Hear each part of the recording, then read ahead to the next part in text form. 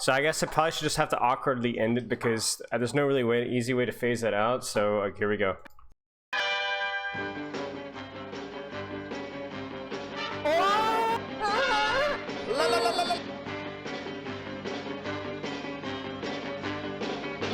I'm obese, shoot me in the belly. Look at all the space I'm creating, everybody! Bad monkey! Bad monkey! Oh, you got you baited so hard!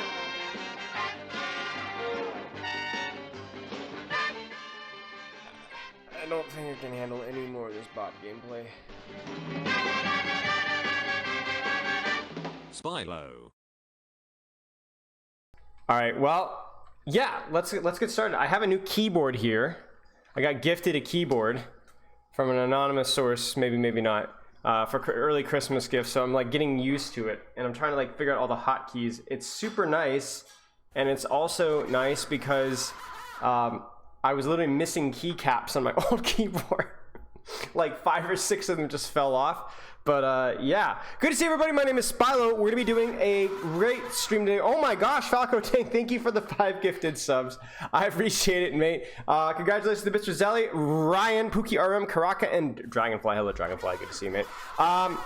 Good to see everybody. Varashi, Rubertang, Falco Tank, second 8 minutes late, shaking my head. Yeah, that's my bad. Happy season 2 day. Happy season 2 day, everybody, indeed. Nightbot seems a little bit confused. Oh, never mind. Nightbot isn't confused. Varachi getting more modern. Next up, Psytrance. Yeah. So just some classic Avicii. Some classic Avicii. Yeah, you should listen to Open Your Heart, SAW1 by Crush 40. I'll put it on my list to listen to after stream here. Let me copy and paste that song. Give me just a second. But yeah, good to see everybody. We've got some coaching day, obviously new crap to react to and to check out. Naturally, Ramattra. We'll talk about where my thoughts are on the meta. I'm helping Cager out a little bit behind the scenes with his Ramattra guide, which should be coming out relatively soon, so that will all be fun and dandy. But I'll give you my dear jiggery. All right, listen, Spylo 11929. 11929. Let's go. Add me. Now I'm only going to be able to do one of these because I have a coaching session that I'm already behind on as I slowly lower my desk.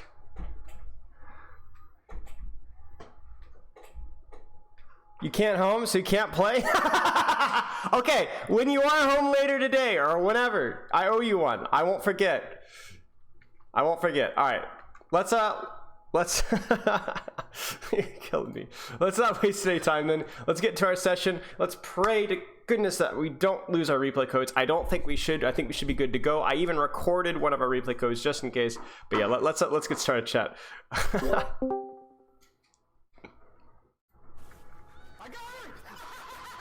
Thank you for the sub, Lucky. Patreon top friends, rise up. Hello. Feed this angry streamer. How's it going? Stream.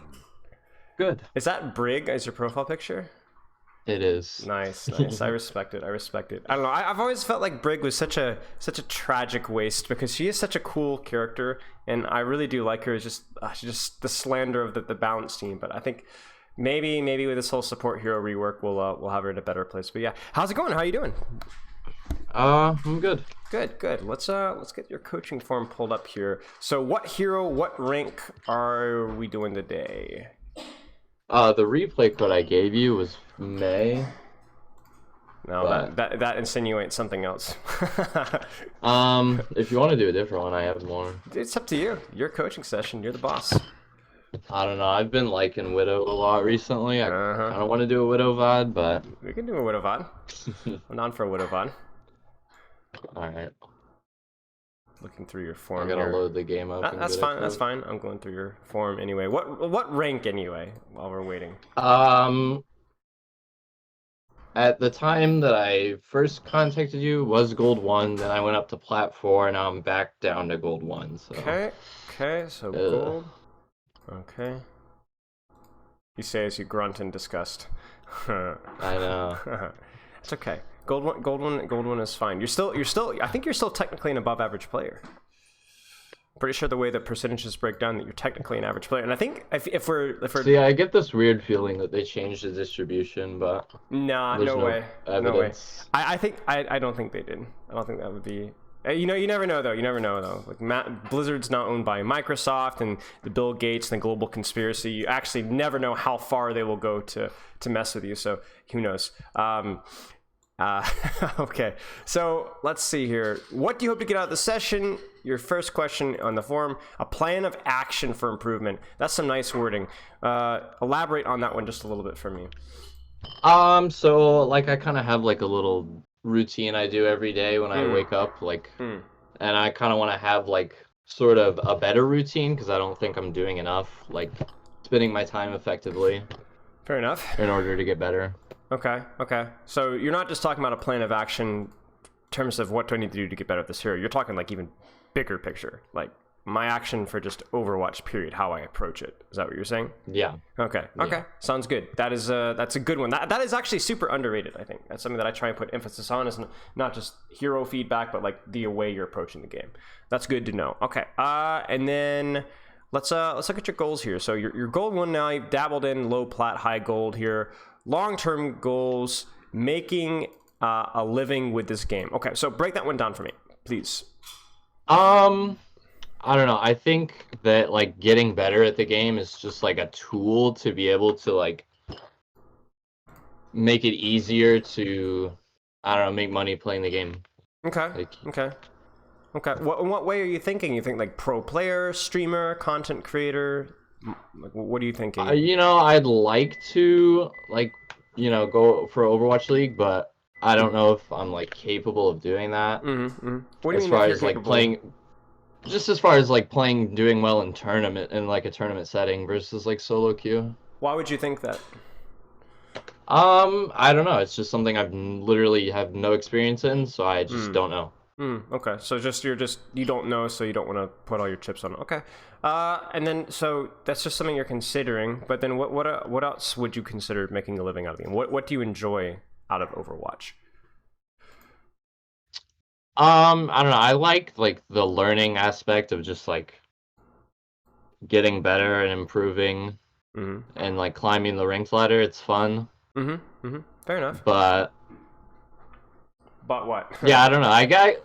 I guess that's really why I play the game, is because it's just like a.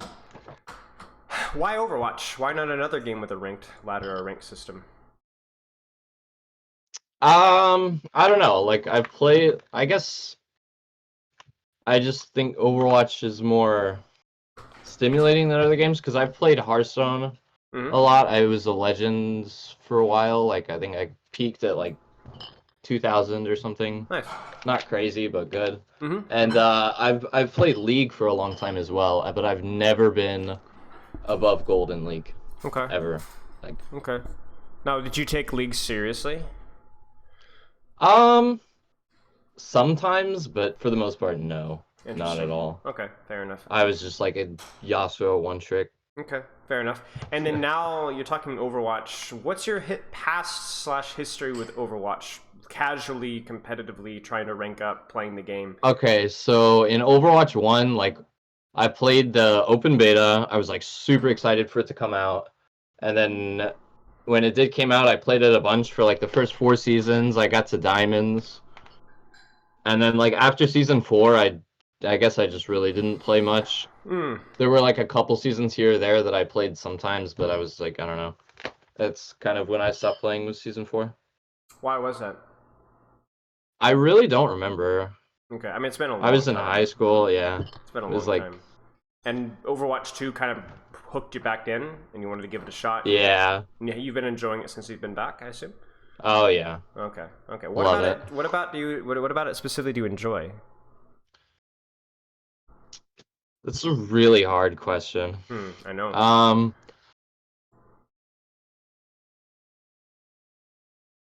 Take your time. What specific do I enjoy? It could be a few things. It doesn't have to be any one thing. I don't know. I like the aim, like how it's like really challenging compared to other games. Yep. like in something like Valorant, like you're just hitting like the same kind of target every time, and it's not moving much, which can be fun. But I don't know. I like Overwatch, how it has the like fast-paced team fights, and there's just like a lot of action all at once. Yeah, yeah. It feels like Overwatch combines like the aspects of like a MOBA with the aspects of a with the mechanics of a first-person shooter, to where there is a Because lot. I did enjoy League of Legends when I played it, though I was never good. Like the kind of like MOBA style gameplay is something that I do enjoy a lot. I was a big Age of Empires fan back in the day, so it was like I think seeing how like micro intensive a game can be, and then you apply the mechanics of it. That's definitely what appealed to me with Overwatch. Yeah. Yeah. Okay. And then in terms of heroes, so as you're pulling up the replay code here, whether that's Widow or whatever else, said the initial code was May, but now Yeah, let's just go with Widow. that. I'm just gonna go with that one. Okay, I don't know. that's fair. I don't like any of the replays I have. Okay, that's fine. but let's actually, before we go with the May code, let's talk a little bit about said, but now you've been enjoying Widowmaker. So you're obviously new to the game in terms of I'm back on the grind set, so I'm relatively new. Yeah. So you're still probably in the exploration phase. Is that the case where you're like trying different heroes, or have you tried different roles? I think I'm pretty set on my hero pool. Okay. I play a lot of Genji, a lot of Widowmaker, and I play Mei like when I feel like I can, because I just don't feel like there's a lot of like if you don't get a Lucio, I don't know, I feel like it's really hard. Okay. I don't like doing it. Okay, so you got a Genji, Widow, Cassidy, Mei hero pool right now. Is that the case? Yeah. And this is just basically those are the heroes that I like playing. Don't give a rip about anything else. Yeah. I mean, like I've played like a tiny little bit of Reaper because I'm like, oh, Reaper's like, it's Reaper. Yeah. So I'm like, but I don't know. I just can't get behind it. Like, it's Fair not enough. as Fair fun. enough. Now I'm gonna be honest with you. This is a really weird hero pool, but I don't have a problem with it. I think like if you're enjoying the heroes that you're playing, I think if you look at like a Genji, if you look at a Mei, if you look at a Widowmaker, right? Because there's like a Symmetra one trick in top 500. Right. But you can do anything. Right, and you're covering a lot of weaknesses as well. You've got the long range hit scan, you've got the short brawl hero, you've got a mobile dive hero. I think there's not going to be many situations where one of those three heroes isn't going to feel at least halfway decent, right? Which is good. That's what we want with the hero pool, is to be able to cover weaknesses and accentuate strengths, and obviously be fun at the same time. So let's take your goals here, making a living with the game. The way I put it is, whether your goal is to go like full-time content or whether your goal is to get to Overwatch League, maybe not. Let's just do it one step at a time, because the reality of the situation is that life is like, you can only see one step ahead of you. So like, let's see let's get you to Plat, right? Consistently. Right. And then if you're okay with the amount of time that took you to get to Plat, you're loving the game, let's get you to Diamond. Then we go from there to Masters, and then we go from there to GM maybe. And if somewhere along the way you get hard stuck, you're not enjoying the game as much, or you're just not enjoying the time required to get to the next step, then you know where your line is, and you find what it is. Yeah. Find where your limit is. Okay. Let's look at your training week right here. So 30-minute Kovacs, 5 to 10 comp games, at least 6 days per week. So is this still the routine? Because you were very talkative about wanting help with your routine, but also you had a current routine. So break this one down. The thing with it is, like, I make myself... Okay, so I wake up every morning, I do my like little meditation, and then I go straight into Kovacs. Okay. Like first thing in the morning. Yes. And then after that, I do 5 games.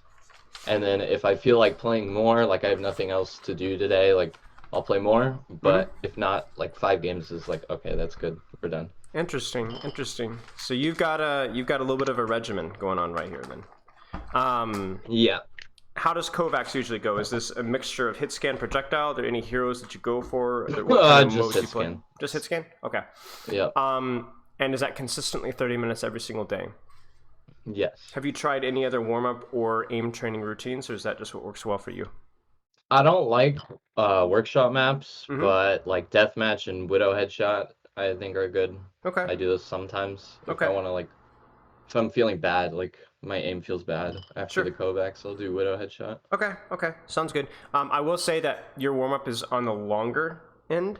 But I think if it's something that's been working for you right now, Well, see, I don't know. The way I look at it is it's not really like a warm up. It's like training because my aim sucks and it has to get better for me to like climb. I don't know. That's the way I look at it. It's so just you like do think your raw aim mechanics training. are weak for where you They're are. not. They're not. They're like. I mean, they're Gold One mechanics. Okay, fair enough. And you want to make them Plat mechanics, and so you're training towards that. Yeah. Okay, that's fine. And then 5 ranked games consistently, and then you're saying occasionally you add in another set because you're Yeah. you're okay. So how often does that usually happen that you go from 5 to 10 or whatever? Just like days I have off, so like maybe twice a week. Okay, and then you're doing this 6 days a week. At least. Okay, Yeah. okay. So how long has this been your routine? Since like November, Okay. start of November. Okay, okay, sounds good. So, I mean, to be honest with you, to get to platinum, this routine is okay. If the goal was to really truly get to diamond, then maybe 5 game days would need to be 6 game days or 7 game days. But this is okay. Like I don't think like your routine, if this is exactly what you're consistently doing, should be a problem. I think if you look at your sleep schedule, 7 hours, totally fine. The aim training seems okay. The hero pool maybe is the only thing I wanna dig just a little bit at, because if you're playing Genji, Widow, Mei, I'm okay with it. But if we're starting to spend time on Cassidy, that's 4 heroes for 5 to 10 games a day. Yeah. That's a little Which is spread out. something that I took notes on when I did do VOD Sure. reviews was that I do tend to like just pick random shit sometimes and like Yeah. and it's kind of Yeah. it's not good. Right, so avoiding that whenever possible is going to be good for certain. But I don't think your routine is a big problem. It does not seem to be the weak point for you, at least right now. So one of 2 things are going to be the issue. One, you've just not done this routine long enough to reap the rewards, or there's some other glaring issue, glaring weakness that we need to sniff out and work at. Okay, so and that is our last question, right? So what do you feel is holding you back? And at least when this question was answered about 2 weeks ago, you said blind set, no mindset. Okay, so let me explain. I don't know. Please. Like mostly it's just that like when I get into the game, I'm not like I don't think about it. Like I'm just not focused enough to notice when I'm playing well and when I'm not playing well. Okay, explain what you mean by that. A little bit more detail, please. Like I'll go through like short periods of like, okay, this game I'm gonna like work on this, you know, not use my fucking grapple when I'm not supposed to, Mm-hmm. and it works for like one game, and then the next game I like forget about it and I lose focus, and then I just autopilot and do the mistake again. Autopilot is a very common issue, and it's difficult to break because it's oftentimes it's hard to like tell your brain that, hey, this is something that we need to be like actually working at and not just going through the motions, right? Because a lot of times when you're playing a game, it doesn't matter if it's Solitaire, Minesweeper, League of Legends, you know, Webkins, you know, I don't care what it is. Like you're just rolling. But in Overwatch, the game requires a lot more, and especially if that's something that you want to master, it needs more. So when you give yourself these things, like you said, the grapple management, how is that usually? How do you come to that realization that you need to work on your grapple? Where did you find that as being an issue you need to improve on? Is that something you came up with your own? Like sometimes I'll just grapple up to high ground and then get jumped by Winston and die and be like, maybe I shouldn't have done that. Okay. And is that like a single instance, or do you go into games already knowing what you want to work on ahead of time? It'll be like occasionally I'll do a VOD review myself, which I don't like to do because I know like I don't really know what I'm looking for, but it just helps to give me something to work on when I know when I feel like I have nothing. What do you usually come up with? I mean, obviously it depends on the hero, but right now it's like like the position from where I start the fight is wrong a lot of the time. I'm just like, especially as Genji, I'll just like dive the tank for no reason, and then like be caught out and have to burn my cooldowns. Okay. So and then just go ahead. I've been watching some of your videos for a while, and like you say cooldown usage a lot, and that's something I've kind of noticed in my own gameplay is, oh yeah, I really need to like tighten up this deflect usage and all that. So if we were to go into May, have you had anything that you've been looking at with your May specifically? No. No. That's why I'm going with this VOD. Okay, sounds good. So this is more of a blank slate from you. Okay, seems fair. Yeah. Let's go back to the autopilot one more time then. So when you're talking about fully autopiloting, it's when you do have goals, maybe it's not with May, you have a hard time keeping intent and focus on them. Right. Okay. Because, like, I don't know, I guess it's like maybe the deathmatch in between games. I just get like bloodthirsty and then I go into the game like that and it just kind of doesn't work. Okay. What have you 'Cause tried it's to not fix that? deathmatch. This is a bit of a trick You know what? question. I'm gonna be honest. I haven't tried anything. That's what Actually, I figured. yeah. That's what I figured. And that's not a disrespect towards you. Most people are like this, where they recognize the issue, but it's kind of like you're just waiting for a solution. But a lot of the times, here's the realistic. I'm gonna be real, okay? Most people have some form of autopilot issue. It's just unbelievably common, and even all the way up to Overwatch League, right? And what matters is what ends up working well for you to be able to keep focus, and that could be a lot of things. We did a discussion on autopilot last week with the soldier, and we talked about how maybe it's a lack of sleep that's preventing you from keeping focus. Maybe it's a lack of specific goals for your hero that's preventing you from getting focus. Maybe you need something like a phone timer going off in the middle of a team fight to remind you, oh, I need to be focusing on this. Maybe it's building the better habit of going into each team fight with a specific focus. What else was there? There were a couple of different things that you can avoid here. One of them was between games, making sure that you're getting up and moving around and like keeping yourself refreshed so that you're not sitting for hours and hours and hours and hours and you're just getting yourself burned out, right? So that you're kind of like more mentally refreshed into it. But I think for you, it's going to be which one works for you, right? And it might be a mixture of both. It might be a couple of things. If this is something that you are serious about, and you're thinking about, I might want to go pro at this, right? Then you need to find out what helps break this monotony for you. It's never going to be fixed, your autopilot, but you can improve it. You can improve it. Yeah. And I don't know what that's going to be for you. I don't know you. I'm really, truly, if I'm honest with you, I am not your coach. I'm your coach right now for today. But then tomorrow, you're your own coach. You're going to have to go figure these things out. Now, I'm always available for questions, but remember what we talked about, like one step at a time. You don't need to fix your autopilot. You need to find out what helps your autopilot and see if that's something that you can reliably improve. You need to experiment. You need to test. You need to figure this out. And because if it really, truly does matter to you, then that is something that you're going to be able to figure out. You see what I'm saying?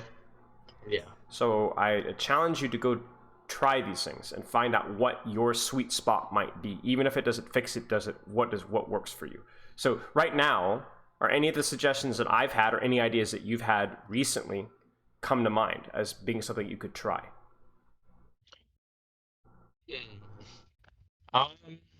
This might be something you have to think about on your own for a little bit, I will say. Yeah. I think like getting up out of my chair is probably like something that I'm gonna try, because that is an issue for me. Is I'll sit down like for all 5 of those games in queue, everything, like I'll just be sitting there like trying to go. Yep, 100%. I've noticed that that's an extremely important one for me personally. If I sit and try and I don't play much ranked anymore, but when I do it like once a week, I do find that whenever I'm trying to stay in my chair for like 4 or 5 games in a row, then I start autopiloting so very fast. And maybe part of it is that I just need to give myself more time after waking up to play the game. Could be. Yeah, could be. I mean, these are good ideas, right? These are good ideas.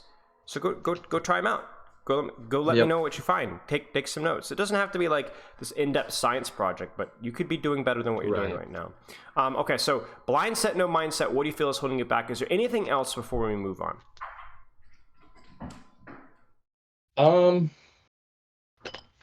don't think so. Okay. Nothing that I can think of. Okay, sounds good. So maybe that's a priority for you. And then also, because you said you don't have any specific goals with May, maybe that's another kind of an issue that we have to look at as well, where, you know, no goals with the hero does mean it might be a little bit slower to actually improve at the hero. So let me update my UI here.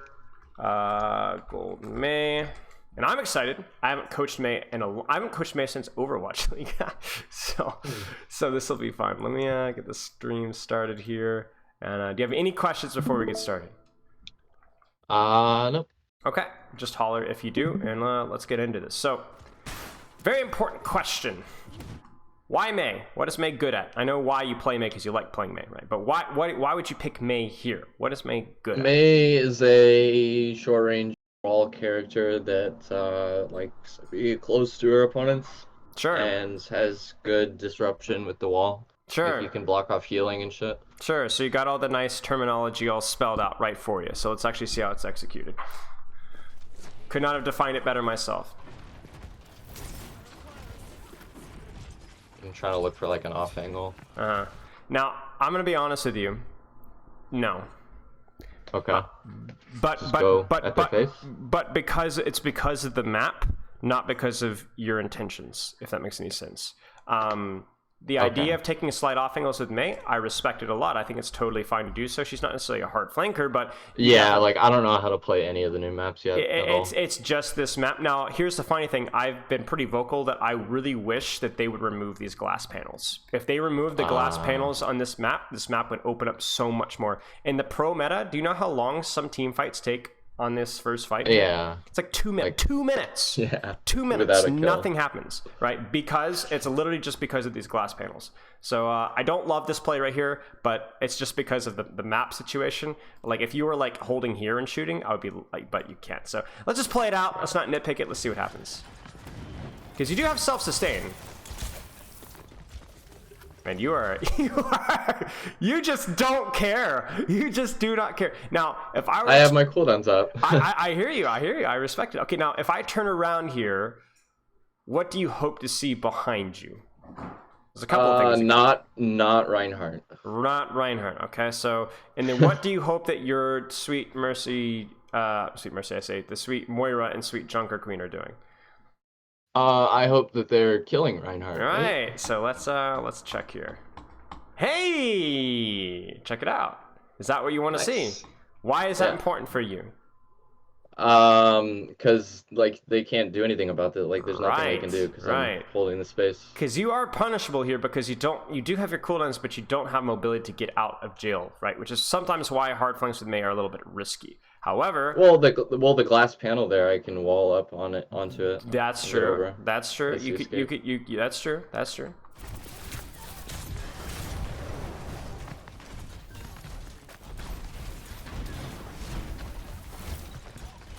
So I'm going to be fully frank with you.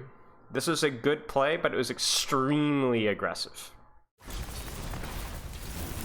And plays like that are only going to work if your team is also extremely aggressive with you. And we know in solo queue, it's just gonna like fail a lot of the time because they're like waiting for a better engage. Not saying that. What I would say is make sure before you were to commit on this play that you do a quick check to make sure that your team is pushing. Okay. Because I just didn't look, so I couldn't have known. Now, if it's something where there's more like this glass panel is in here, right? Then all of a sudden this isn't as aggressive because it's easier to get back to your team if you get pressured out, right? So, and you're ooh.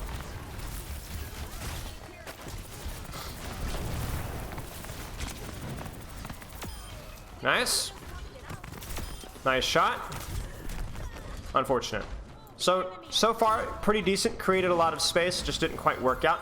My major concern is that you're using this sort of aggression properly. I will say right now that what you're saying about your mechanics seems to line up a little bit. You're a little shaky right now with your mechanics. This is an older VOD. You've had 2 weeks of practice, but you're not clean, is the best way to describe it. Right. Okay? Now, you said short-range brawl hero. I want you to look at the No, hang on. Let me finish what I'm going to say. I want you to look at the enemy composition. Tell me what is your strength versus the enemy composition. Honestly, I think this is the right play to be poking here because they have Bastion Ryan. I gotta wait for Bastion to use his cooldown before I can go in, right? Ooh, yes. What else do they have that might be a concern with you getting up close all the time? Suzu, yeah. Look at the Genji, right? You're actually better. You would actually prefer to keep a Genji at range, wouldn't you? Yeah.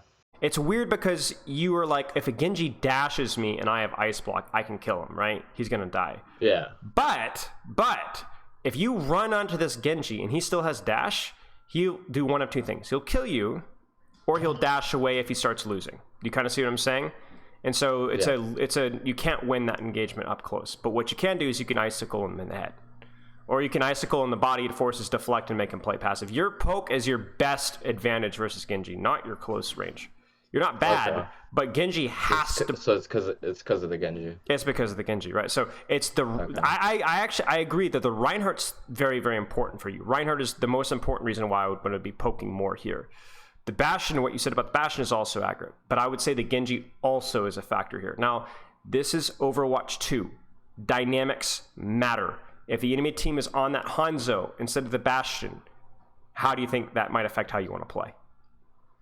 Would I drop here if it was Hanzo instead of Bastion? I wouldn't say I would drop, but I would look to try and avoid his sightlines, right? Maybe you would play more for your M1. You see, it's nuanced. If that Genji was a Ashe, you see what I'm saying?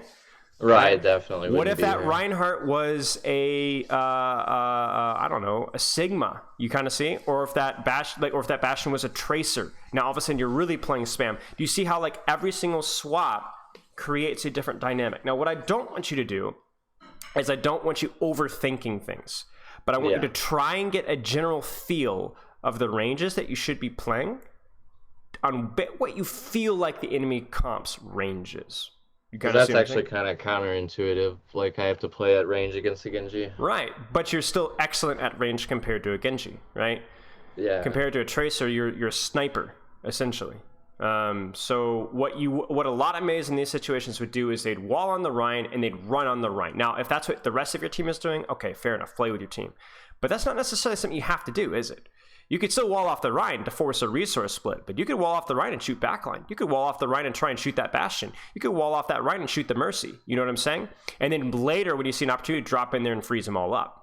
I don't actually remember where my wall goes this fight. Yeah, I don't know. Wall is a super dynamic thing. It's not a wall off. See, here's the thing. It's like wall is no longer I wall off the tank, I run on and I kill the tank anymore. That's just tanks are too tanky. You're not freezing anybody. You're going to die for that playstyle. But it's still a resource split. It's still a very powerful cooldown, especially in a map like this. So like right here, if you wall off, let's actually think about the theoreticals. If you wall off this Genji right here and split off the Kiriko Rhine, what happens?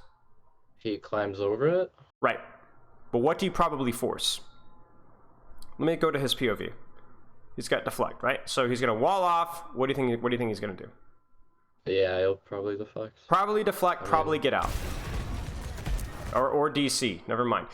You're okay, let's bring another theoretical scenario here without the Genji DCing here. Okay, 3, 2, 1, wall off the Rhine. What does it do? Okay, yeah, that's huge because they just popped Suzu. Yes. Does the Rhine die? Probably not, because he has shield. But what? What does your wall do? It forces them to have to look for another angle, or yeah. They're all panicking to try and help the Rhine, right? So are they paying any attention to your Pharah, Moira, Lucio? I mean, they could be. But probably not. So then you would create space for your Pharah, Moira to take an aggressive angle and get a pick here, right? Okay. In addition, if that Rhine gets walled off... Right, because that's where they're going to try to go to, right? To get around. Right. To get to the Rhine. So they're going to run into your Pharah, Moira. And in addition, what do you think that Reinhardt's going to do? Yeah, you said he's not going to die because he has shield. So what does that imply that he's going to do when he gets walled off? Stand against the wall and use the shield. And use the shield. So what does that kind of advantage does that give you mid-fight? He's kind of like stuck. He's stuck. He's not swinging. Your team can get the better position. Right. Is your Junker Queen taking any damage? No. How is the Rhine shield health looking after that wall breaks? Like pretty bad. Pretty bad, right? So you've used one cooldown, you've burned a lot of Rhine shield, you've lost Rhine HP, you've kept your Junker Queen alive, and you've enabled your Moira Pharah to take better angles on the flank. You see? One cooldown. So this is all fine, but walling this. I don't know. Even like now, I was kind of scared to use it. I think. Right. But here's the thing in Overwatch 2, your walls are not going to immediately lead to directly one-shotting somebody. There's something that you should be using as soon as you're in the middle of a team fight and you have an opportunity to force a resource trade. You just want to look to get value out of it as quickly as possible. Right. Good value out of it as quickly as possible. Yeah. Like right here, this guy should die. This guy should die with a wall. And you see how you dropped there, right? Totally fine to drop there. Why? Because their tank's dead. Right, because he's low. He's low. Right. Wall this. You could wall this if you wanted to. Right. Surely. So you see what you're doing? You were playing... I don't know. I just like in my head I was like I don't have to use it, so I'm not going to. But you see the flaw in that logic. You see what I'm saying? Right. You're not. Like, there's nothing to save it for. Yeah, it would just be like I don't know. Now, in what circumstance would you not want to use it, and would you want to save it? I don't know the answer to this question, by the way. I'm gonna have to think about it. But you need to think about it. If you're down and you want to save it for using as a defensive cooldown. Okay. So if you need it as an escape, I'm trying to think of any other circumstance in which case you would need a wall. Oh, I got one. What if you track they have Kiriko ult?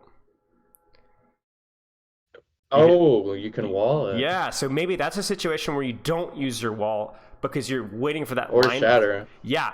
Well, Shatter's a lot harder, but yeah, Kiriko ult for sure, or Shatter. You could do it with... I'm trying to think what else you could do. Like, let's say they had like Coalescence. You could also use it there to like wall off the Coalescence. I mean, they don't have a Moira, but I'm just thinking out loud here. Somebody in chat says Diva ult. Yeah. You could wall Mercy Res. That's another one that you could do. So if there's something that you're specifically... Wait, you can? Yeah, I think you could put it on the... I'm fairly certain you could put it on the Soul and then prevent it from being walled, or wall the Mercy up so it breaks the res animation.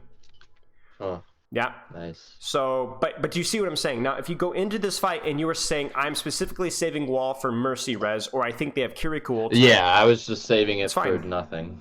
Right, but you were saving it for nothing, exactly. You could also theoretically wall off Bastion formation, but also that's not as good because he's going to break through it so very quickly. Right. So, I don't know. This one, I see opportunities to get value, and it's not being used, you know? And instead what's happening is you're just kind of running in here, holding M1, which, to be fair, is fine, but use the wall. But it could be a lot better. Right, like if I want to go right. And then your wall ends up doing really nothing. Like I don't even know what that wall was for. This poor Ryan. That works only because you're down a few, or they're down a few. Otherwise, that Ryan's gonna beat on you. Okay, let's see what happens now. Is this too aggressive? Well, I don't know. You tell me. Is this Bastion pushed up too far? I think so. I think so too. Why is he there at all? I don't know. That's a good question. I think especially with Lucio with you. But right now, he's gonna. I promise you that this guy's gonna survive. Why? He's in sideline of his healers? Yeah. Why is he in sideline of his healers? Because we're in their spawn. Right. And why? Well, no. Keep thinking. What am I insinuating here? Why are you allowing him to be in sightline of his healers? Right, I could just hit the wall. Hit the wall. Now, be careful because obviously your team is not with you. This is just like you're just punishing from overextending, and then you guys are going to back up and play around Robot. Right, obviously. But I think you could do this. Yep, and he lives. I knew it. I knew he was going to survive. Oh, now, no. Well, hang on. This is actually a very important point. Okay, Mail is hard in Overwatch 2. There's one fewer tank. Yeah, I've noticed that a lot. You don't have the freeze as well. You can slow people in it, but okay. So let me ask you a question. Does this Mail get 0 value? Look at what it does. Look at it splits their team. Now what's wrong with the Mail? What do you not see on your screen? Timing. It's the timing. Yes. Right? You see? This is the problem. Yep. There's no follow-up. And there's not just no follow-up on this frozen Genji. There's no follow-up on the fact that we've got 2 members of the enemy team that are completely out of the fight, and these 3 people by themselves. Because guess what? Your team can't reach them. Your team can't reach them. Right. I mean, I think they just like W key in and die here anyway, but Nice. Nice shots. we just win the fight, yeah. Because it's gold. Oh! That's unlucky. Okay. But yeah, I think like this is all good. This is all good. It's just timing, you know? Yeah. Exactly. I'm glad you recognize that. It's a really important thing to notice. Okay, so let's Because that's part of my issue is like just not Right. looking at where my teammates are and being right. aware. And when would you do that, by the way, if we were to reverse that? This is something I'm always asking people, especially people who have issues with tunnel vision, right? When would you turn around? Too late right now, right? Yep, like before I even engage. Right. So like even right here. Like right? when I'm climbing the stairs. Yeah. Because you would see this and you'd be like, ugh. Yeah, and I'd Right. play cover. Okay. Let's keep going.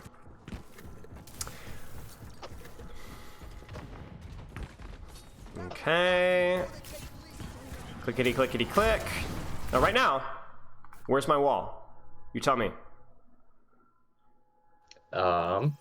In the pocket. Right. Where would you think? Where would you think about walling here? Where do you think? I don't know. That's tough. What happens if you wall here? Like right here? Not much. They just go around the other way, right? Maybe. What happens if they go around the other way? Does it put them in a bad position? Maybe, I'm not so sure. Hmm. Maybe you wait to see if they start to walk that way, then you wall it. Yeah. Maybe. Maybe you start I to don't know. wait to see this. Go ahead. I could have split the Rhine and the Kiriko, but Kiriko can just climb it. Like Maybe. But that still causes a time gap where she can't heal, right? I guess. Maybe you don't use your wall at all. Why? What are you potentially expecting here? Look at the top right of your screen. Can you see? I don't know how glitchy it is. What does the Kiriko have? You see? The Kiriko. Yeah. Maybe that's coming soon. And even though you might not be able to interrupt the cast, you can at least buy your team time to avoid it, right? Or make it harder for them to follow up. I don't know. There's options here, right? You could wall this right now, right? Yoink. No Bastion, at least for a second. But do you see how your first response there was not to wall it, but to walk into it? Yeah. Your first response was, I'm going to M1 this guy. Yeah, and it's No. a Bastion No. formation, so it's Right. like... Wall this guy off. Wall this guy off, and then turn your attention to Rhine, or shoot the Genji. Yep. And then when the Bastion, when it breaks... Because ultimately I did that, it was just slow. Like, I didn't have to Yes. take all that damage. Yes, exactly. You are at M1 Fiend. Alright. Well, that's what the Lucio's for. You just, like, it gets you in range. That and is just true, go. and you do a lot of DPS with it now, too, so I respect it. Okay, let's, what should you be checking right now? Where my team is. Right, now the robot neutral position is further up, so you guys are already here. So I don't think this is a bad position to be in, just be careful, right? Yep. Nice. But And you we also really think, want to get the forward spawn here, so shouldn't I be playing, like, safer, so that we... yeah, I like this. This seems okay. I think if they push you, do you see how your team can help you? Right? Do you see this? yeah. Right here. If they push you here, your team can fight here. 100%. So this is okay. Where would you wall here? Probably the Rhine. Yeah, right? maybe just throw a wall right here. Just maybe you guys could focus on the Genji. No Moira, no Bastion, no Reinhardt, no Kiriko heals, no Kiriko damage, right? Maybe you just wall like literally in front of them, right? And not even split them, just so you could focus on this Genji. Yeah. You were like, the idea is there's a lot of low-hanging fruit with your wall value because you are so bullet focused. Yep. And do you see that? Nothing. Actually, nothing gets done. Bastion's behind you.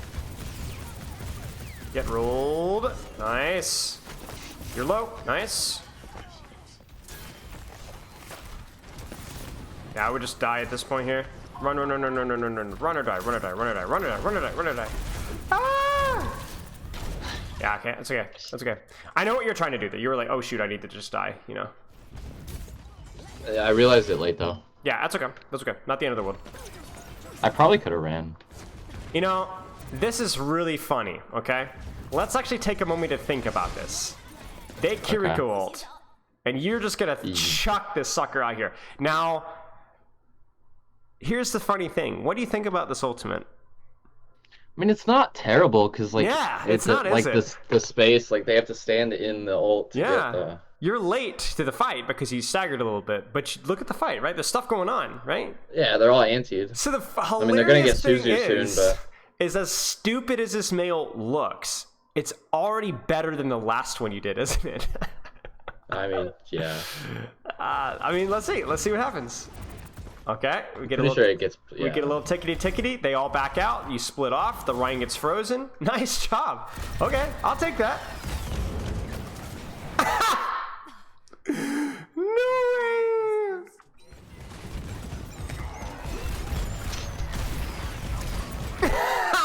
That's just excellent. I mean, I guess it's one way to prevent staggering, you know?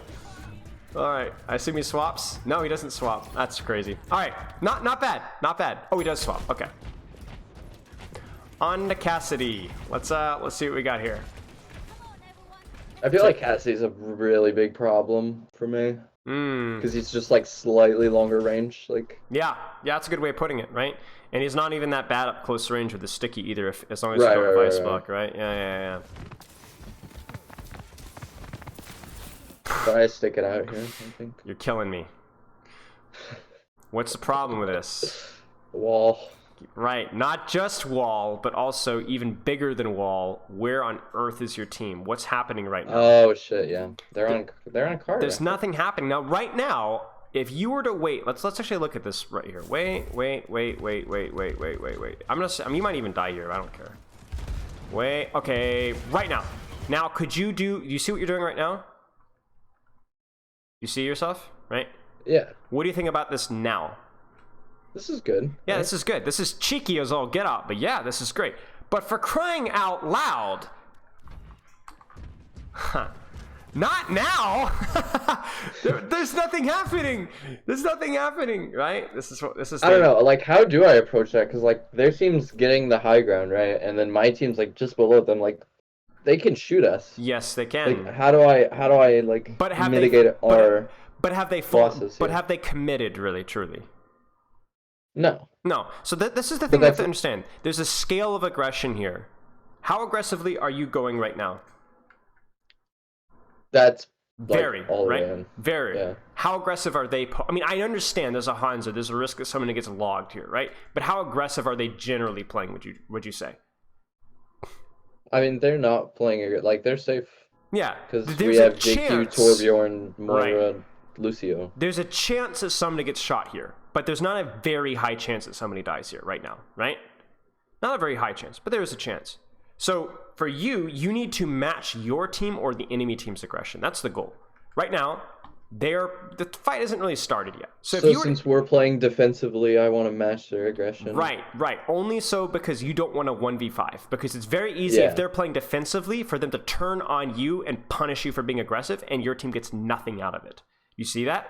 So for you, you could play here and poke carefully. Don't peek the Hanzo, but you could like throw some icicles at the Junkrat one, right? And then as they drop, you go, bam! I go in super aggressive and I punish that. That's the problem. Because if you look at this here, you see? I don't know. I thought I don't know. I felt really safe on the corner there. Like. So, but then maybe that's wrong. But well, it's wrong because look at what you had to use. Yeah. You know, what did they have to use? Nothing. And they forced your most important, well, not your most important, but one of your most important cooldowns. That should be the red flag for you. That should be the red flag. Yeah. It's the same thing with Genji deflect, right? When you are playing in a way to where they use nothing and you have to use something, then you need to consider your timing. That's not always true. Maybe they just cracked out and they got a lucky shot, but usually that's a red flag. And that absolutely is. I mean, even look at your Torb, right? He presses E. Why? Because he's panicking. He's trying to help you out, right? So you've used 2 cooldowns and they've used 0. Now they're starting to use cooldowns. Do you see this? And so if you were to go in aggressively like this here, and like let's say you wall off this Kiriko, and you force her to use teleport, and then you drop wall, and then you're on the backline here, this is you create chaos in the enemy team. but you don't have your Right, wall. like if But- I had my wall here. But you don't have your it's wall. huge. And not only that, but you're also missing HP. Nice. Oh, that's true. I didn't get them health back twice. Well, it's because you got poked out early. You know, that's why you're missing HP here. Well, but there's a mini there that I could have Yes, picked up yes, twice yes. that I didn't. But if we tie it into timing again here, that's you're missing HP because you poked early. Right. Okay, so let's keep watching. Nice, Suzu. You go back. Okay. I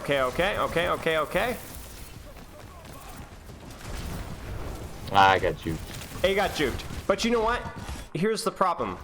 The major Yeah, problem. that's why we lost the fight though, is because what I did at the beginning. Right, what you did at the beginning, and it's not only because it costs you your wall, but do you see how you should be already aggressive right now?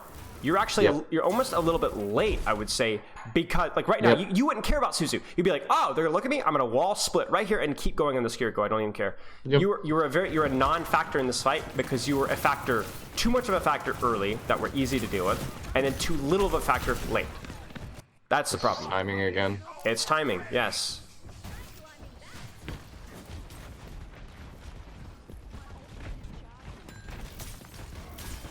Now, we talked about range, right? We've talked about a lot of things. What do you think about your range, your positioning here? This is just because I used the wall to roll out, and I shouldn't have done that. Right. Because if I had my wall right now, I'd be on them. So how would you be on them? Where would you be on them? Probably like try to play the bus. Like play in here? Like yeah, here? like sorry, here? Yeah. Yeah, that seems reasonable. What about if you wrapped around here and went for a wall and like went to go aggressively here? Yeah, that'd be better for if like instead of standing where I am. Yeah, for sure. I think either of those are fine with me. Nice. This is what we do. So surely here comes the wall. Here comes the wall. Oh. Nice. He dies. Yeah, that was a little scary. That's okay. That was good. Good use of your ice block there.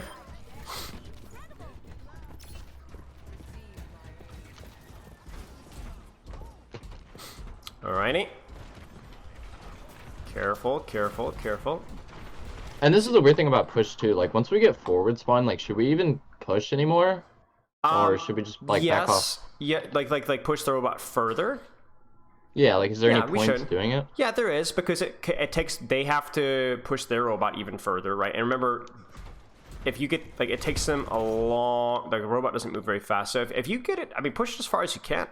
Push it as far as you can. The only time I wouldn't push the robot is if there's like 10 seconds left and the robot's like, yeah, like over they have here, to get back and for they, overtime. right? Yeah, I've started to see people actually are intelligent enough not to do that, right? Where it's yeah. impossible to touch. Okay, true I story. don't know. An Overwatch League team almost lost an entire series because they pushed the robot back like idiots. They almost lost an entire series because they pushed the robot back. The other team managed to barely touch and contest, and they almost won the fight and almost won the map and almost won the series as a result.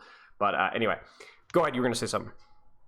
Like I just feel like most of the time it's like once you get the forward spawn, like wouldn't it just be better to like go into their spawn and spawn camp them instead of like pushing farther? Because then they have like you get the second team fight before they can get to the middle of the map and like get the forward spawn out. Explain what you mean again. I'm not sure I fully understand. Okay, so like once you're spawning forward, Yes. you just run up to their spawn. Like if you wipe them here in this fight, you just get the forward spawn and then you run up to their spawn and like camp them there. Because if they win the fight at their spawn, they have to run back all the way to the robot, and they can't get it to the middle of the map, which is how you like take the forward spawn away, is get it back to the middle of the map. They can't get it back in time before you can spawn and fight them again. Yeah, I see what you're saying. The problem with that though is that the positions for fighting here aren't all that good for attackers. Whereas this isn't all that good either, but at least you have some sort of a sightline for attackers to utilize. And also, if you can push the robot further, then it's just going to make it harder for them to get and longer of a time to get the advantage afterwards, because they have to then push their robot that much further. So I see what you're saying, but I don't think it's worth. Okay. Now this is kind of interesting here. This is like the opposite of what we'd expect you to do with wall, but what do you think about it? Now that you have hindsight. I think it's okay, because the Rhine like is trying to push in with his team, and now the Junkrat's like He's not by himself. Exactly. We just want a wall for a split, right? That's it. Even if this Junkrat doesn't die, it's going to cause like the Kiriko's going to have to TP and Suzu, going to cause complete chaos, right? Yeah. The fight is starting, and you've removed 2 people from the battlefield for about 5 seconds. That's what wall's for. Like, I would ignore the Reinhardt. I would wall the Reinhardt, ignore the Reinhardt, find something else to shoot, right? Oh, you should be okay. You should be okay. Yeah. That's so dumb. I would go as far to say here, if you want to go super massive, monstrous big brain, flick around and wall like right here, just in case, behind you. You know what I'm saying? Just to make sure there's no split. But I don't think it ended up not being necessary, but just something to consider. Uh-oh. Get her. Now here's the funny thing. Who has the advantage here?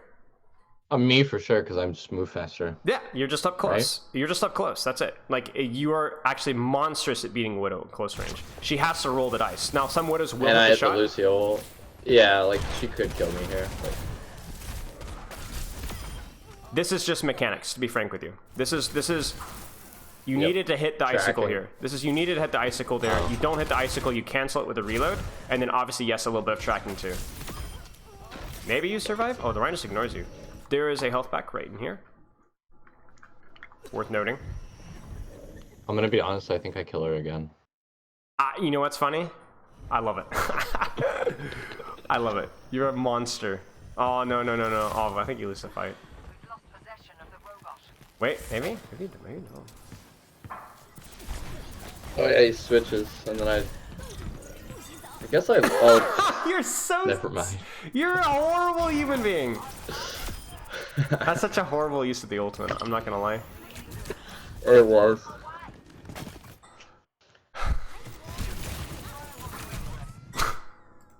I mean... We got an okay push, but... Yeah, I mean, like, I don't that's know. just so variable. Yeah, this is quite the dice roll, and you are getting a good push here. I don't know, you're crazy. Like, if I was in a team of 5, maybe, but then I'd be playing against teams of 5, and I would never be able to do that. Oh no, something just happened. Oh yeah.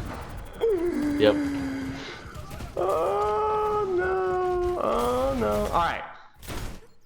Uh-oh. Okay, unlucky. All right, let's keep going.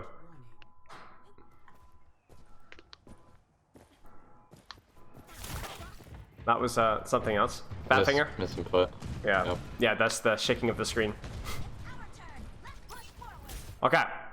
Now, if I'm gonna ask you what you should be doing right at this point in time, what would you say?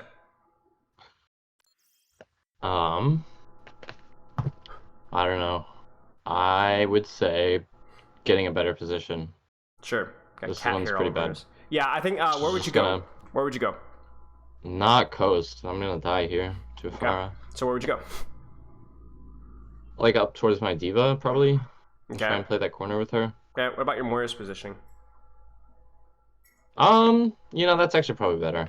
Okay. Why? Play there with her, because diva doesn't need help and she's just gonna move anyway. Look at the composition's range here. What are you thinking? They're a lot longer range now. Yeah. This is. I end up switching here actually, like not here, but. Now again, wall. If you wall this off here, this means Sojourn, Kiriko don't have good angles to damage and heal. What they Right, probably so would like, damage and heal. so like against long range shows, you do have some potential, like with the wall, like to just deny them. It's just a because you're sitting resource so far away. split, right? It shuts them out of Yeah. the fight for a few seconds that buys you some extra spam advantage or allows you to close the distance. It's not something you should just do without thinking. Right. It's something that you can be looking to do more often. Yeah, I just go Ash here. Okay. Let's let's just see how it goes. It doesn't go well. I'm not warmed up.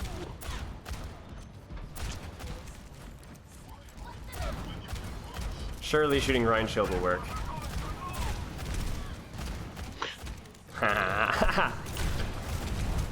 It was kind of a tilt swap. I mean, we ended up winning the game, but There you go. Nice. Nice dynamite.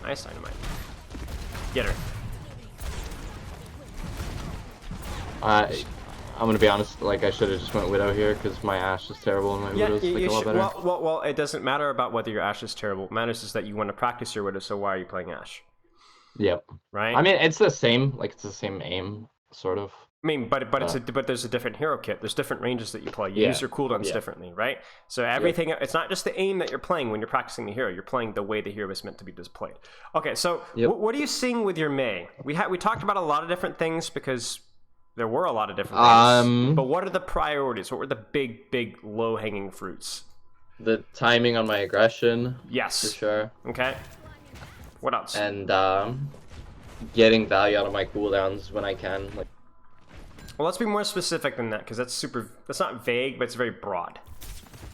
Like, not holding it for nothing, like just like using it, like, okay, I can do this and it's good, just do it here instead of like waiting for the perfect one. Right. Your wall usage, I think, could be more proactive, unless you are what? Like down people like behind in the fight. Well, you're saving it for a specific circumstance, right? Oh yeah. Cooldowns like cure golds or And that's whatever. something. And here's a way of practicing your wall usage. Don't go into it with like, I need to use my wall more. No. What I want you to do is I want you to, before the fight starts, think, what should I be looking for with wall?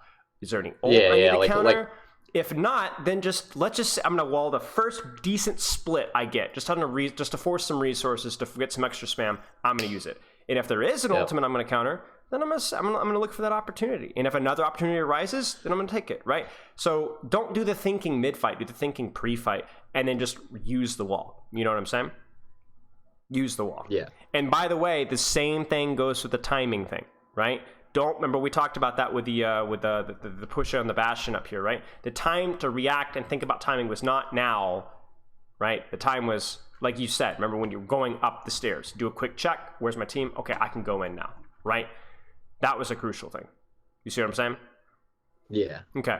One last little detail that we'll throw in there just to kind of keep in mind. I would prioritize the other two first, but a couple weeks from now, if you feel like you've made some progress with those things, I want you to look at how often you're using your M2. I don't think you're using your M2 enough in medium ranges. Yeah, no, because I just feel like I'm bad with aiming it, so I'm just going to use M1 instead. Exactly, and that's a crutch we need to break. You are working on your mechanics. You are going to be good at mechanics, so let's start practicing. See, that's the thing. I don't really know how to practice. Like, is that what the workshop maps are for? Is practicing projectiles? Like, because I don't feel like Kovacs gives me good practice for projectiles. So then practice a workshop. And practice it in the ranked game. That's what ranked is for. That's like actually force myself to use it and then. Yeah, exactly. I'll get better with aiming. Like I would go as far to say that like 75% of mechanics practice for most pro players is just ranked. It's not external to aim trainers. Right. They just play a lot of ranked, right? So for you, it's like that's how you practice mechanics is playing Mei, but actually playing Mei the way she's supposed to be played. So I know there's a lot of information we kind of flooded in with Mei specifically.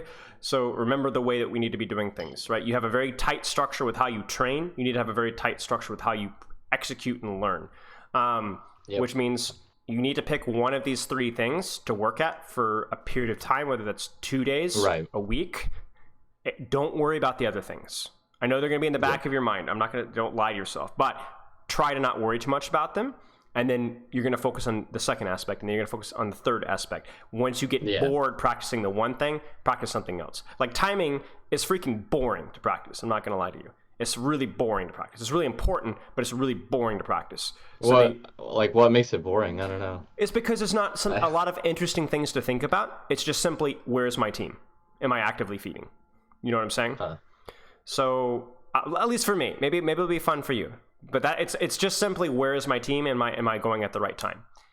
If that is not boring for you, that's awesome. If that is boring for you, okay, then practice it for several days, and then go practice the walls. Think about the walls. Remember pre-fight. What am I doing with my wall? And then practice. I'm going to be clickety day. Today I'm going to be the M2 monster, right? That doesn't mean don't use M1. I think most of the times it used M1 today was good, but not all of them. Yeah. And it's going to be up to you to look at them. You talked about I hate self-VOD review. Well, if you VOD review these things, you know exactly what. Well, I don't hate it. I just feel like I was lacking in ability.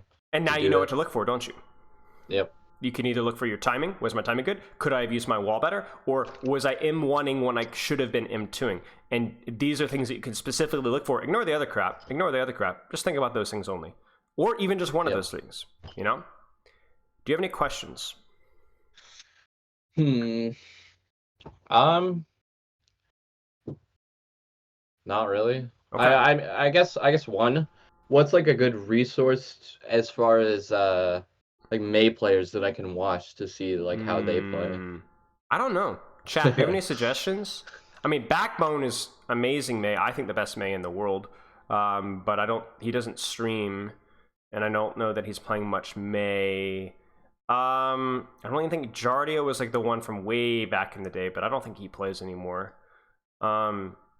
Chat, is any recommendations for people that play May occasionally? I would just simply, okay, this sounds really stupid, but just Google YouTube, or YouTube, excuse me, Pro Overwatch 2 May player, and see what and you could even shoot me a couple of the videos, and I'll be like, that player's not that good, that player's not that good. Yeah, check that one out. That one will probably be good. But yeah, because they have this channel for League of Legends where they just upload like high elo games. Yeah. I would check. There's like I would just nothing YouTube for it. that. I would just Overwatch. YouTube that. I would just YouTube it. Yeah, Jake might have a decent May. A lot of them are just like these. I literally think they're run by like these AI farms that people just have these random accounts where they just randomly generate titles. Pro greatest Overwatch, delicious juice, beautiful greatest May player, all time pro carry, thigh thousand, 3,000 million trillion alums. You know, and you're like, okay, but there's still Twitch VODs of May play, so you know you go for it. Yep. Okay. No other questions? Nope. Okay, if you do, message me. And also, take advantage of the replay code rule. So if you get a May game, you're like, I didn't know what to do here, I didn't know what to do with wall here, shoot me the replay code, tell me the timestamp, I'll get you some written feedback in a day or so. Sound good? Okay. Yep. Good luck, and I'll chat with you later, all right? All right. All right, see you, mate. See ya. That was Suga. I think I'm pronouncing that correctly. The May Extraordinaire. Hope you guys found that one fun. That was actually fun, man. I miss coaching Mays and unorthodox heroes. It's something I don't get to do it nearly enough. So let's get ready to go. So, ready? Guys, ready for sticks? I think this is a Lucio game. I think this is a Lucio game. So we're getting a little bit of fun. We're getting some fun today. All right, let's get this pulled up.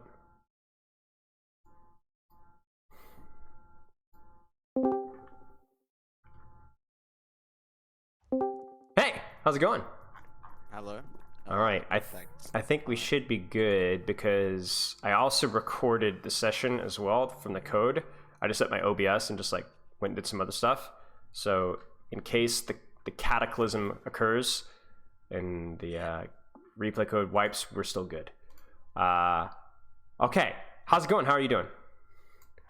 Well, good, thanks. Good. I appreciate you being flexible, by the way, with time and everything. I had that cancellation, so I was like, oh shoot, I need to fill it. And I was like, hey, that works. Okay, so let's check this out. So you are a GM Lucio player, is that correct? Yeah. Okay, let me get my rank updated here. And what got you interested in coaching?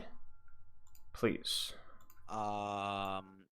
Well, I was hard stuck diamond, and I started looking at your videos and other people's videos, so I decided that now that I'm coming up a bit more of a wall after climbing a lot, it might be good to invest. Seems like good. Getting better. Sure. And what are your goals with the game, I guess? Just long-term, short-term, or whatever? I want to, at some point, join contenders, at least, probably. I just think that'd be cool. And I don't have to move for contenders. Just even if I don't make much money, because obviously it's like contenders. Yeah. It'll just be cool, I think. Sure. Okay. I mean, long term, and then short term, you say in your form, I just want to improve a level where I can play at a high level in scrims tournaments such as Open Division. Yeah. Okay. Seems fair. Are you with a team right now? Well, I saw someone say I'm kind of quiet. I'll try and talk louder. I turned you up in Discord. You're good. Oh, okay. I got DM'd 2 hours ago that the guys that I most likely made onto the main roster of some Open Division team, and I also play for the school team. like a college team, but Which college? it's like it, Uh-oh. right. That's my fault. You're good. You're good. So you're It's scrimming with a college team. Yeah, it's not like a college as in like a university. It's a college as in like a 16. Got it. Okay, cool. Let's see here. So, how often have you been scrimming recently? I just want to like get your background with like your reps of team play, your role, and so on. Well, recently I've been trying out for teams, and obviously I play main sport, so I think I've scrimmed with a different team every day for the last like 2 weeks. I don't usually scrim out. Okay. How have you been enjoying it? Is this your first? Because you said you were diamond before. Were you with a team when you were diamond, or is this just kind of your first venture? Yeah, I was. Nice. Okay. Well, so I played like 2 years ago for just season 21, and I hit diamond, and then I started playing again Okay. season 33 or something. Okay. And then how have you been enjoying the team play? How long have you been a part of the team when you were diamond? I think I joined in like August when I got back into the game, and I DM'd the guy that I should probably look for other teams because I don't think we can play any tournaments together anymore. Okay. On the 28th of November. Okay. But we hadn't scrimmed since like October. Got it. And when you were within that team, what kind of role did you form? What kind of fill? Excuse me. Like communicationally. I'd just track ults. At the end I'd start to shot call more because I had more of an understanding than some of the players. But interesting.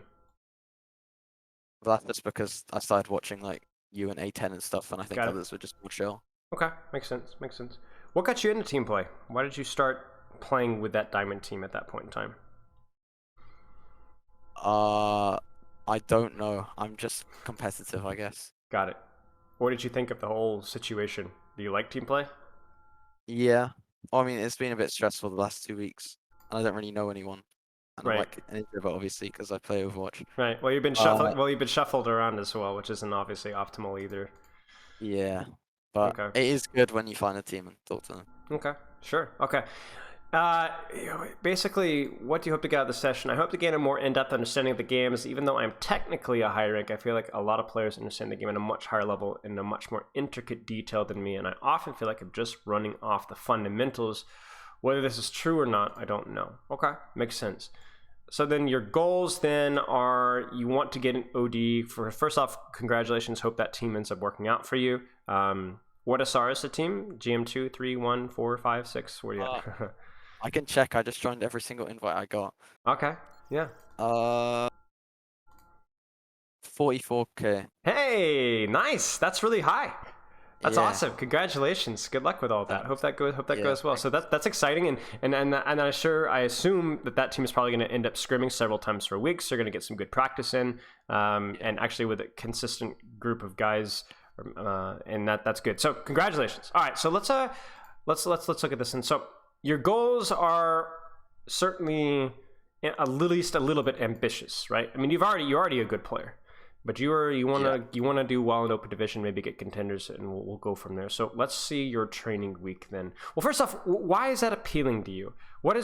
Can you break down? I did this with the previous reviewee, but I think it's an important question. What is your history with Overwatch? Why are you so good at this game?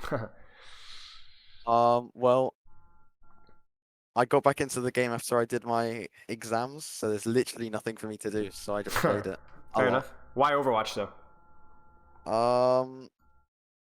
Well, I don't know. I have like a lot of time on League of Legends, but I feel like that game like ruins your mental, and then you just get hard stuck. I have heard that about that game so many times. Oh, jeez. So I stopped playing that. I played Apex a bit on console, but fair enough. Okay. This is I don't play many games, to be honest. Fair enough. So what is it about Overwatch then? I don't know. I guess I like it having like some shooter aspects, but also I like characters with abilities instead of just shooting like Siege, because my aim isn't good enough for that. I just kind of get rolled. Fair enough. Okay. Let's look at your training week here then. So I will get home and play deathmatch. Well, first off, actually, before we get too far, you said you were diamond. How long were you diamond previous to Like, how long have you been playing the game? Period. Well, I've owned it for 2 years, but I've played it literally for a season, and I started again season 32. Got it. Okay, So so you technically, I've been Diamond for 2 years, but I didn't really play. got So it. Okay, fair enough. All right, so what does your typical training week look like? I will get home and play deathmatch for about 20 minutes each day. Then I will go into a ranked game and play it for around 3 to 4 hours a day. Sometimes I have scrims, so I don't have a fixed time for them just yet. That seems reasonable enough. When you're in ranked, I assume you're sticking with your pool, which is just main support stuff. Lucio, Mercy, but Baptiste at a slightly lower level. yeah, I Okay. could function on Baptiste when I was Masters, but it's a bit harder now. Got it. What about Lucio is appealing to you? Well, you can play him like aggressive, like for kills if you want, which you can't do on say like a Mercy and stuff. Mm-hmm. But I also like peeling on people. I liked Brig before, but she's not very good now, so I've No. accidentally became a Lucio one trick Okay, because cool. I just played him because he was good, and now I can't play anything else at Sure. this level. Fair enough. Mercy. Is that I play Mercy because I'm a main support, or do you legitimately also enjoy Mercy as well? I don't really enjoy her, but like I'll get games like yesterday I got checkmate on Echo. I'm just gonna play Mercy there. There's no way I'm playing Lucio. Right. Makes sense. Okay. Lucy Mercy, but can flex the Baps in at a lower level. Seems fine. And then obviously as things change and you get more into team play, there might be different demands being placed on your hero pool. So just kind of be aware of that. That's not necessarily a bad thing if you've got a good attitude and you're a hard worker. You're talking about like my aim isn't that good. Well, then it will get good. You will be able to train and improve it like any other skills. So that's good. Hours of sleep are definitely a little low. Is this just the life of a student plus somebody who wants to go pro? I just don't sleep. I don't even like. I don't know. I just like look at stuff. Oh, this is gonna sound really nerdy. I look at like French like videos and stuff where just like revise it. Or just stuff Fair until, enough. like, I've too early. Fair enough. All right. Well, just keep an eye on that. If you, Yeah. This is whatever people come at me with sleep issues. You know, at least I'm going to diagnose you with sleep issues. I'm not a doctor, but I'm going to diagnose you with the sleep issues. What I would consider is just try it for a week. See if you could try if there is some sort of sleep hygiene routine. You ever heard the term atomic habits? No. Okay. It's basically this concept that there are some things that are important, but that it is very hard to do well just by flipping a switch. Exercise is a great one. Health, sleep. I mean, even in, let's say you wanted to play more Overwatch. Like, obviously, you're not that guy, but like, let's say I've got a Plat with me, and he wants to get the diamond, right? The atomic habit would be do not revolutionize the way that you're approaching things, but to take a small step.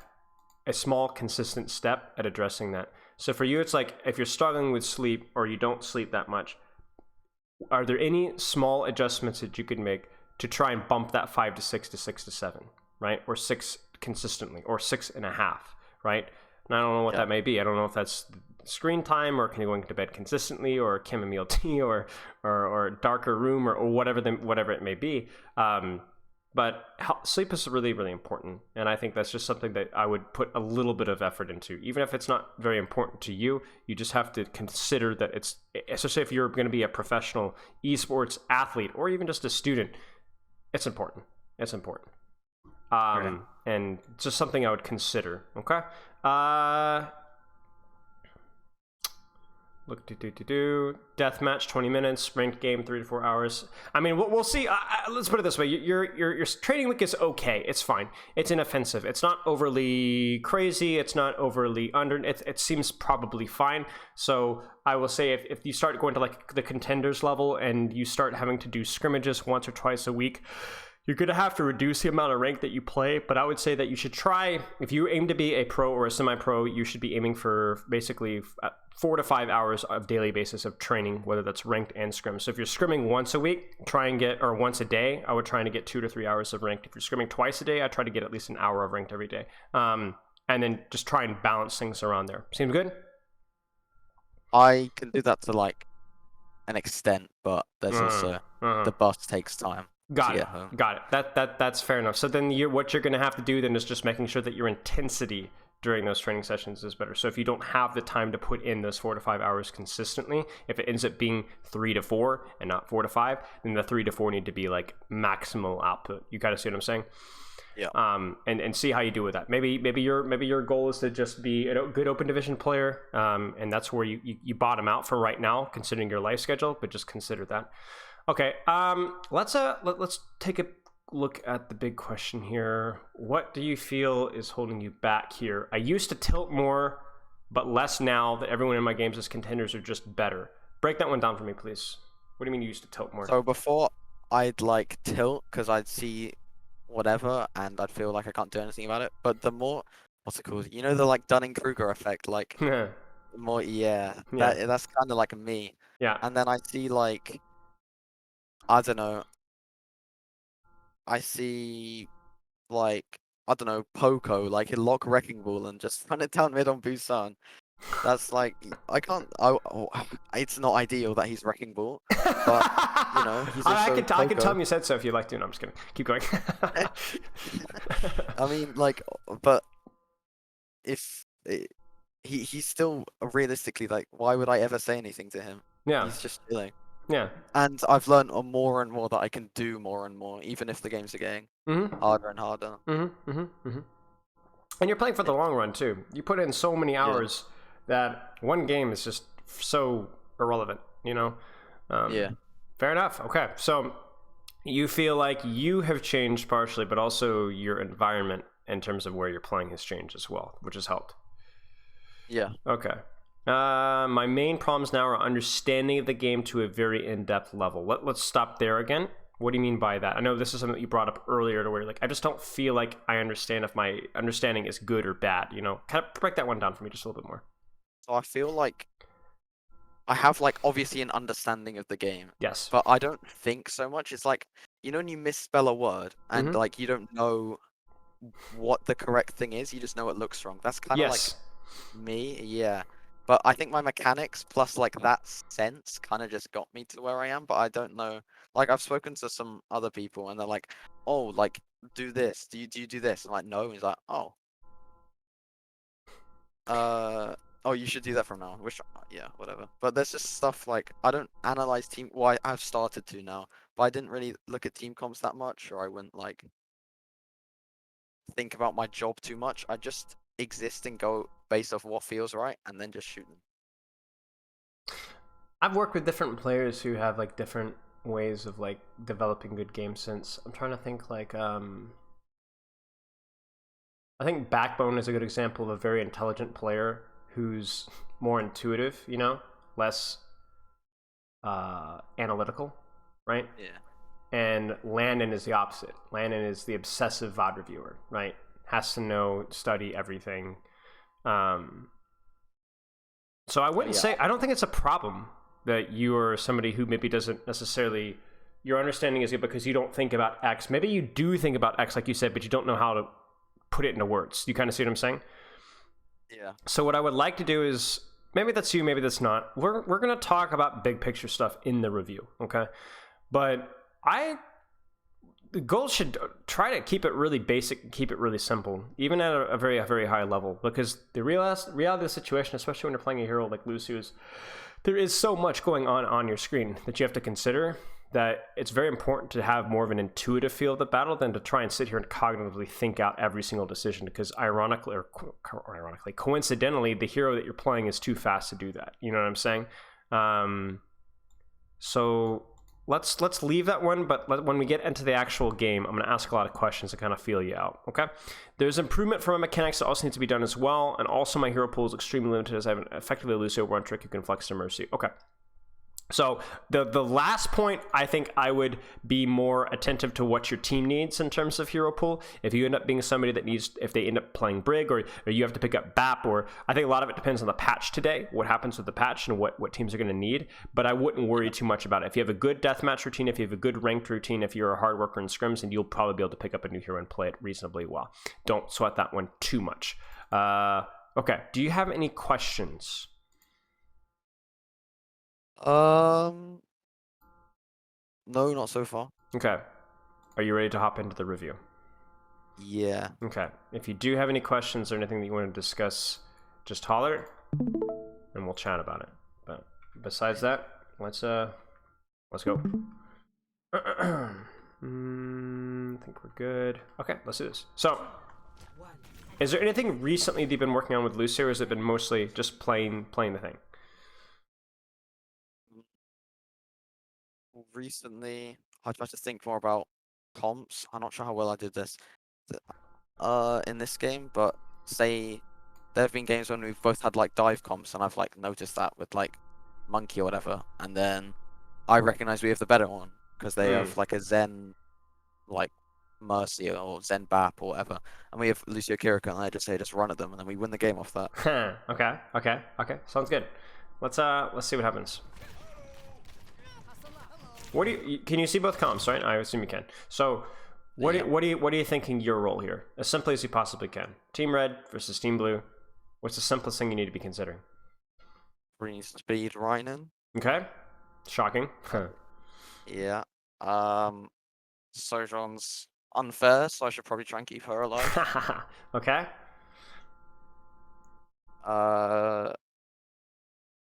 Ye probably try and contest. I can't see their other hit scan. I know they have a Sojourn. Cassidy. Okay. I should try and like boot them a bit, but I can't really fight because they'll just one shot me Sure. if they contest high ground. So the interesting thing is that they're very, very scary, like hit scan wise, like at poking you out, right? But if you are able to get your Reinhardt to close the distance and get on top of them without you dying, your comp is better. You close the distance, you win. If you don't, you lose. Pretty simple as that. And I think you can even compare in the tank matchup too, right? Orissa's more of a hybrid brawl spam tank, but versus a Reinhardt, she usually doesn't want to brawl, at least not early, right? So let's see what happens.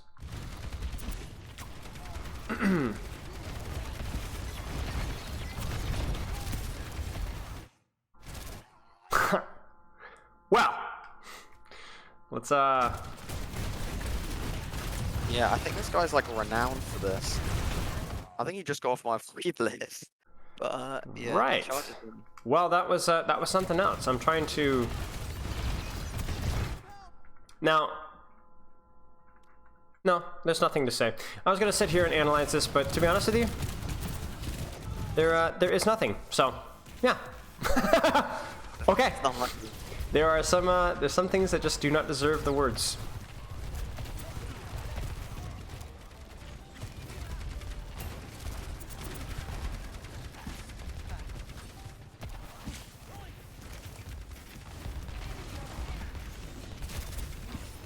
Okay.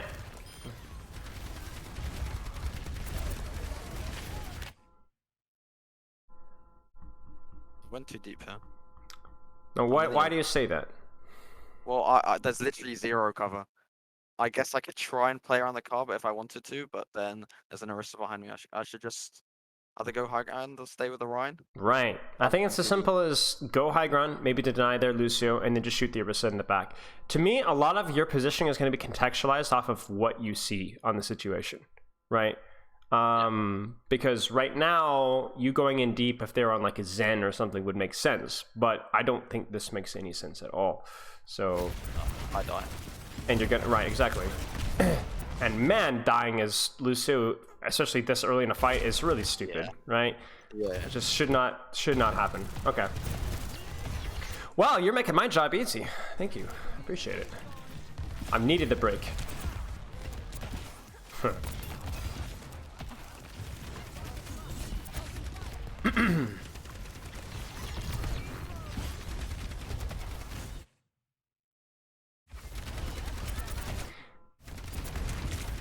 Now, this is kind of interesting, okay? Because this is a tough one, right? It's where you're like, I don't know where I need to be, I don't know what I need to do. So, how are you going to make a decision like this and make a good decision like this? What do you need to consider when you're considering like this situation, for example?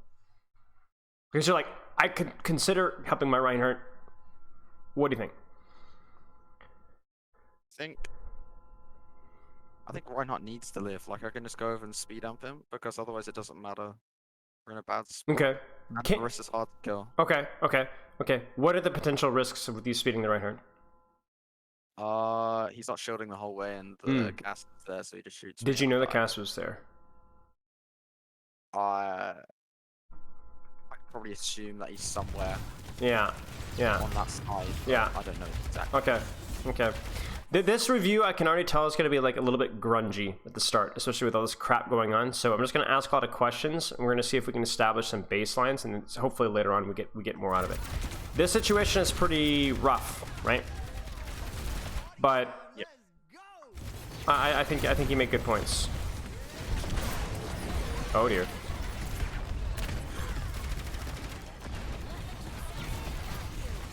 That's not smart. So this is a nice boot, but right here, you do not go this way. Right? Get out of the Kitsune Rush. Well, wait a second. Actually, is this because your team also Kitsune Rushed? I don't think I thought that deeply. Okay, I think I just. got it. Fair enough. Hmm. I went too far again. Where would you go? Probably on the other side. It's a mess, I could isn't it? try. It's a mess, isn't it? Yeah. Let's look at this from this perspective here. Could maybe just play the jump.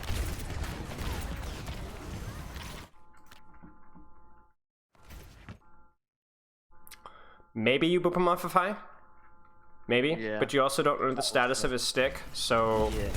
there's a reasonable risk there, right? I don't know. Yeah. I don't know. I don't know. I'll be honest with you. This is ugly. This is ugly. I think one thing that is definitely clearly something that I would say you need to work on is just kind of a general awareness of like what it means to be playing versus a Cassidy or versus a Hanzo or versus a Sojourn with shot or versus, I mean, anything, right? Anything that can actively kill you and adjusting your positioning accordingly. But I'm also not going to sit here and lie to you that you're actively trolling the lobby right now outside of the fight before. These have been some really, really ugly situations for you, whether it's your Reinhardt pinning in or just this entire previous fight where you've been surrounded with nowhere to go.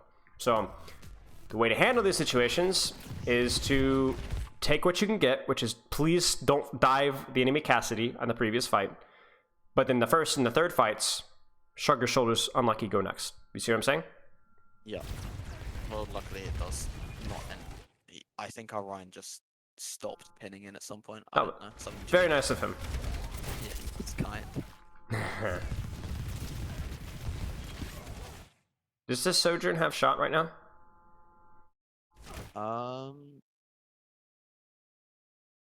Yes. How could you predict so? She's been shooting. Like she's just been spamming. You see? Yeah. Should know That's that. everything. Mm-hmm.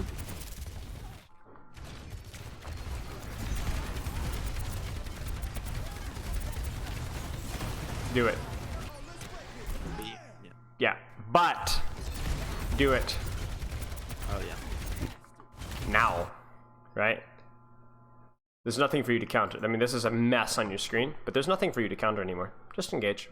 Use the ultimate, right? You're the ult tracker. I don't think you need to be actively ult tracking in comms, but for your own personal, selfish decision making, you need to know, you know? Yeah. I'm just a bit Good? I'm a bit hesitant with aggressive beats. Ah, careful. Uh-oh. Yeah. Ah!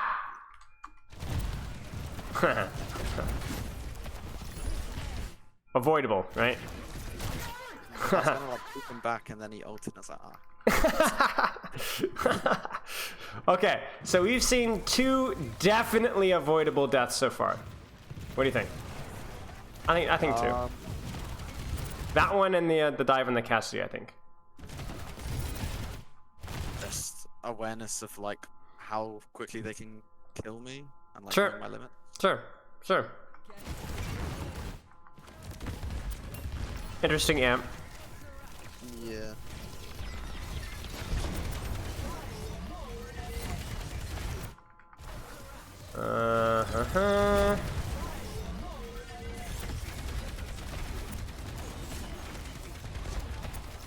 probably be on the right side. Yeah. Why? Because the cast could just shoot me decisions on high ground. Yeah. Yeah. Could get Yeah. speed, maybe if he's like faker. Yeah. Yeah. So there's literally no benefit. Still shoot from that. Again, positioning here, right? Yeah. Right here. What should you be doing? I should be sticking right side. Amp, yep, I would probably even amp speed at this point. Amp speed, wall right up to here, then position from here, and then decide what you need to do from there, right?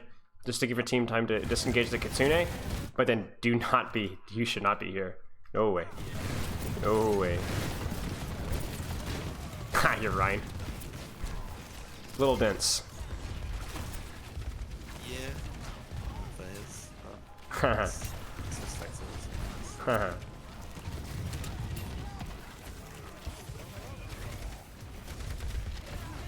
Oh! You should know she has shot. Yep. Right. There's the spam, spam, spam, spam, spam, spam, spam. She should have shot. Careful. Yep. Oh!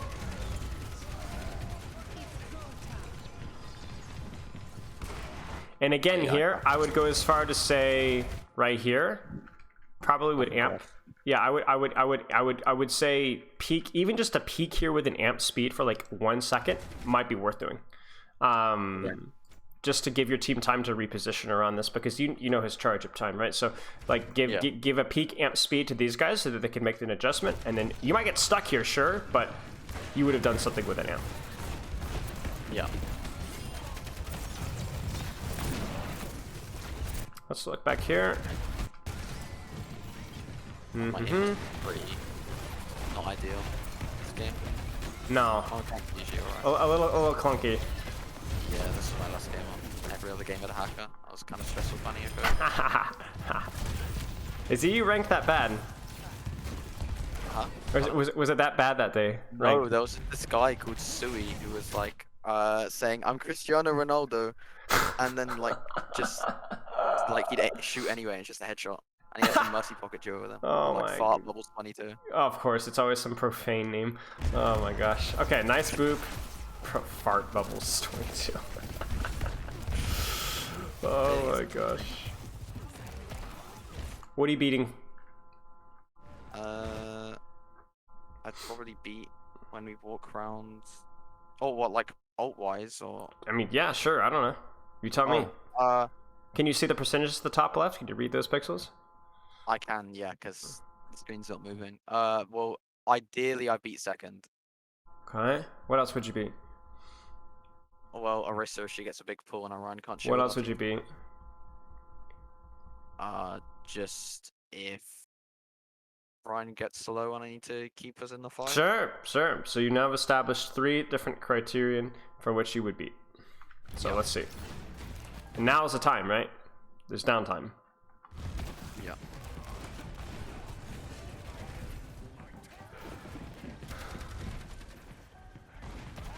Alright. Leave this.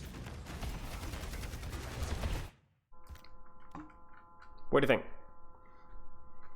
You can't go up top necessarily. Maybe if you could boop the Sojourn off, but you gotta be careful of Cassidy, right? Yeah. Could you help the Torb here? Yeah. Could you help the Rhine here? Yeah. Which one is more important given the circumstance? Here's a really interesting question that might be able to help you answer this one, okay? So you speed Rhine. When you have a here's a great question for you. You have an Ana and a Rhine versus a Lucio and a Rhine. Who wins that raw 2v2?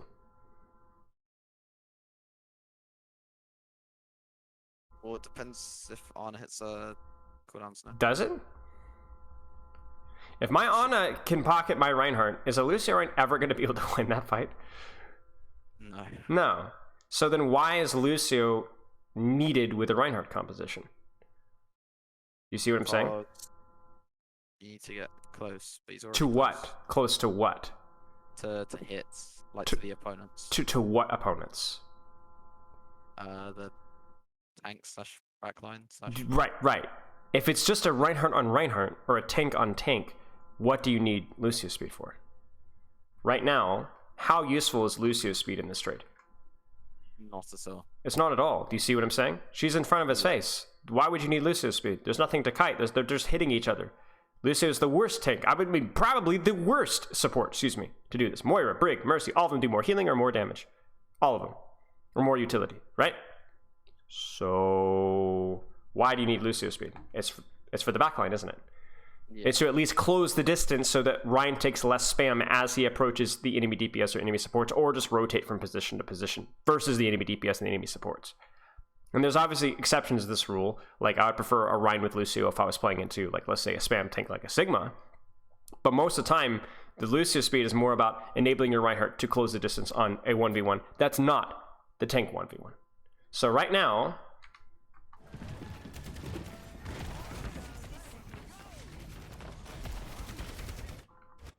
what's more important for you to do right now? Help the top. Right. You kind of see what I'm saying? Yeah. This is a really important thing to consider. Really important thing to consider. And so you're confused here, but I don't think it's actually that complicated. I think you winning this flank and helping your DPS is actually more important. Now you're not that you're not that good at helping DPS or supports on flanks either. But the difference between Lucio and other supports is you could pick whoever you want to help and be there pretty much at any point in time with a very low risk of dying, because of your mobility. Do you see what I'm saying? Yeah. Okay. So right here, yes. Brilliant job. Brilliant job. Your Ryan is just standing here with shield. There's nothing to swing on. There's nothing to push. They're all in high ground. Don't play with your Ryan. Your Ryan doesn't need speed. He's sitting on cart with shield. And this is fight winning. Do you see this? I think your Torb might even get stuck here. Oh yeah, he's. Look at that. Amp heal saves his life.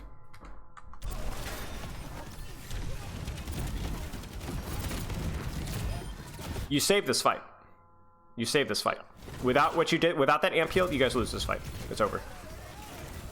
Really, really, really well done. Very huge. What is it? Very huge. Yes, very huge. Uh-oh. My spidey sense is going off here. I knew it! I knew it! I knew something was off! Look at that. What are these clowns doing? What are these clowns doing? I only noticed it because our top started screaming at our Ryan for not checking corners. Oh, dear.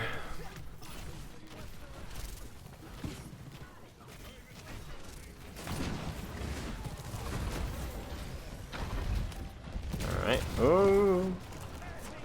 What are you beating?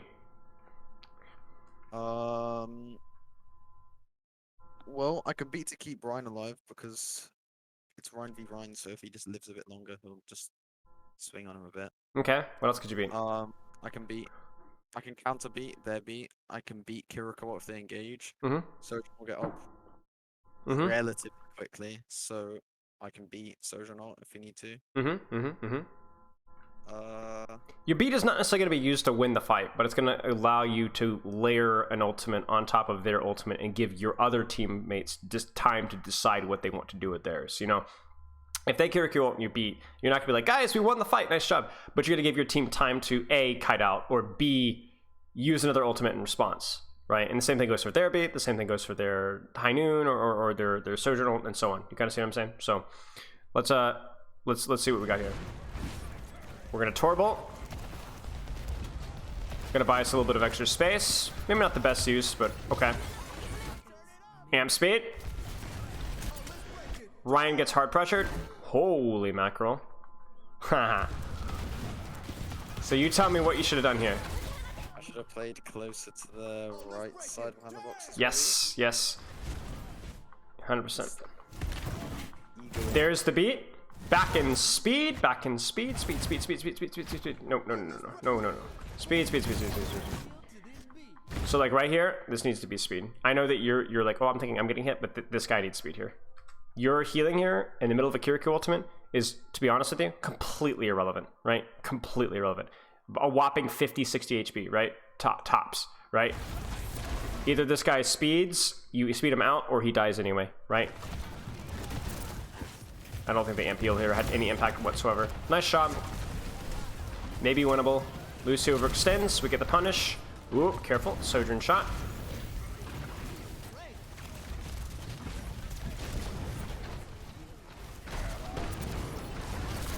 Okay. Careful, don't peek that. Nice. Oh, gosh. That legitimately, I just jumped on my chair. That shot scared me so bad. Yeah, that Oh. Oh my gosh, that is like traumatizing. this game would have been a lot harder if their Sojourn could hit my head. Yeah, agreed, agreed. Oh my gosh, did she just shift in? Where was she? Yeah, she just shifted in. Okay, so we've had a do you see this in the bottom right of your screen? Do you see Lucio's face? Go to my stream if you can't. Yeah. Yeah. I didn't even know he'd have like a tongue programmed. That's wild. Wait, does it stay? Look at him, look at him go. Look at him. What is going on? Oh, his eyes are still open. Look at that. He's not happy. That is disturbing.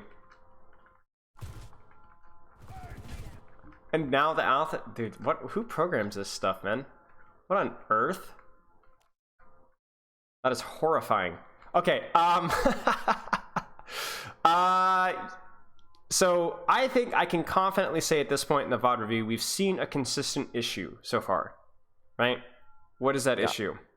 Not respecting the enemy DPS. Yes, losing track of enemy DPS threats, and it's costing you your life sometimes. So we've talked about a lot of little things. We've been trying to feel out where your shortcomings have been. To be honest with you, there have been a lot of fights where your Ryan has just actively trolled the lobbies, which has made it a lot harder. Nice shots. But that is one point I think we can comfortably rest on being something worth talking about. Are you seeing anything else? I'm a bit indecisive. In my Okay. opinion. In what regard? Well, there was the point where I was like just walking back and forth between the Ryan and the Orisa. First point, and I was walking back and forth between the Torb and the Ryan. Sure. Then that was that one you being indecisive or honestly not knowing what to do? Well, not knowing what to do. Right. Well, for both of them, but Right. still, even if I just choose one, it's True. That's a good point as well. Yeah, that's a good point as well. Okay. Let's keep going. Nice boop. my mouse is a little bit. yeah, you're good. Okay. Now it's going to be relevant again, isn't it? The point that we talked about with the DPS, yeah? They're on the same exact composition. They're here to ruin your day.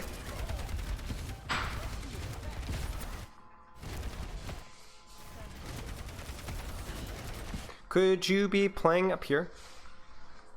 Without peeking that Cassidy? Could you like be... I honestly don't know. Like, is this a safe position for you to be here? I think. Maybe not. I think. Well, the Sojourn, unless she walks like 5 kilometers, she has to shift up. So I just boop her off. Yeah. Alex has to walk 5 kilometers to get up, so it'll take a while, and I'll notice him walking. Yeah. What I was considering is maybe start here and then pay very close attention to what happens up here, and then be able to at least be able to deny that if you can deny that off angle, right? Yeah. I don't like this position here. I know you're thinking I'm getting early spam, but I'm more concerned with you being able to control space, which is coincidentally exactly what becomes relevant here, right? Now you'd have to care Cassidy, but this boop would be monstrous, right? And hey, we get it, kind of, right? But yeah. Nice. Do we do it again? Oh, he doesn't have sticky, right? I like this. See, the fun thing is like you have to be really careful about this, but this is good. This is controlling space for your team, right? Yeah. Now, what's about to happen on the top right of your screen?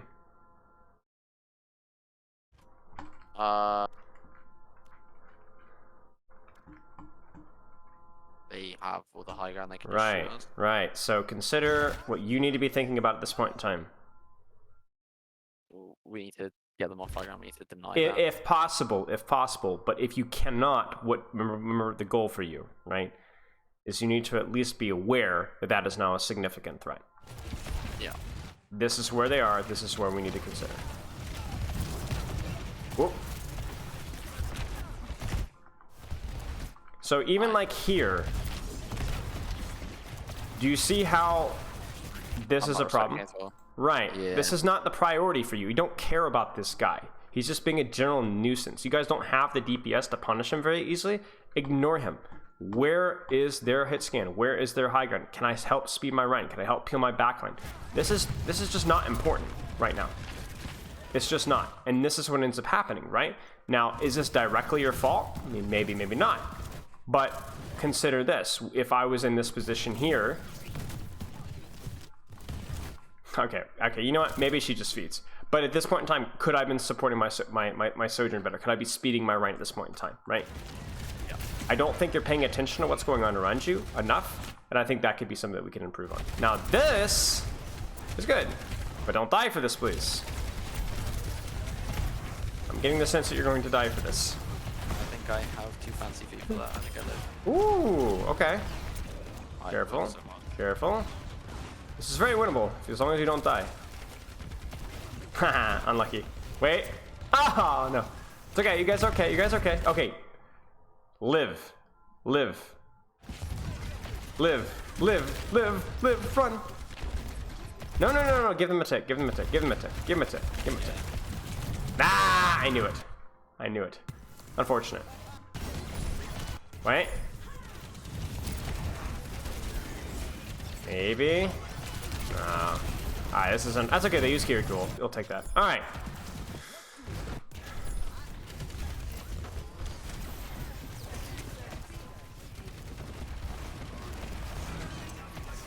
Uh-oh. Okay. Should you beat this? I don't think so. Why not? Well, they have Sojourn up, which means if I don't beat now, they have Sojourn for next fight, and we're already down 1.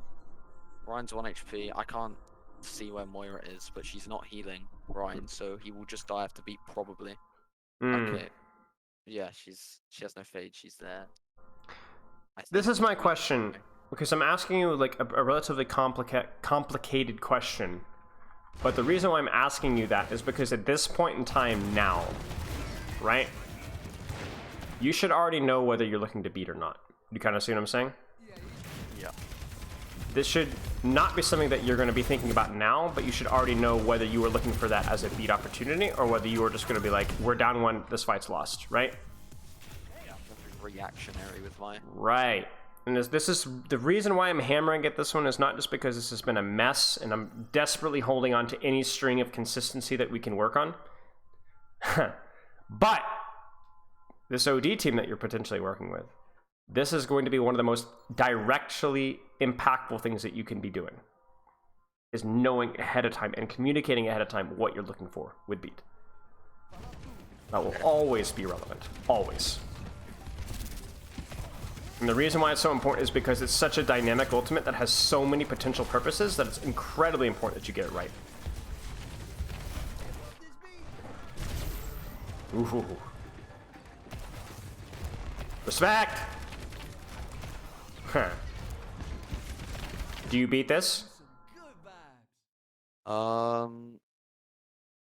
think I wait for them to use an ult, like Kiriko, or if they get a bigger restaurant. Okay. I don't think we need to beat now. Respect. Okay. Did you know she had this? I don't think I was like, Orisa has ult, she's walking up to, oh, she has ult, she's gonna use it, but I think I was like, very aware. Yeah. Yeah. Okay. Something to consider. Because that could have been very, very bad. Ends up working out great, but could have been very, very bad. Yeah. Ha! Look at him go. I almost died because I tried to get on her head to get like the... like quick. Yeah. off, Yeah, but yeah, I yeah. just- yeah. Yeah. The quick release, yeah. Yeah. This is like a perfect example of you're giving your Sojourn aura because, well, I mean, obviously them being on Winston definitely impacts how you're going to be peeling here, right? However, Yeah. you are giving. Why are you not speeding your Rhine here, right? Well, because I was taxiing, but Well, yes, but now now, well, no reason. there's no reason to. Exactly. We're not going anywhere. We're not doing anything. We're holding high ground. So then you need to be controlling Sojourn. I think that is one thing that sounds super basic, but it directly ties into what we were doing with the Orisa Reinhardt here, right? Remember? Where it's like, is my Rhine actively pushing onto a target that needs speed? If not, then what offing or DPS can I support? You see what I'm saying? Yeah. That needs to be a very, very consistent habit for you. Especially because if things end up being where you're playing in a dive mirror, or if you're playing in a Rhine versus dive, or dive versus Rhine, then Lucio is so incredibly dynamic with how you play. It is not one-dimensional at all, as I'm sure you're learning now. So very important you get this one right. You being, for example, here and not here, it could be the difference between your Sojourn living and dying. It's that important, right?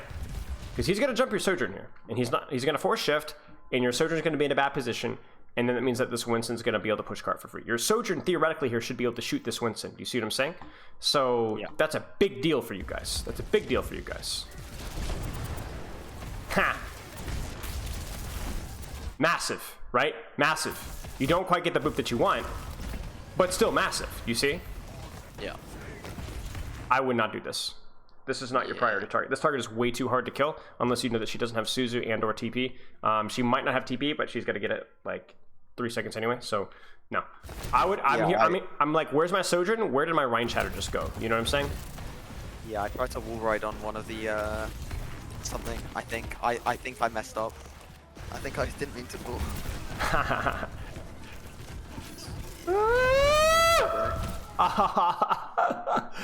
Oh no. But like this needs to be your priority, right? This needs to be your priority, or whatever your Reinhardt's Shadow was on. But then instead you get caught up in your own little game, and then let's just enjoy this. Monkey. Bonk! Okay, yeah. Okay, let's keep going. Nice. Ooh. Nice.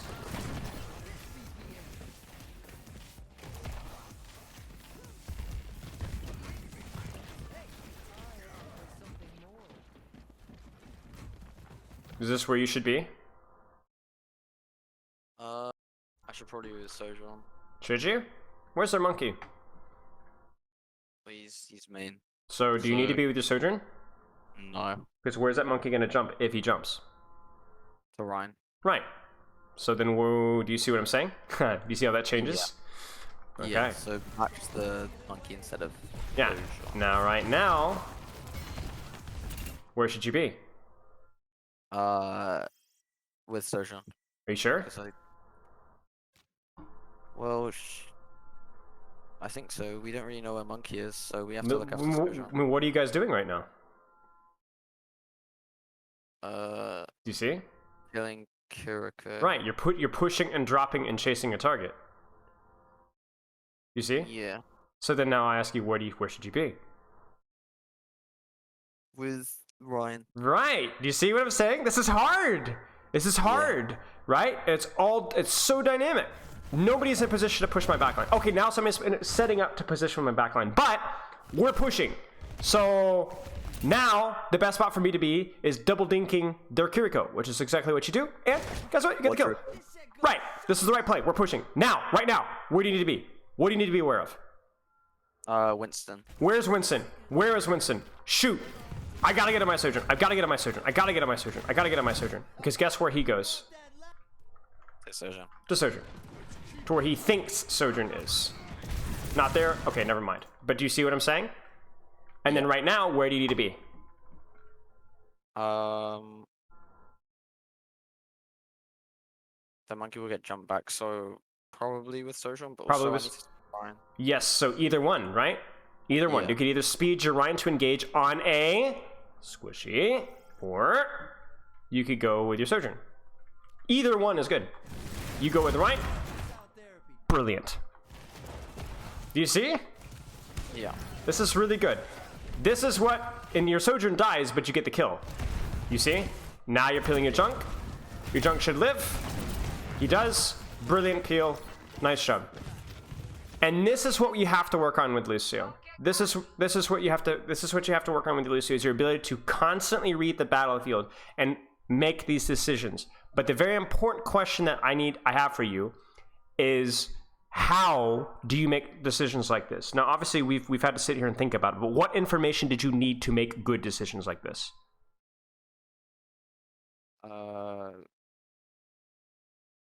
For example, for you to, well, go ahead. Go ahead, sorry. Where the tanks were. Right, where are the enemies, okay? And then remember your Sojourn positioning, right? So where is my Sojourn? If your Sojourn is stacked with you, then that makes the decision easy. If your Reinhardt's pushing in and your Sojourn's getting dove, that makes the decision hard. And that's where the indecision comes into play, where you just need to pick something and roll with it. But if you are not aware of where the enemy threats are and where your teammates are, then you will not have the information you need to make a decision with what you should do. And a classic example of this, which I know we brought up, was when you died to the Winston Zap, remember? Where you had a Reinhardt shattering, a Sojourn being dove, and you peeled off neither. Instead, you just died on your own little train ride, right? Yeah. This hero is hard.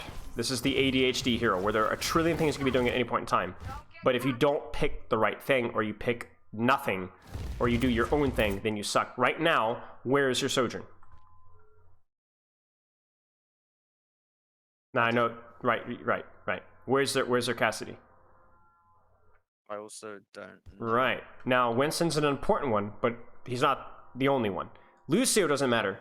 Kiriko doesn't matter. Your Moira doesn't matter that much. So you can't keep track of everything. You just need to prioritize. Uh-oh. Uh-oh. Uh-oh. Right? Right? Yeah. Uh-oh. Is she diveable here? Yeah. Maybe, kind of, sort of? Yeah? Yeah. Yeah. Yeah. Yeah. This is what we're talking about. If you're here, she's safe. If you're not here, she's not safe. If you're here, I mean, first off, the Reinhardt doesn't need speed, but if you are here, maybe you guys could 2v1 this with your Moira. Maybe 2v this one this Cassidy. But I don't even think you knew he was there. No, I didn't. I just dropped. Right. Ha! Nice amp. Right in the trap. Nice beat. That's game. Reasonable job. I would not say nice job, good job, or bad job. Reasonable job. But there are some consistent shortcomings in your play. What are those shortcomings, if you could describe them as simply and as actionable as you possibly can? I don't respect or know where their DPS are at all times, so I can buy it. Especially the ones that are relevant to you, right? You see what I'm saying? Especially the ones that are relevant to you. The Cassidys, the Genjis, the Tracers, those kind of things. Yeah. I don't know or really pay attention to whether I should be speeding Ryan or Sojourn in this instance. And to me, that's where the line stops almost. But if I were to throw in an additional thing into the ring, I would say maybe some pre-fight consideration with your beat. Not necessarily because I thought your beats were bad, but just because that's always such a good thing for Lucius to practice. Even if you're already doing it, I encourage you to keep doing it. You see what I'm saying? Okay. What do you think of your play overall? Overall? Yeah. I think I don't think about all of this stuff. I'm more mechanical. This wasn't the best game, but I literally had 0 replay codes, so I just kept playing until I got one. Yeah, that's fine. That's fine. And so, remember how we were talking earlier on about your playing instinctual versus playing like analytical, and how you're more of just like an instinctual player, right? Yeah. Now, did you notice that we did analyze some things, but we didn't really go super in depth, right? In terms of like the macro of the game and map control. All that you needed to work on was giving yourself more information to make those decisions. That's all, right? Yeah. I trust your instincts, and I think you should trust your instincts as well when it comes to making decisions like, should I help Ryan, should I help Torb, should I peel off my Sojourn? When I asked you questions, you gave me good answers. So you already have a good understanding of the game. What I'm more concerned about is when you're making bad decisions, it feels like you just weren't aware of what you needed to be aware of to make the right decision, right? That's the problem. Not that you're stupid, you don't understand the game. No, you just didn't have enough information to make the right decision. It's as simple as that. You see what I'm saying? Yeah. And that's the habit that we need to get you into. Because once you get that information, you will make better decisions and you will be a better player as a result. Do you have any questions about macro or overall arching strategy or whatever? Because I don't want to just assume that that's the case and we move on, right? This is just my gut, but my gut is not always right. Well, if you're like looking for like how to play the matchup, and they're like, because there's this other coach for some open division team who told me to like look at what the teams want to do. So if one's like brawl wants dive, or like you want to pay attention to who they want to dive, like with the Soja or whatever. But say if it's like Hog versus, I don't know, Orisa or something. What do I do? What will the Hog want to do? I'm not really sure what the. So playing into a hog or with a hog? Just either. What is the Hog trying to? Because Well, you there's tell like me. brawl, dive, poke, but then there's more complicated things as well. Right. Welcome to Overwatch 2. There are not. It becomes less about like. So this is where I would say it becomes less binary about what the composition wants to do, and more about your overall feeling about how you should play versus those heroes. For example, when you're playing into a hog composition, maybe you're playing with an Orisa. Maybe it's not clear about which one has better poke, better range, better spam. Should I be speaking my Orisa in? Should be poking the hog from range? Okay. What's the most important priority for you as Lucio in the hog? Not getting hooked. Not getting hooked. Right, not getting hooked. Okay? So don't get hooked. And then if your Orisa is walking forward, give her speed. If your Orisa is walking backward, give her speed. If your Orisa is standing still, give her heals. If you're Genji or DPS or flanking, or getting dove or pressured or dueling, help them. Don't overthink those kind of aspects. Focus on the basics, because you're right. If you're playing a very obvious Reinhardt, Moira, Lucio composition into a very obvious range composition, you need to close the distance, right? But if you start to bring in these dynamics and it gets to be tricky, the worst thing that you can do is overanalyze the matchup to the point to where you miss the forest for the trees. When you're playing a hog, don't get hooked. And then pay more attention to what they're doing and what your team is doing and how you need to help that, rather than it is about the specific matchup. For example, if I were to look at, remember the situation here with the Ryan and the Orisa composition, right? If I were to look at the enemy composition with Orisa, Sojourn, Cassidy, the first thing I would say in the spawn room is that you need to spin the Reinhardt onto the enemy team, right? Yeah. However, remember the situation here on attack where your Reinhardt was 1v1ing the Orisa? Yeah. Did your Reinhardt need speed? No. No, not at all. In fact, you needed to 1v1 the flankers, which, wait, that's bad. You don't want to 1v1 a Cassidy, right? Do you kind of see what I'm saying? Do you see how the nuances here? So it's like, it's not so much about studying these nuances, but just paying attention and going with your gut. Sitting here and shooting a fortified Orisa feels terrible. It does nothing. 1v1ing a Tor, or 2v1ing a Cassidy with your Torbjorn on a flank feels great. So do it. And I promise you, if you look at each situation as an individual fight and not as a part of the macro matchup, you will simplify things for yourself. The defensive matchup is another perfect example. You were playing here. They are playing dive, right? We peel the dive. But wait, my Reinhardt is running into their backline and killing the Kiriko. Do you see what I'm saying? Yeah. So then all of a sudden, screw peeling your Sojourn. Go in with your Rein. You're smart. You're smart. You just need to be able to look at each situation and just decide what feels best. And so don't look at it as an overall macro matchup. Instead, think about what could I have done? Who could I have helped? Who could I have messed up on the enemy team in this fight? And then make a case-by-case decision based off of that. Because as you accurately said, you're not going to be playing very often, Reinhardt, Soldier, May, Baptiste, Lucio into a Winston, Genji, Tracer, Kiriko, Lucio. It's not always going to be that clear cut, is it? It's going to be way more nuanced. And the funny thing is I mean, even if it is that clear cut, it's still not going to be that clear cut, because you will have times where your Reinhardt will want to push, and you'll have times where you need to peel off your Soldier, and you'll have times where you want to speed your May, and you'll have times where you want to play for yourself, and you'll have times where you want to boop the Tracer, and then times you want to boop the Winston. So don't. You need to actually, rather than, it's too complicated for you to focus on something so simple. So you need to just simplify it down to just each team fight is a case-by-case basis. Look at what's happening, make a decision off of that, and trust your instinct. Again, it comes back to giving yourself the information so you make a good decision. Just use your eyes. That's it. Use your eyes. It sounds stupid, but I promise you it's going to make it easier, and you're going to be able to deal with more complicated situations much easier. You see what I'm saying? Yeah. Okay. Does that make sense? Yeah. That was a very long-winded explanation, but I hope it makes sense. Yeah. And that is something that you can actively review as well. I don't know how often you do reviews, but if you look back at each team fight and just be like, where should I have been and why? And then don't treat it as like brawl versus dive. Screw that. Throw those terms out the window. Just look at it as where should I have been? Who could I have been helping this fight? Right? It's as simple as that. Okay. Do you have any questions? Less about this. Go for it.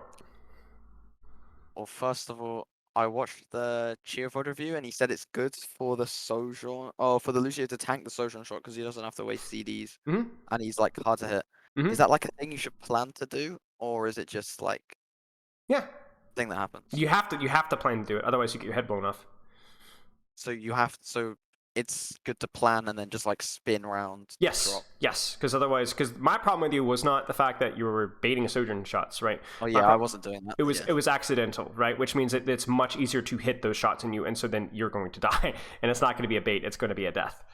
That was the problem. I just wasn't sure if it was like, it's a good coincidence or whether it's a thing that you should actually plan to do. No, Chio was doing it on purpose, which meant that Chio had a much higher percentage of living because he knew that's how he was. So he was exactly like you were saying. He was spinning, turning his head hitbox, moving quicker, making sure that he was on speed, that kind of a thing, right? Okay. Same kind of thing when if you were baiting a high noon by trying to peek, or baiting a widow headshot by trying to bait the corner, right? But if you're not thinking about it and you baited it, that doesn't count. Any other questions? Another one from the cheer thing. Sure. You said he should heal because he was just staying on healing while he was poking. And you said that he should give the Kiriko ult charge, and I've started doing that. Is that good to do? That's just good to do, right? That's not like depends on patch notes. It's fine in rank. Depends on patch notes. But with this current thing with Kiriko, it's good to ranked. If possible. Depends on your composition. Depends on how split you guys are. Depends on patch notes as well, like how fast she's going to be recharging her ultimate. The reason why it was so OP is because Kiriko ultimate was something that you could consistently get first fight. If that is no longer the case, depending on the patch notes, I'm crossing my fingers here, then it's not as important. It's more important to give your team the neutral advantage by having slightly higher HP. You kind of see what I'm saying? Because by doing it on speed, you are giving your team a neutral disadvantage, but an ult advantage, right? Because people are going to be taking more damage. However, if everybody's clumped up, you see the opportunity, especially let's say your Kiriko was close to ultimate, yeah, go for it. Totally fine. How do you? I know stats don't matter that much, but actually, I'll get it up right now. FD God, average damage per 10, and then my average damage per 10. FD God is 4.9k. I have 4.2k. How do you hit more shots, die less? That's it. Hit more shots, die less. Yep. So I wasn't doing anything. No. Well, consider it like what we were talking about. With you paying more attention to the battlefield, your damage will be more relevant, and you will die less because you're more aware of the enemy threats. So when you die less, you spend less time in spawn room, and you spend less time returning from spawn room. So if look at your deaths per 10 as well, maybe this is wrong. This is just my gut. Maybe I'm totally wrong here. Do you have the deaths per 10 set? I can look at mine. Yeah. I have 6.36. And then FT God has 6.11. Okay, that's a big difference, right? Yeah. That, including his mechanical capability to where he's hitting more shots, he's hitting more headshots. There's your gap. It's as simple as that. There's probably playstyle differences as well, to where like if you did what I was talking about in the SVOD review better, peeling better, you win more team fights. If you win more team fights, maybe his win percentage means that the team fights are won more often, so he gets more finishing blows, more more kills. Obviously, the mechanics things matters for sure. Fewer deaths means you're alive more. If you're alive more, you do more damage. There's a lot of factors that can kind of come into play, but I would start by cutting down on the deaths, by being more aware of your enemy threats, and then just keep practicing mechanics. I mean, you may not ever be an FD god mechanically, but you could be better than where you are right now, right? Yeah. Okay. I wasn't sure if it was just like I wasn't poking enough, like Sure. between fights. I think you're okay. I wouldn't worry about it. I wouldn't worry about it. Poke between fights from Lucio is usually not a very relevant factor. If you were a Sojourn farming up charge before a fight, that's a relevant factor.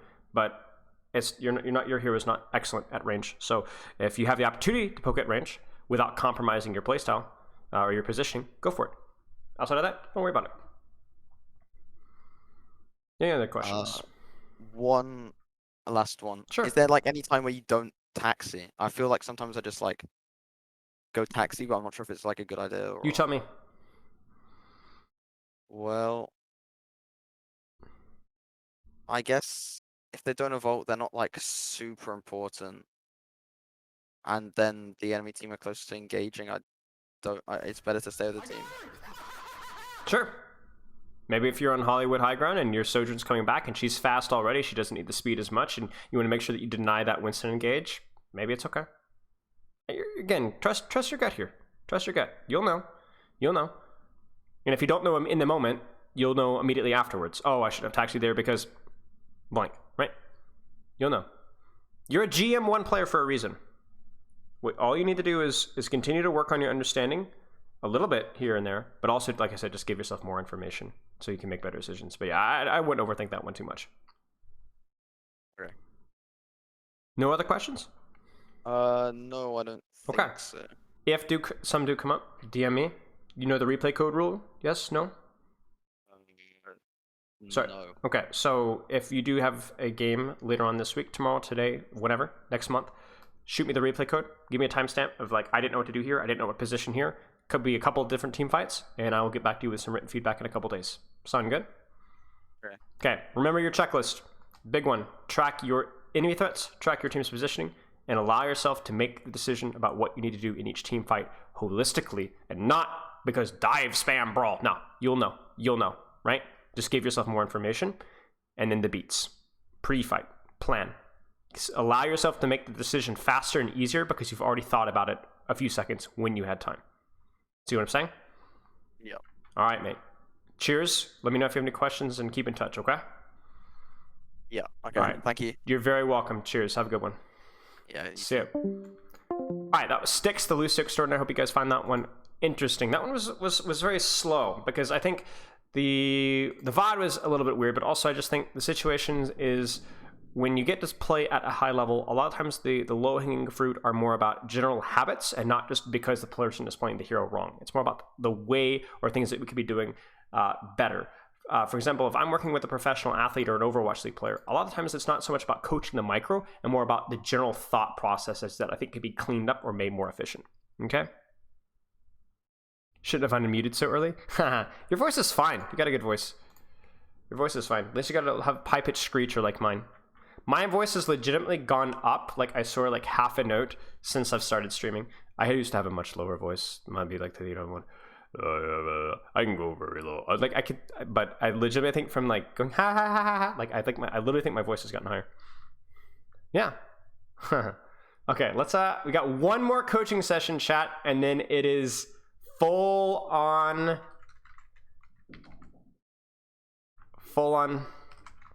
good to go. You sounded a bit nasally. How do you think I feel? Hi guys, my name is Smile. Huh.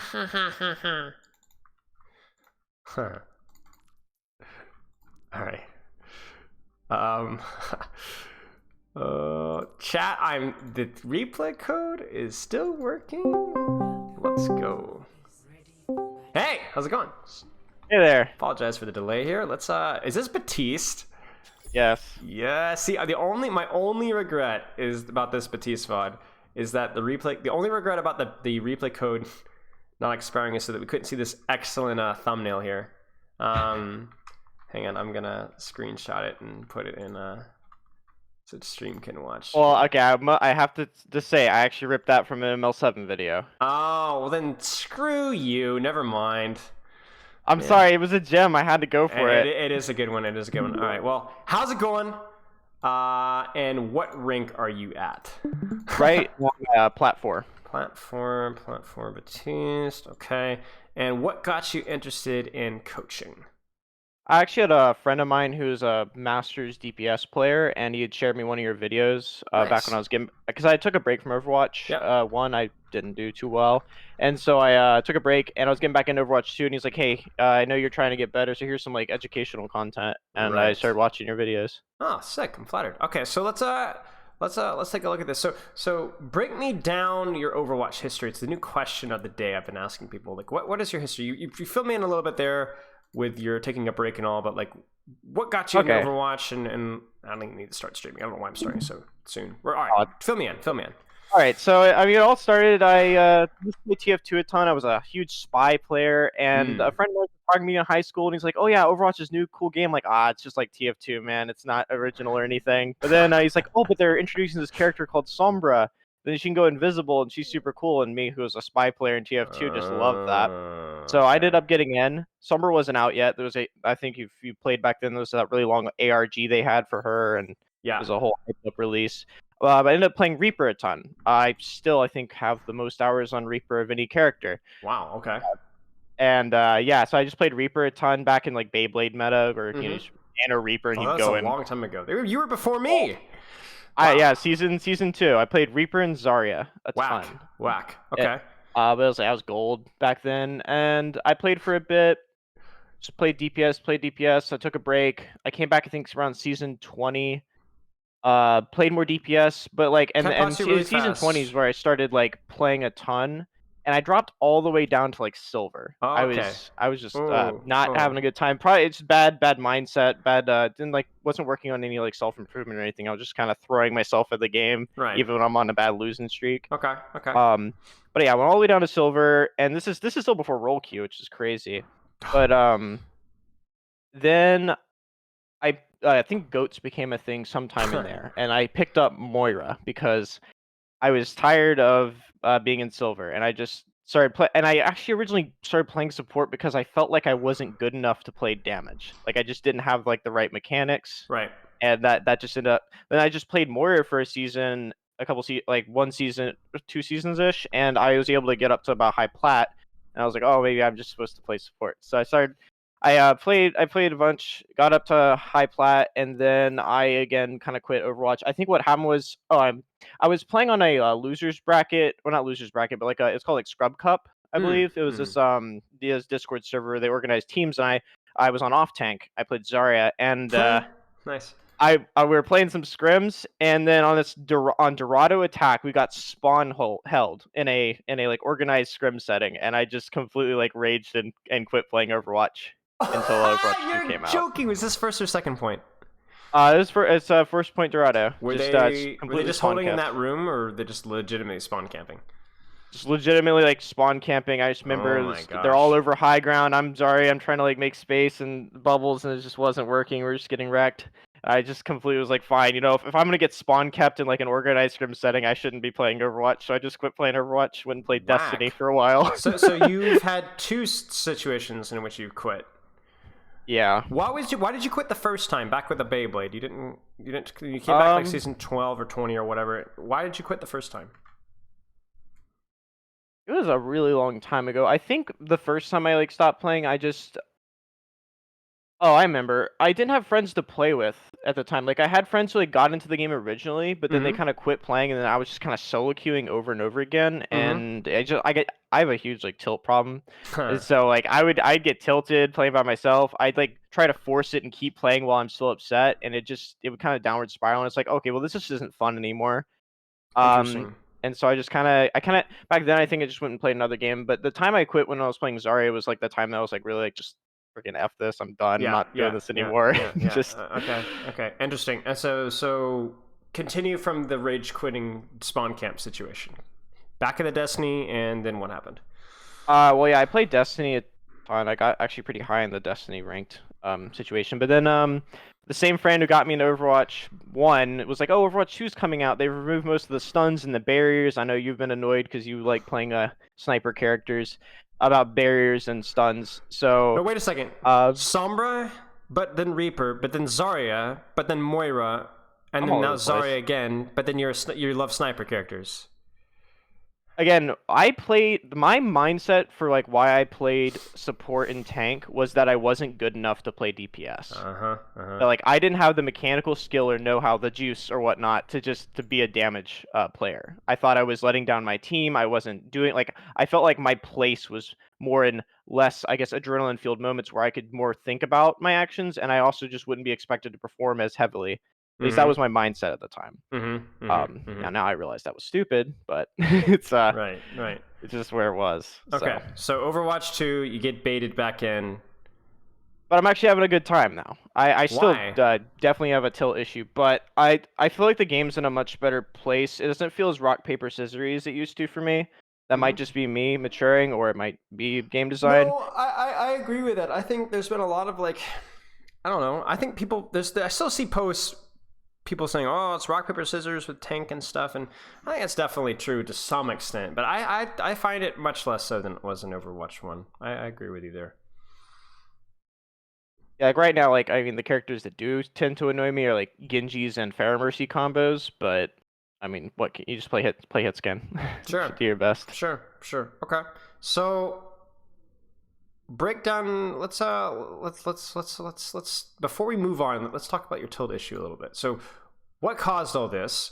What did you do about it? And why is it better?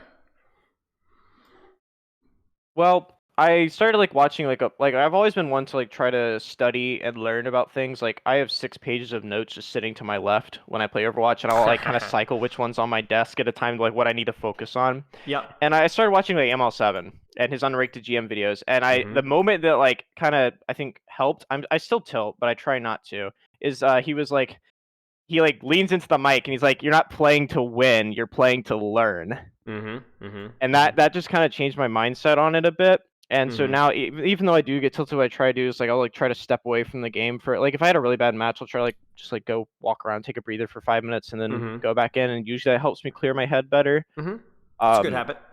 The old issue was I would just try to force it. Like I get upset and I just keep like, no, we need to play another game. Need to play another game. Like just I'd kind of like get like angry, determined that I would somehow force victory with enough brute force. But all it does is just you get irrational. You make stupid decisions. You start inting instead of thinking. Yes. No, I agree with that. It becomes more like the reason why that one is so dangerous is because you almost feel like it's a good thing that I'm determined, right? But it's just it's a crappy type of determination, right? You're doing it all for the wrong reasons. It really becomes more about your ego. Like I'm better than this. I could do this rather than this about like actually learning. No, I agree. And I think my aim goes to crap actually when I get angry because like I feel like when you get angry, you get flight or fight, like just physically. Like when you're angry, the anger's there to like make you motivated. So if you're in a life or death situation, you have that extra adrenaline and strength. But when you're trying to finally control a mouse that weighs maybe 50 grams, you're just going to be all over the place. That's true. That's a great point. That's a really good point. So I look at your form here. What do you hope to get out of the session? I hope to gain an understanding of where my game sense is lacking so I can improve and possibly gain the ability to carry games. So what do you mean by game sense? So it's actually kind of what I'm here to find out because like I remember back when I was playing Overwatch 1, that was like the buzzword thrown around a lot. It's like they talk about game sense. It was like you need to get game sense. So how you get game sense by playing the game more. Right. But if I've often felt like I lack this intuitive understanding that other people are like getting. Like I don't feel equipped to gain this game sense that people are talking about now. What's great now about Overwatch 2 is it seems that there's been a lot more content put out that actually is like, well, this is what game sense is. Game sense is playing around corners. Game sense is looking at watching the kill feed, tracking enemy ults, tracking cooldowns, etc. Which is good. That's also why I think I have more fun playing Overwatch 2. It's like I actually feel like I'm more equipped to deal and understand with these things. Good.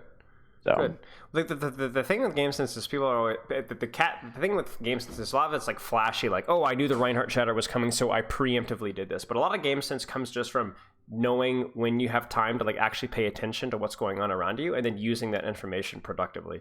So like you talk about game sense. Well, you know how bronze or silver player improves game sense? It's just playing the game, of course, but then also pre-fight, what comp are they running? What do I need to be worried about? Where should I be positioned? You know, where is my team? Things like that, building those habits, that's game sense. Game sense is a lot about just building the habits that gives you the relevant information so that you can make decisions. If I freeze frame a fight for a bronze player, a lot of the times they'll be able to tell me what they're doing wrong. But the problem is that in the moment or previous to that moment, they were not giving themselves the opportunity to get that information so that they can make the proper decision.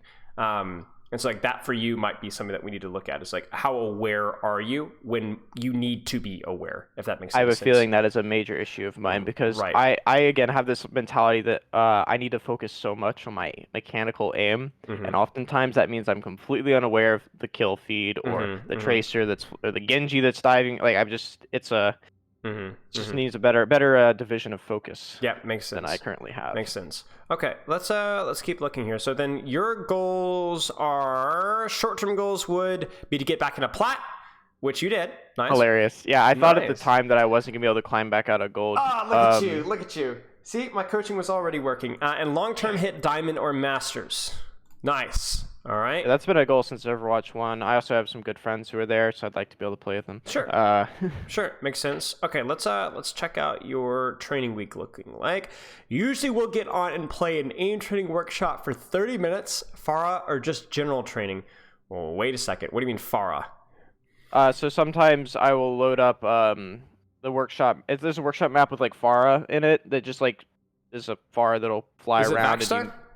It's not in Vaxta. I do use Vaxta for my normal 30-minute, like, because the lobby times out in 30 minutes. So that's like my timer. Right. But there's another old workshop that's just like, it's like a Farah thing, and you can also get Mercy in there and just practice shooting Farah. Fair enough. Since it seems like in a lot of low rank games, Farah Mercy is very oppressive.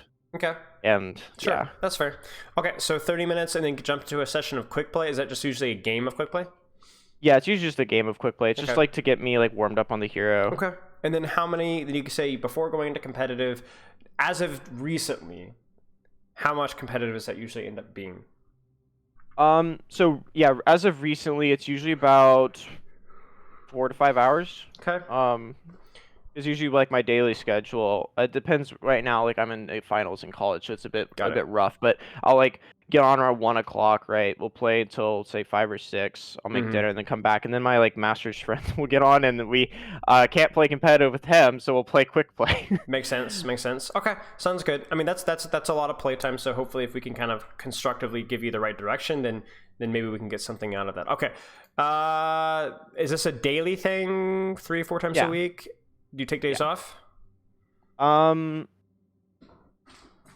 really. That maybe that needs to happen. I'm not sure. Maybe not. I would just if you're not going to take days off, then maybe shorten the training time on a few days where you want to have more free time to rest, relax, or do some other things. Because I think, especially if your goal is like diamond or to get to a higher variation of Plat, like Plat 1, then I don't think you would need 4 to 5 hours of ranked. I would say 2 to 3 even, if it's good, consistent, focused practice. And for you, especially when we're talking things about tilt and things like that, I don't think that the amount of time that you're playing is necessarily going to be a problem. It's going to be how that you're investing that time. Do you kind of see what I'm saying? Okay. Okay. So let's look at your hero pool here. Ana, Baptiste, Kiriko, Ashe, and Sojourn. Oh boy. Break it down for me. Well, let's see. I don't play Ana's as much as I used to, mainly because I kind of just like looked at my win rate on her, and it's like I have I think almost 60 hours on her yet. I have a 30% win rate. I'm just having a lot of trouble like playing her as a character. Okay. I don't know if it's just something I'm missing. Maybe it's my ability usage, my aim, or something, a combination of positioning. How much do you enjoy But it just doesn't click. I do enjoy playing her. I really like, again, her utility she brings to the game. Her offensive nades are just the best thing ever. You just purple the whole team, and your tank goes in and wrecks them. And sleep is a great tool to deal with flankers, and also shuts down a lot of ultimates. But those are skill shots, and I often have trouble hitting them. Okay. At least to the sleep first. So that's like my main thing with Ana. Also, I do like that she has, in theory, like infinite range, so you can play safe if you want. Yep. It's just hitting her shots is another thing, especially when you're getting I'm getting dove by a Genji. That's my worst thing is like he will just kind of style on me. I was like, Right. come on, man. Right. Okay, what about Kiriko? So I haven't played as much Kiriko as I'd like this season because I do it with a friend of mine. I think he's in this game, but he usually plays Kiriko. I think he's a master over like 100 hours at this point. But I do really like her character because I like the fact that she can kind of flank, and if you hit your knives, you can get picks before a fight and then pull back to your team. That and her Suzu has just such a high, in my opinion, a high skill ceiling. I know that like, a lot of the high level players right now are saying it's kind of brainless. It's not brainless. They're brainless. Respectfully. But I because when I saw that, I was like, oh, there's so many things you can do with this. Yep. There's so much like you can deny charges, you can deny MPs, Yep, all kinds of just interactions that are neat. 100%. Okay, let's keep going then. Ashe and Sojourn. Whoa. Where do those heroes fall into the hero pool? Ashe is probably my favorite DPS to play now. I used to be like, I still have the most hours on Reaper, but I've kind of fell out of touch with him. I don't know. I'm having trouble adopting to the new flanking playstyle because I played him back when he was a tank counter. Yeah. Yeah. So I still have this bad habit of like, oh yeah, shoot the tank. Yeah. Not the squishies in the back line. Yeah. But yeah, Ashe and Sojourn. Sojourn's just fun as hell to play. I think almost everyone's like that. It's just being able to slide around and deny space with their E. Yes. And the rail gun. It's ridiculous. You feel like you're playing Apex or Titanfall. It's fun. It's crap. It really is. And then but Ashe, it's just I like her. I like her ability to kind of break up teams with her dynamite because people usually scatter when they start burning, and you can take some interesting. And I like the fact that she's really good mobility, but also her coach gun allows you to actually deny flankers who are trying to take you down. True. Makes sense. Okay, so here's the problem. So how do you usually split up your rank time between the two different roles? Because you've got support and DPS. How are you? Oh, most of my time's on support. Okay, most of your for time on sure. support. I just do enjoy playing those DPS when I have the spare time. Like when I got up to Plat 4 this season, I was kind of like, okay, I'm gonna go play some of my damage. So I'm gonna play some Ashe and Sojourn and just have a friendly recommendation, at least to try out. If you want to get to Diamond, you're going to need to be making sure that you're spending the majority of your time and really consistently always putting the time into support, always.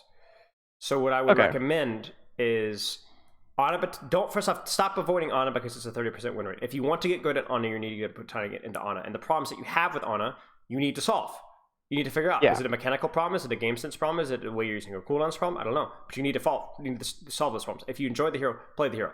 So long story short, let's say Ana Baptiste are the support heroes that you're playing. Is that correct? Okay. So play Ana Baptiste for your 2 to 3 hours of ranked. Your friend gets back, you want to play, quick play or whatever. Play DPS. That's your DPS time. You kind of see what I'm saying? But when you're in ranked and you're in my active, specific, focused training time, Ana Baptiste. You see what I'm saying?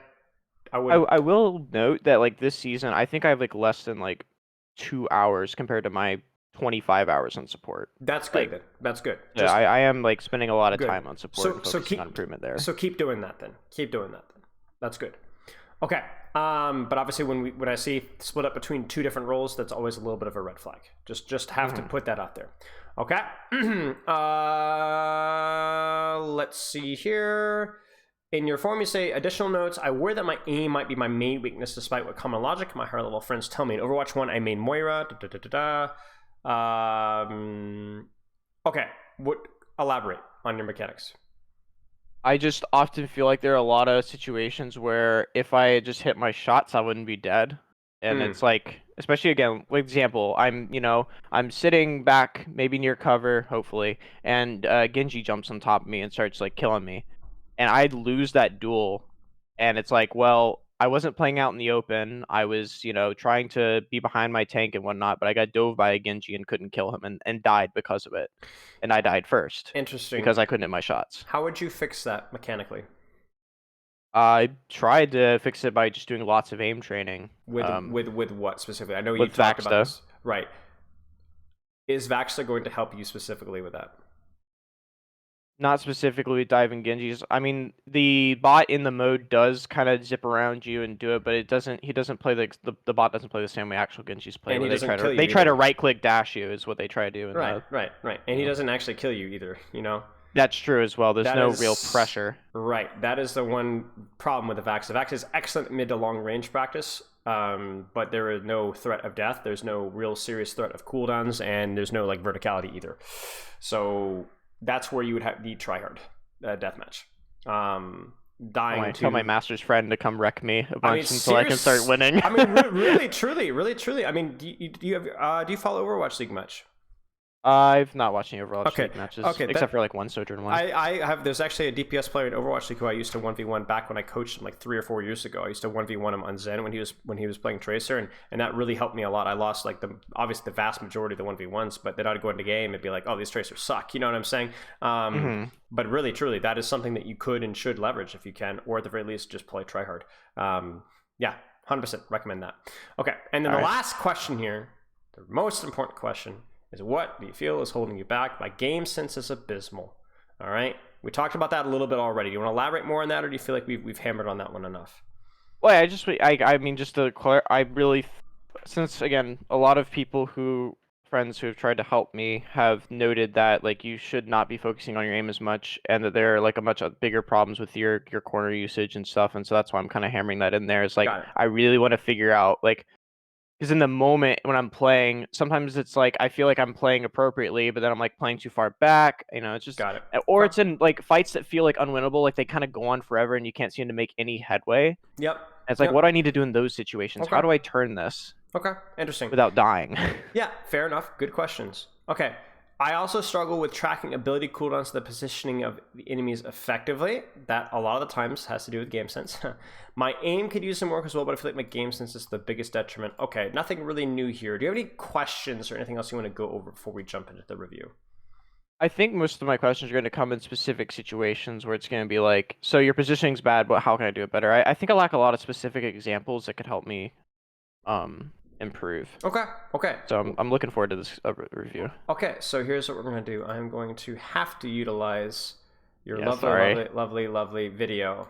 I tried to stay in game, but it kicked me. It kicked me too. That's tragic. That's okay. It didn't kick me last time, so that's a little strange. So let me actually move. I'm gonna have to move my scene around a little bit here. Boink. Give me just a second here. Face cam goes up. All right, and then we need to insert our information here really fast. Not Sojourn. Not Lucio, Baptiste. Okay. And then rank is Plat. And we are good to go. All right, can you see my screen? It's still showing your picture. Can you see this? Oh, wait, there it is. Okay. On Discord should be, Discord stream should be okay. Yep, it's working now. All right, let's do this. So what is Baptiste good at, would you say? I think Baptiste is really good at dealing damage as a support, and being able to heal at the same time. Unlike Ana, where you have to split your focus because you can only either with one shot you can either heal or damage. You can't do both. Where Baptiste you can kind of do both at the same time. Yeah, I agree. I think the mid-range pressure specifically is like really. There's no hero in the game that can do it as well outside of Zenyatta. So, but you are also significantly harder to kill than Zenyatta, and you put out a lot more healing than Zenyatta. So, Zenyatta actually now is my second support that I play, like the second most hours on. Okay. Because he can be really fun when when you aim. Yeah, 100%. Okay, let's check this out. One quick pause here. Is there anything on your team that is super relevant to how you should be playing? Well, immediately I think about like the fact that we have a hog. Because he damage mitigates for himself, but not for me. So playing close to him might be dangerous. Other than that, we have a Moira, so it's kind of going to be a question of does she go for damage or healing, and that'll kind of determine like how I split my time as well. Because if she is being a DPS Moira, then I need to focus a bit more on healing. Sure. Okay. To be frank with you, this has already taken too long. And I know I'm asking you to kind of elaborate, and you're showing your game knowledge extremely well right now. But in the heat of the moment, while you're in the spawn area, try and give yourself as simple of a direction as you possibly can. You kind of see what I'm saying? I'm going to heal Hog as best I can, but I need to be really careful because he might go in positions where I can't go, and I need to pay attention to my Moira. That's good right there, right? And then if there's the same thing with the enemy comp, without going into too much detail, what's the most important thing for you to worry about with the enemy composition, would you say? Enemy Sojourn, Railgun. Yes. And? Cassidy flanking? Sure. Or Hog Hook. Is that a Hog? The video's a bit, Yeah, it's okay. It's a recording of a replay then streamed through Discord at 720. Yeah, the compression must be horrible. Discord stream quality is horrible. Yeah. So it's mostly going to be Doomfist and Sojourn Railgun, 100%. Yeah, let's check this out. How's the volume for you? Okay? Too quiet? It's fine, yeah. Okay, sounds good. You're completely healed.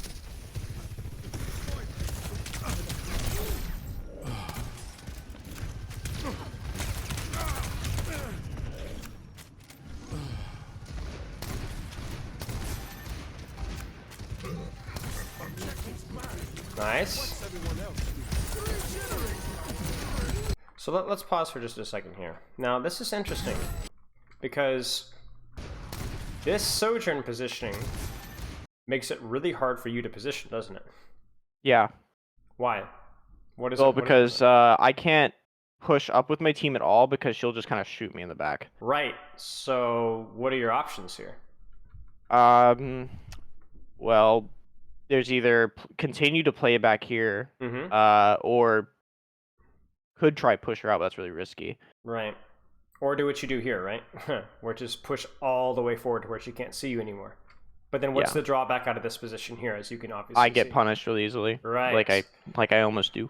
So this is where I would go as far as saying that I understand why you push up here, but I don't think it makes the most sense. I think this would have been a better situation for you to play this corner here. Or do you see this corner? Or can you see my mouse? Yeah, I can see your mouse. Yeah, this position here with the better sightline and healing, and then anything that crosses into your sightline gets damaged. That might have been a little bit better. I worry about playing that right corner because then she can just go around to the right and like flank me. She can, but you know she's there. You're listening for her, so you should be able to react to that appropriately, correct? Yeah. So something to consider. The thing in Overwatch 2 is there is no such thing as a perfectly safe position for a support. Never. Ever. It is always dynamically changing, so your ability to track enemy threats and react positionally by either dueling them or avoiding them entirely is incredibly important. Especially in King of the Hill, right? That you can't just sit in one spot and expect it to be safe. You constantly have to be moving, adjusting. Right now, this position is safe, but will it stay safe? I don't know. So then where are you going to go next, right?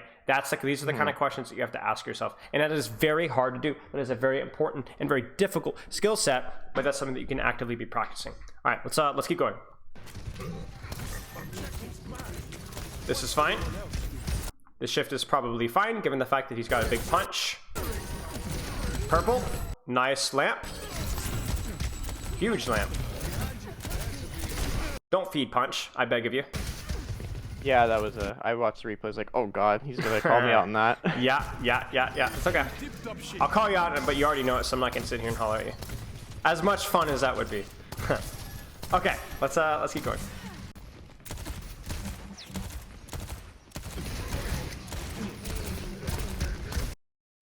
So I will say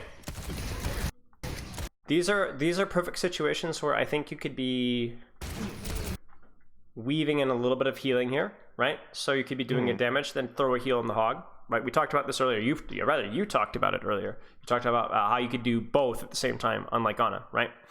Yeah, that's something I've been trying to focus on in my game. Probably a fair lamp. No, it fell through the map. Wait, it did? Look. Oh my gosh, it does. It does fall through the lamp. This is a bug I really wish they'd put in the patch notes, but they have not fixed. Oh dear. However, let's put it this way: the intention of the lamp was good. I mean, look at his HP, right? Yeah, he's right? antied, and yeah, not a good time for him. Right. Okay. Nice little check there on the right. That's what we talked about game sense, right? You check the right. Where are they? Uh-oh. Too far. Too far. Too far from the cover, too far from the corner, right? Mm-hmm.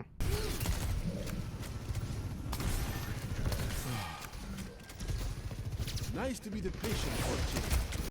I don't like this either. I don't mind you doing damage. I just want more. I don't want you to be frontlining. Do you see what I'm saying? Yeah. So do what you're doing now, just a little bit tighter to the cover. Just be careful, right? Be careful. Now, this is where we talk about dynamic positioning. You hear them on your left. Where should you go? I should be going to the right. Where specifically? I'm gonna give you behind the midpoint. We're also down a player, so yeah. falling back. So here or further to the right? Yeah, I was thinking around the other side of the circle. Ooh, good call. Good call. Good call. But I don't do that. Haha. And you mess up your jump. Do you see what I'm saying though with dynamic positioning? Especially in a map like this. Like obviously this is definitely one of the most extreme examples in Overwatch. But this is how you're going to be able to cut down on your deaths. You talked about I have a hard time tracking enemy threats. Okay. The problem with GameSense is because it's so broad in this application, you need to be able to pick one aspect of your GameSense and train it. We've talked about corner positioning. We've talked about taking a spot on the map to rotate to. We talked about tracking enemy threats. These are all different aspects of GameSense. I just don't expect you to be able to practice all these things at once. But what we'll do with the course of this VOD is find which one is going to be the biggest return on investment for you. Like right now, you're standing out in the middle of the open. You didn't know that they were rotating to the left. You responded slowly. You should have died here. This should be over. Good game. Oh, yeah. Next. Right?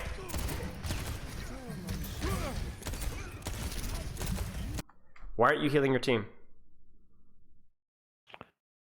Good question. I saw a Cassie that was low. Do you think this is the proper play? In the moment, I did not see anyone that was critical. And so no one's critical. I can chase this kill. Yeah, I agree. I'm messing with you. This is a good play. This is why it's nuance, right? This is good. Get the kill. The classic Peter tries the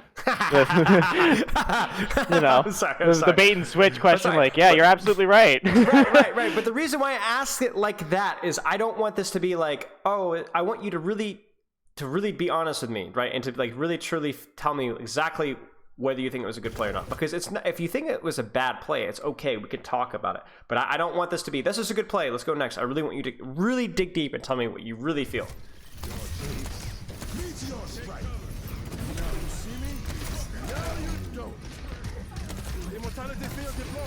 So I'm going to be honest with you. Moments like these and moments a little bit like first fight raise some questions for me. When you talk about your training and playing schedule, you have started that training and playing schedule how long ago? I want to say consistently for the past month. Okay. Definitely. I can say with confidence the last month has been this way. So this is good and progress has been made. However, when I see this is like an old lady playing Overwatch. Look at this. You feel very rigid and awkward. And I'm not going to be the moron that says, oh, it's your sensitivity necessary. By the way, what is your EDPI? So I play on 4.25 cents at 800 DPI. Okay, that should be fine. So it's not your sensitivity, it's just you need more reps. You need more reps, that's all. You move awkwardly sometimes. And that's something that needs to be, that just takes reps. You see what I'm saying? Just takes reps. Nice.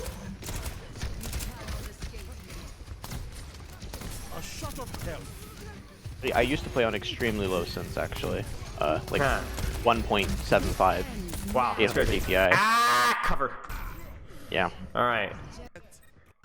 So, like most plat players, gold players, you know, diamond players, you have a pretty broad mixture of things to consider. So we've seen a little bit of cover usage. We've seen adjusting to enemy threats. We've seen you move awkwardly. So the elite coach's feedback is you need to play more, right? And we've seen some opportunities where I think you could have weaved more. So let's keep playing. The cooldown usage so far, though, the good thing is that your cooldown usage so far has seemed pretty reasonable.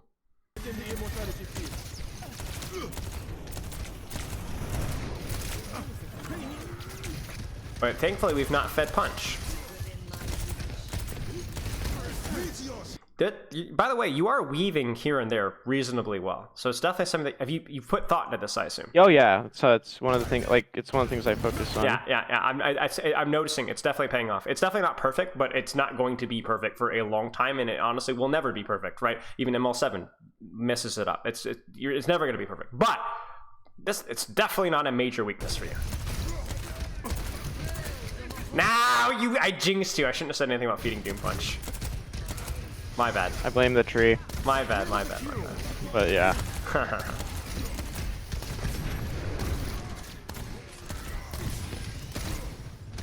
This is one of those awkward situations. Like my team wants to go one way, but I could have gotten killed by him there. Yeah. I think so. You do move though. Maybe. You still had your cooldowns. You know, you were in a position where it would have been at least 1v1, right? There's no help from his team here, so I don't have a problem with this, to be honest with you. That shift was unnecessary. I think Moira was fine. Yeah, Moira was fine. She wasn't in danger at all. No. Exactly. This fight just lost. Oh, maybe we turn it. Cole is OP in lower ranks. Case in point. I knew it. I just knew it. Cole. Shift. Probably would have priored shift there near the corner and then lamp later if you needed to. But so this is the funny thing, okay? This is the funny thing. What's the error here? I'm picking on the cooldown usage here, but what's the real error here? Pushing forward and walking into the open. I mean, is that necessarily bad? You had to walk forward at some point, right? Right? Otherwise, so this fight feels lost, but it might as well die or reset. Or wait, now it's winnable, right? What's the problem? Let's see. Well, one, using lamp, it's a longer cooldown. Should have used shift. Right. I don't know what else I did wrong though. Could you have moved faster to cover? Is my question. Yeah. I guess that's my main point. Yeah, because in my brain, I didn't know there was a Cassidy there. That's the other point, isn't it? So I thought I was safe. I thought it was free open point. I could just walk across at my leisure, and no one's gonna chat. No one's gonna deal with me. So there's Cassidy. Those things keep showing up, don't they? I didn't know, and I was too far from cover. Right? If you don't know, that becomes priority number one. Now, I'm not saying that you need to have X-ray vision. Like, I don't even know if you can see this little blue clump here. But then you need to assume the worst, right? Assume the worst. That Cassidy's around the corner somewhere. I'm gonna get to that cover ASAP. Because the problem is it's not. This is a disrespectful way of putting it, but I'm gonna do it anyway. It's object permanence. Cassidy's not my screen, therefore he doesn't exist, right?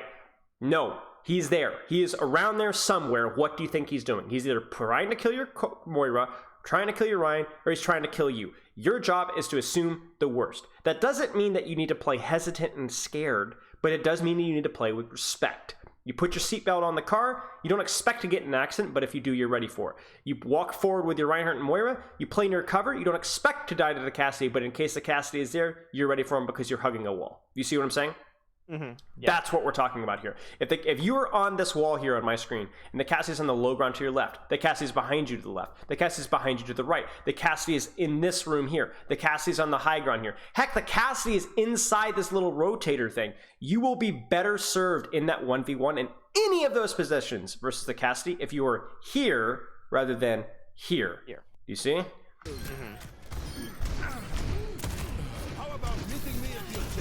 So obviously, yeah, you shouldn't have lamped. Well, yes, but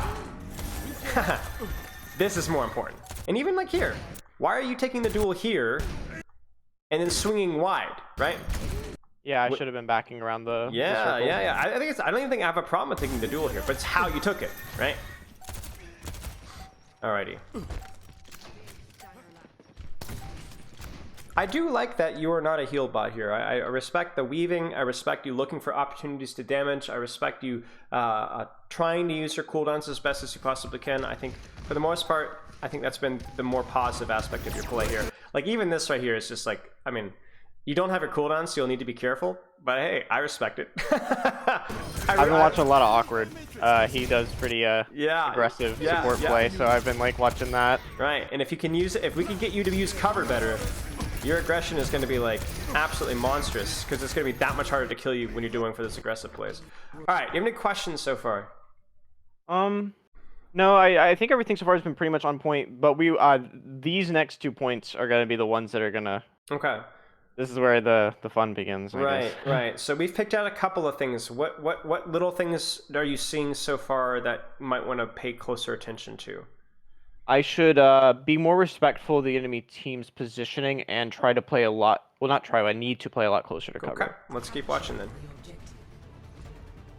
Let's see if those points continue to be a problem or if other issues prop up as more important. Nice. Get a little bit of scouting here.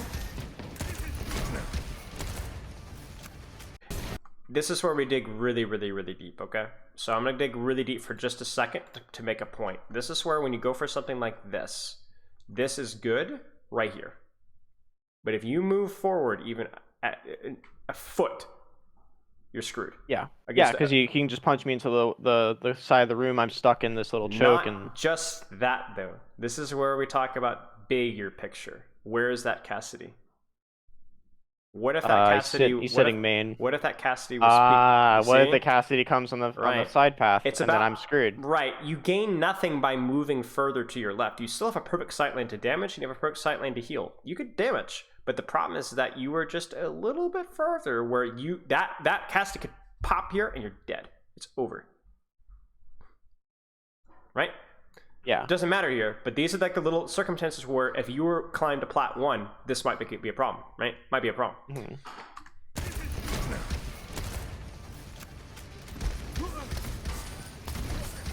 Like even here, okay? Let's go back. I'm on the wrong thing. I'm on the volume here.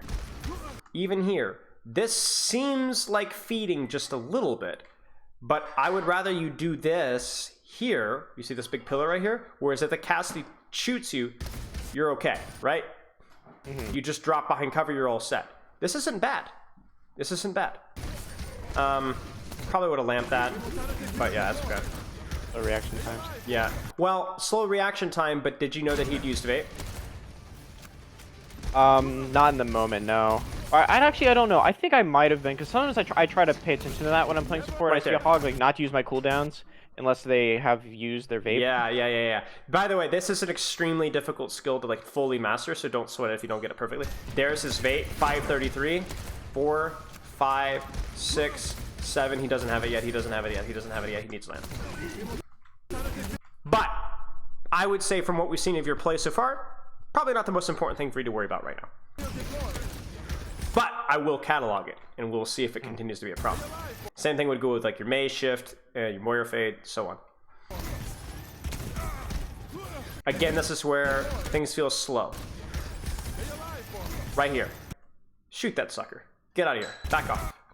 You see how slow that rotation is? Yeah, I don't know if maybe in the moment I'm like swiping my mouse as though I'm still playing on. You might have because run like out of I can make a mouse 360 on my mouse pad. I have a giant mouse pad. Yeah. Like I shouldn't have to swipe my mouse. I don't know why I didn't. Just you know. It just might drag be it reps. across. It might just be reps, right?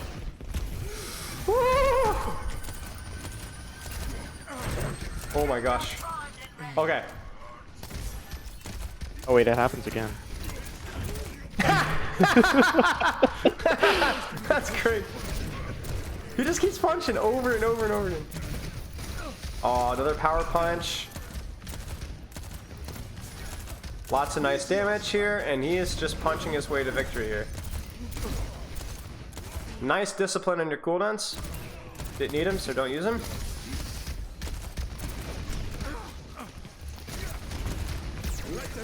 Seems like a pretty reasonable window.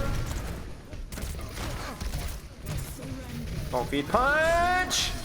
Yeah. You didn't necessarily feed it, but you started to, right?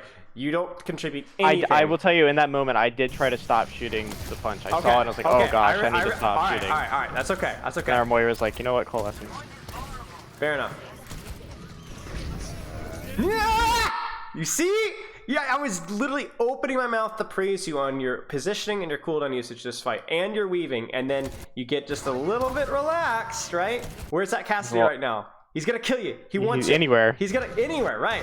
And you are in no man's land, right? I'm standing here. If you are here, if Cassidy flanks you from the right, you're in a better position. If Cassidy comes from underneath, you're in a better position. If Cassidy's on high ground, you're in a better position. If Cassidy comes from main, Cassidy comes from left, you're in a better position by being here. Be there. Does it end up costing you? Oh my gosh, that Kiriko is dense. What was that? That's when you're playing with your friend who's like a silver. I guess so. You, That happens. you get pulled down a bit. All right, good cover usage. Your Ryan dies. Tragic. Maybe you guys get a kill here. Cover, cover, cover, cover, cover, cover. Good, good, good, good, good, good, good.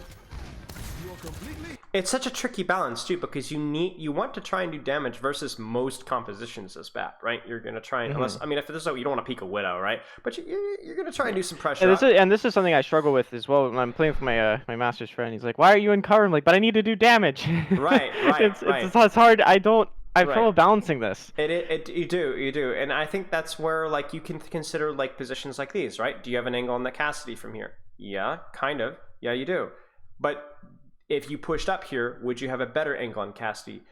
Yes, but I'd also be dead. Right, slightly, but at a significant cost to my survivability.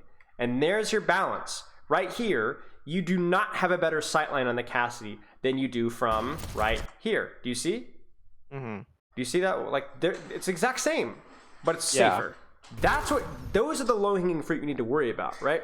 I think this is like a brain off moment where it's like, oh, you know, I want to shoot the enemy, so I want the enemy to be as exposed to my screen as possible, right?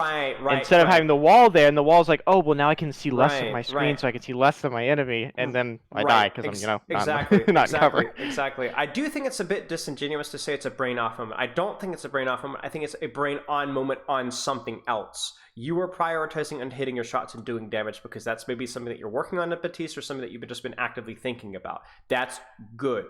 But now we need to temper that by turning your brain off of that for right now and focusing more on cover. You see? Now you're still going to be doing damage, but maybe you're doing a little bit less damage because you're thinking about your positioning.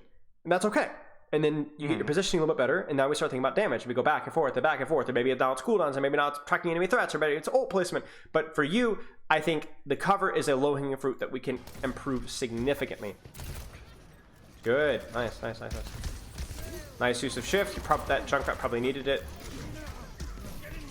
You get like trapped in this room. Haha. Yeah, it's a bit of a mess. But hey, I think you played reasonably well. Nice job. Where's that Cassidy? Where's that Cassidy? He wants you. He wants you. This guy's crazy. I used to have a mentality where it's like treat every quarter like there's a widow around it. Need to work on that with the Cassidy and just in general. Yeah, I agree. Definitely, at least this game, that's definitely seems more of a priority.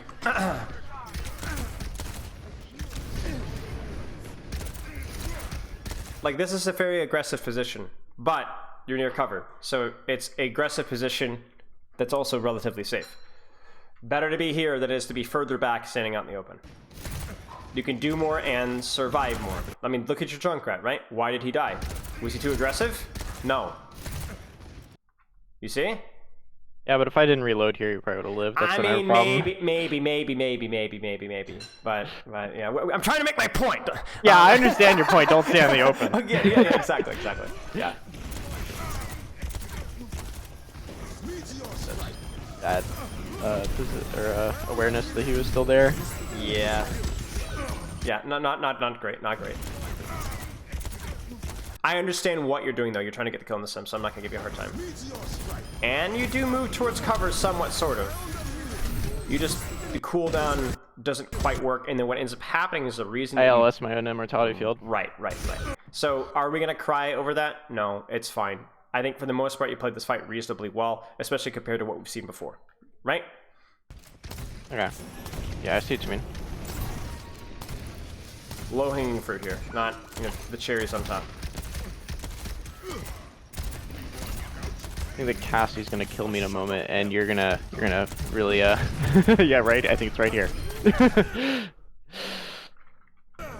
The best part about this is I don't have to say a word. Oh, I knew before I submitted this that you were gonna call it that moment, or at least that you would be like, "Come on." Nice window. I hate Symmetra. Dude, that ult is busted. He gets it so fast. Probably didn't need that field yet. Probably could have waited for that ice block to end and then make the decision from there, because obviously now you would like it for the Ryan. Yeah, right? Ryan would have liked it. Right. And this is like a great point of like the aggression, right? Like I think what you're doing now, trying to battle Bap, is probably the reasonable play, but you are relatively close to cover, so your chances of dying here are relatively low. You don't gain anything from where you are now, you know? Whereas if you here, this is better than here. There's objectively But there's better. no change in who I can shoot, so I just need to play those corners. Right, and those are the positions that you need to be concerned about. It's not the positions about, oh, I should be playing more aggressively. It's about when I gain nothing by being away from this corner. I gain nothing. Yeah, okay. Any more questions so far? Okay. This is still making sense. Okay, good. It's crazy how much a difference like half a meter can make. It really is. It really is. And the thing here is that the thing that should be encouraging for you anyway, hopefully, is that you talk about like your understanding, your game sense. What's really the problem here? What's really the problem? I'm not playing close enough to corners. Right, you're not playing close enough covers or corners. You're losing track of enemy threats sometimes. You know, you're messing up your mechanics a little bit here and there. It's nothing like 9,000 IQ here, right? There's nothing complicated about this. And I'm glad I can serve the purpose of offering a second opinion and maybe here and there offering a little bit of details and advice here and there. But this isn't some sort of inaccessible hieroglyphic, right? This is just do what you need to be doing, but do it better. Do it with more intention, with more focus here. So does your game sense need improvement? Yes, but you don't need to learn anything revolutionary here. You just need to get better at what you already know. You see what I'm saying? I was always worried that there was I have some fundamental misunderstanding of the game because I've been like stuck at this rank for so long. Well, have you? Have you?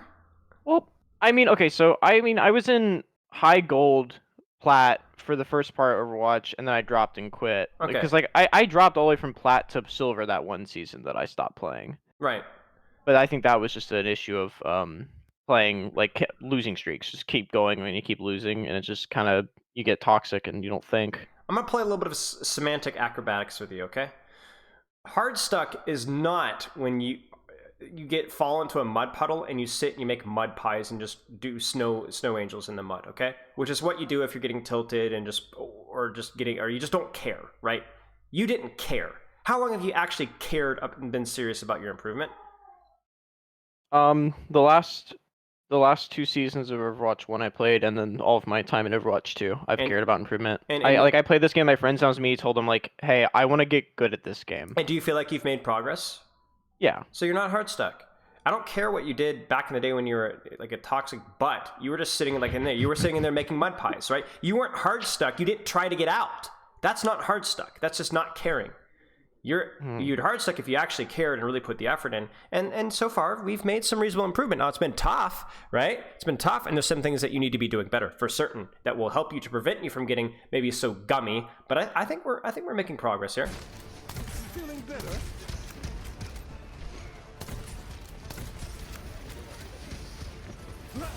Get into the field. Reasonable. Just be careful right now, immediately. Now, I expected you to move away from cover to make sure that you landed the slant, but right now, out. Cover. This is okay. But do you see how cover is dynamic, by the way? 3, 2, 1. Not cover. Wait. Now it kind of is. Do you see? Yeah, because their team's positioning is farther on the left side of the point. This is now cover for me. Yeah. But the problem is, in 2 seconds, it can turn into not cover when I get flanked. Right. So there's not a lot of good positions in this, but what are your options here? Hug the wall a bit closer. Yes, that's it. Really, right? There's not a lot of really great options here, are there? Right? If you want to do damage and heal your team effectively, yes, you could play a lot further back in your cover, but then you're just going to be a non-factor. So this is a tricky one, isn't it? This is a tricky one. However, what you just said there would definitely make it better. But do play the crappy position, but play it a little bit better, that's probably your best option right now.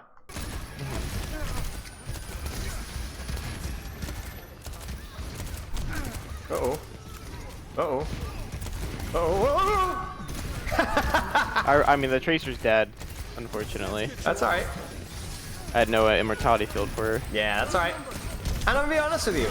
Outside of being tighter to your cover here, reasonable enough.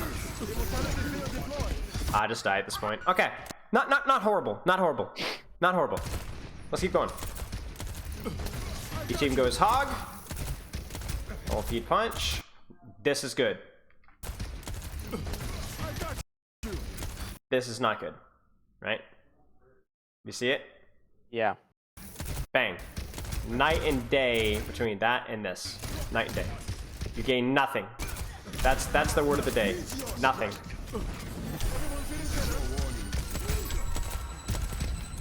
So, bit of micro. Lamp this if you need to. And then as the lamp breaks, as you get pushed out of lamp, shift. That way, as the shift is already expired, right? You then lamp, but you see your HP. Yeah, there's no way for me to regain that health. Right, so unlike lamp, if I lamp shoot, first. punch, you shift. Doom has been getting murdered this whole game. This is what, like, people are like, Doom needs a buff, but like in low ranks, Doom can do stuff. Yeah. This guy's playing it well. From what I'm hearing in chat, it sounds like Doom did get a buff too, so... Yeah, one of my friends who plays him is really excited. Ooh!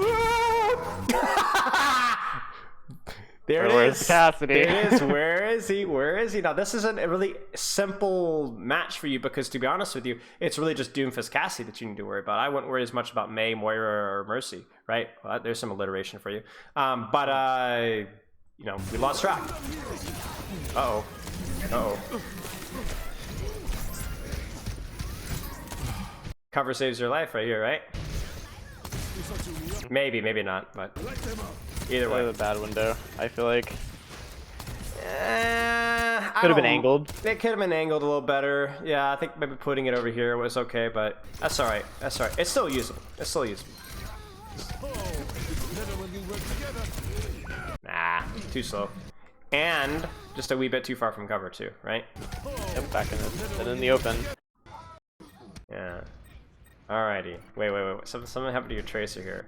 Tracer pulses. She's the critical one here. She pulses Moira and just doesn't have a blink. Yeah. Unlucky. Alrighty.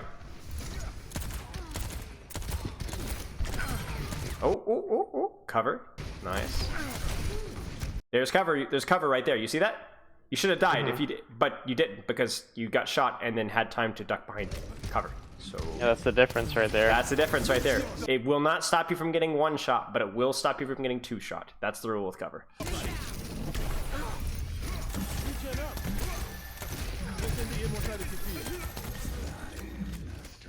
Okay, nice. Looking good. Uh-oh. No. No proximity. That's okay. It's alright. That one was a little bit unfortunate. I understood what you're trying to Kind do of there. gross, man. We were up 2. Yeah. that 9,000 IQ play from their Mei there. That was a really smart play. Oh, okay. Again. Surely he has Wraith. Yes. Wraith, right? But that's I had not... my cooldowns this time, so it's different. Yeah. I will say though, why are you here? I don't need to be, you're right. What about to your right, right? I could be playing in the door still, I could be around the right. Yep. I need to barrel stuff the Mei. Ooh. Jump over it. Nice. Looks good. Nice. Okay. This is it. This is where the rubber meets the road. Uh-oh, good start. That might make it last fight. Okay.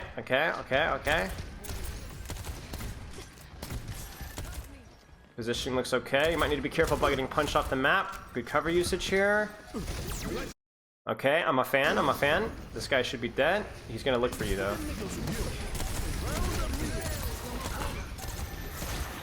Back, cover. Good. Oh, that's unfortunate. I think we call this one a series of unfortunate events. Yeah, that's okay. That's okay. Okay, I'm gonna be real with you. This fight is okay. If I see more fights like this with decent cover usage and trying to weave your damage and heals and having a decent sight line to do damage and heals, I'm gonna have a lot fewer issues with your play. I think this was much closer of what we want from your Baptiste. Obviously, it was a little bit easier because you were able to kind of keep everything in front of you, right? So it wasn't like a particularly hard fight for you, especially because you guys had map control, you guys had the point control. But yeah, not bad. So what do you think? I think like the main takeaway here is just this playing like on the corner. Really, it's like not even closer, it's like on it more, because I feel like I'm peeking out too far. Is what I'm getting here. When I'm sitting on my corners, I'm just like kind of going out into the open when I gain no advantage. Yes. By doing so, and I'm just putting myself in a position to get shot. Yes. By Patsy. Yes. 100% agreed. 100% agreed. Anything else that you'd add? Because that is one very, very important thing. But that's only gonna hold you over for several days, and then again, I always like to bring it as in like it becomes more of a boredom issue than it is a mastery issue. Where like when you practice your cover, it just gets boring. I mean, at least that's for me. Whenever I practice something, whether it's Overwatch related or not, I just get bored practicing the same thing over and over. Things that are interesting are more sure. So what can we add? What can we add on that list? I mean, trying to, I guess, track positions of the enemy team, or at least kind of like really expect where they're gonna come from more. Yeah, that's a great one. In my positioning, I should be like, okay, there could be a Cassie in that door. Sure. What else? Like that would. For me, I only saw like one other thing. It had to do with how you were using your cooldowns and how you sometimes wasted cooldowns on what? Yeah, people who are in safety. Right. Wraith, right? Vape. Things like that. Now you can't track everything, but what you could do is you could make it a challenge to where I'm going to track. I've got my I've got a Moira, or I've got a Reaper, or I've got a Mei. I want to try and track, or maybe even like a Sigma Shift, right? I'm going to try and track those like one cooldown on my team that will affect how I use lamp, and then see if I can improve my lamp usage because of that. You kind of see what I'm saying? That one will also be very interesting and very challenging. And the thing is obviously when you're focusing on those things, we expect other skill sets to diminish. So then after that, maybe we can throw in a fourth one. Even though it looked okay, we expect it to get a little bit worse over the course of the next couple of weeks, which is going to be your weaving, your damage and heal balance. So you've got a lot. You got a lot to work on, but I'm optimistic. I like your attitude. I like how you're training. I don't love your hero pool, but I think it's okay for right now. And I also like your general play style. You were making a conscious effort to work on things with Baptiste, which you should be doing. We just need to clean up the basics. And here's the thing. Remember what we said about game sense? When we were pausing moments and asking questions, what do you need to be aware of? Where do you need to be? You were coming up with the right answers. Right? So it's just more of a... We mentioned in the beginning like a timely thing to try to condense the thought process down so that I can quicker. Right. Just be a little bit faster at it and track one thing at a time. You develop these passive skill sets by practicing consciously over and over and over and over and over again. You see what I'm saying? You're doing fine. We just need to keep consciously and intentively practicing on something. You kind of see what I'm saying? Yeah. Okay. Do you have any questions about this or anything else? Something that comes to mind immediately. You mentioned just in the beginning. You mentioned like trying to spend more hours on Ana. And I don't know if you can do this. If you can, is there any kind of maybe inferences you can make that might help? Like, are these I'm assuming these skills are going to transfer if I start playing Ana more, right? Yes. That like Cover, these kind of things are enemy gonna threats. Yes. So that maybe that is my issue. Is like Ana be. has less abilities that can save her compared to Baptiste, and maybe that's why. Could be. You know, my position. I'm trying to infer why, because I do like Ana as a hero, but I end up getting better results on Baptiste. Like Ana win rate's 30%, my Baptiste win rate is 60%. Remember the replay code rule with reviews as well. You could always send me a replay code of Ana and give me a couple of team fights to look at, and I'll type you up some feedback afterwards. That would be awesome. And Yeah, and in my Discord, and some of you guys in chat need to remember this. And under Spilo stuff, the top channel, the coaching VOD compendium, if I just type in search in, if I do this, search in coaching VOD compendium, and then I can type in Ana. There is I've watched most of them. right. So then you know what I say about cooldown usage, right? Yeah, yeah. So then And finding angles for nades and stuff. I've watched the. So then maybe that's like what you were theorizing about your positioning with your cover usage, or maybe tracking enemy threats. That might be something relevant for Ana as well. But use that replay code rule to know for sure. At least from like you'll be like, okay, this seems like a perfect encapsulation of like my Ana. I didn't know what to do these couple of fights. What do you think? I'll give you my thoughts. Okay. Do you have any other questions? I don't think so. I covered everything quite nicely. Okay. Well, if you do have questions, shoot them my way. Use that replay code rule with Baptiste, Ana, or whatever, or both. I don't mind. And good luck. Keep in touch. Keep up the good work. And remember what we talked about before we even went into the gameplay as well. There was some things that I think you can adjust and improve upon there that I think will have as much, if not more, impact than the specifics that we went over with your Baptiste. Sound good? Okay.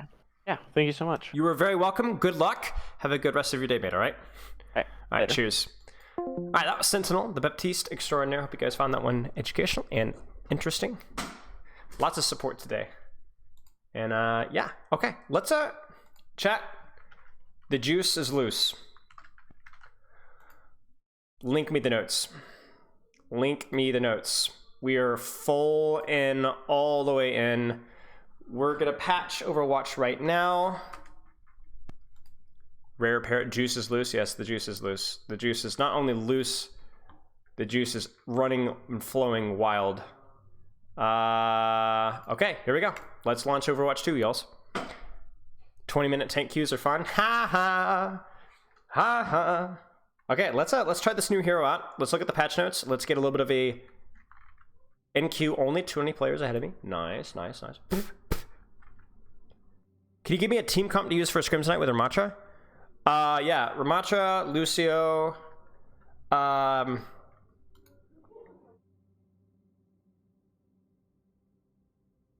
don't know. I'd have to look at the patch notes. I would say Ramattra Lucio comps. I would try that out. Just from what we know about him ahead of time. Hey! Primalina, thank you for the... Primalinia. It helps. Thank you for the sub. I appreciate it. Where are the patch notes, y'all? Help! Patch. Wait, I could just look this up myself. I realized I'm an idiot. Patch notes Overwatch 2. Okay, here it is. Yeah, we got it. Stop laughing at me. Okay, while we are in queue, let's take a look. I'm gonna whip out my big old epic pen, and then we're gonna get started. Okay.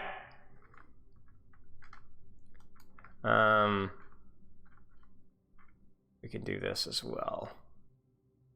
Because I hate having my stupid face cam in the top here. There, face cam, drag this sucker down. And then we can remove this. Okay. Ramattra storms the Season 2 Battle Pass. Unlocking for free at level 45. Okay, cool. So that's sooner than Sojourn, or than Kiriko.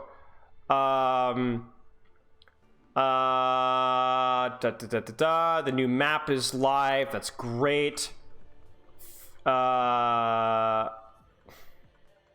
Whenever a point is captured on control, the team losing control of the point counts as having contested the point for the purpose of overtime if they're not present. Okay, good. Thank goodness for that. That was so anticlimactic and disappointing. Okay,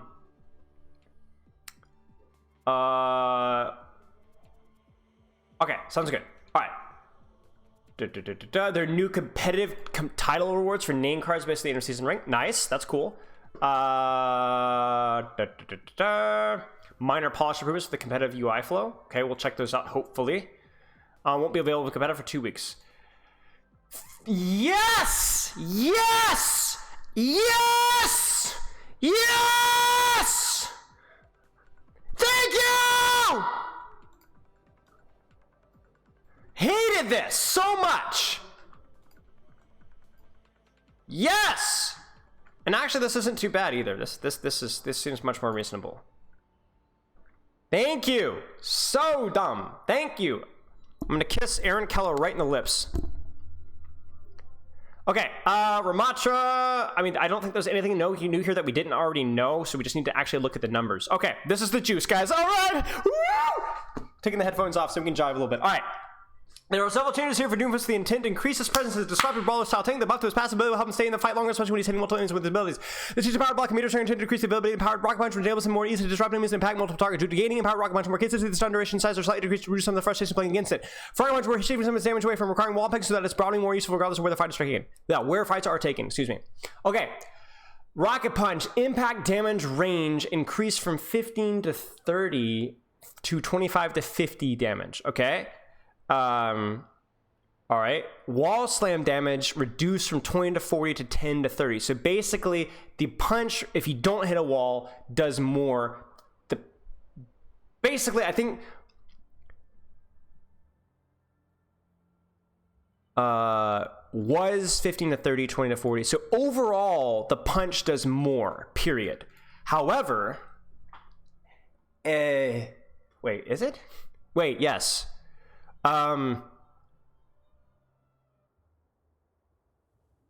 But if you don't hit a wall, it's only slightly more. So in other words, like, okay, so it is now 50, 30, 80 damage if you just fully punch into a wall. Whereas before, it was 70. However, if you don't hit a wall, the spectrum goes from 30 to 50. So, wall? 10 damage increase, or 1/7, so about 14%, 14.28. No wall, the increase is much more significant. 67% increase, 2/3, right? So in other words, yes, he's going to be doing more damage on wall punches, but significantly more damage on non-wall punches. Okay. Here's the thing with Doom, chat. I've been very open in saying I don't love his rework. I think the fact that so much CC has been tied to him, and I think power block as a functional part of his kit is dumb, to where you were punished for shooting the tank, directly punished for shooting the tank. It's too easy to counter, and it's weird. Okay, anyway. Empowered rocket punch, wall slam, duration range reduced from 0. What? Empowered rocket punch, wall slam, stun duration. Oh, charged punch.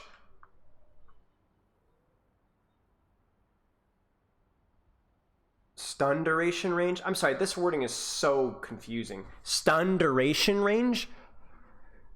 Okay, I guess it's the range of how long the stun lasts.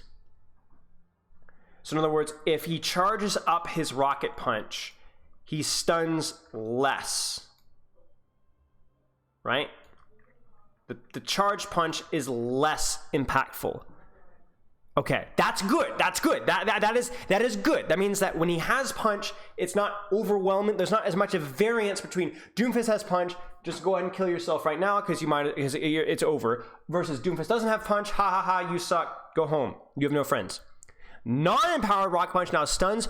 Oh, whoa, we have a stun with non-empowered rocket punch. It's kind of annoying. I don't know how I feel about this. I hate that they're introducing CC again, but I do like that they're reducing the variance between charge and non-charge, right? Like, this was too big and they've shrunk it, right? So that's good, but I don't know. I don't know how I feel about this. I don't know how I feel about this. I don't know. I just don't know how I feel about it. Empowered knockback radius reduced from 4 to 3 meters? Yeah. In other words, I think the radius of his punch, in other words, not how far he knocks you back, but how wide his punch radius is, right? So like the radius would be here, 3 meters on either side of the punch. I think is what it is. I don't know. We'll have to see how useful the 0.25 seconds is. I promise you it's going to be useful. I promise you, because it's going to allow you to line up one shot for each punch. Punch shot on a head. That's going to be very useful. I don't know if it's going to make them broken, but it's going to be very useful. Minimum time before cancel option becomes available, reduced from 0.5. So you can cancel your punch much faster. Yeah. Cooldown reduced from 4 seconds to 3 seconds. Ow. What has been instances reworked but has not been mentioned? Hello? The punch cooldown? Hello?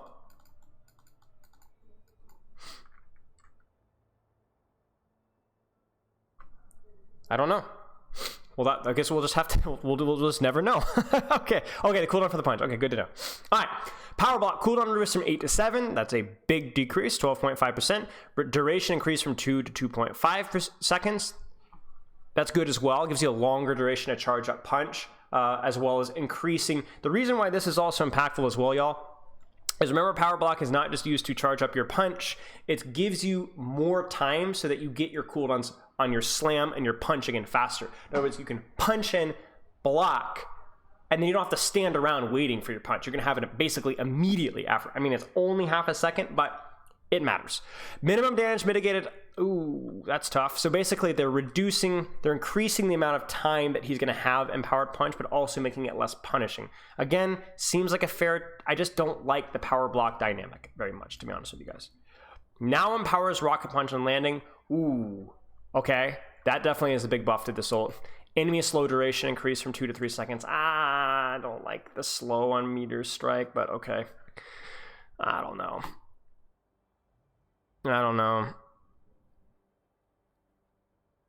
The maximum temporary health increased from 150 to 200 health.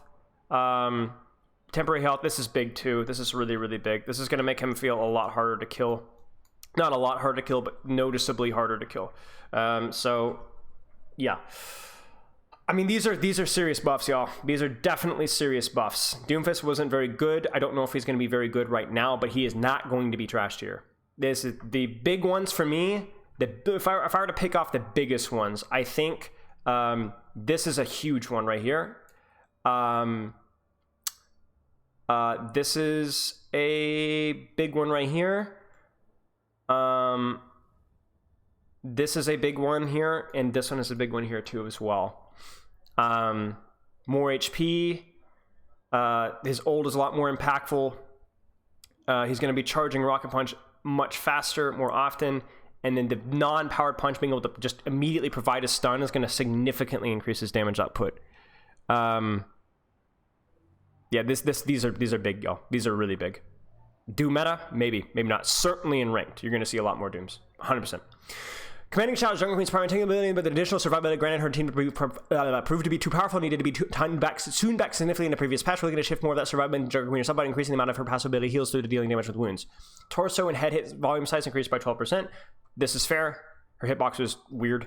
Wound duration on her ult reduced from 5 to 4.5 seconds. Ultimate cost reduced by 10%. That's good. It took forever to build that ultimate. Respect. This also makes it less of like a death sentence if you got hit by the rampage at like a lower HP. So I mean, it seems fair enough. Cooldown reduced from 15 to 14 seconds. Okay.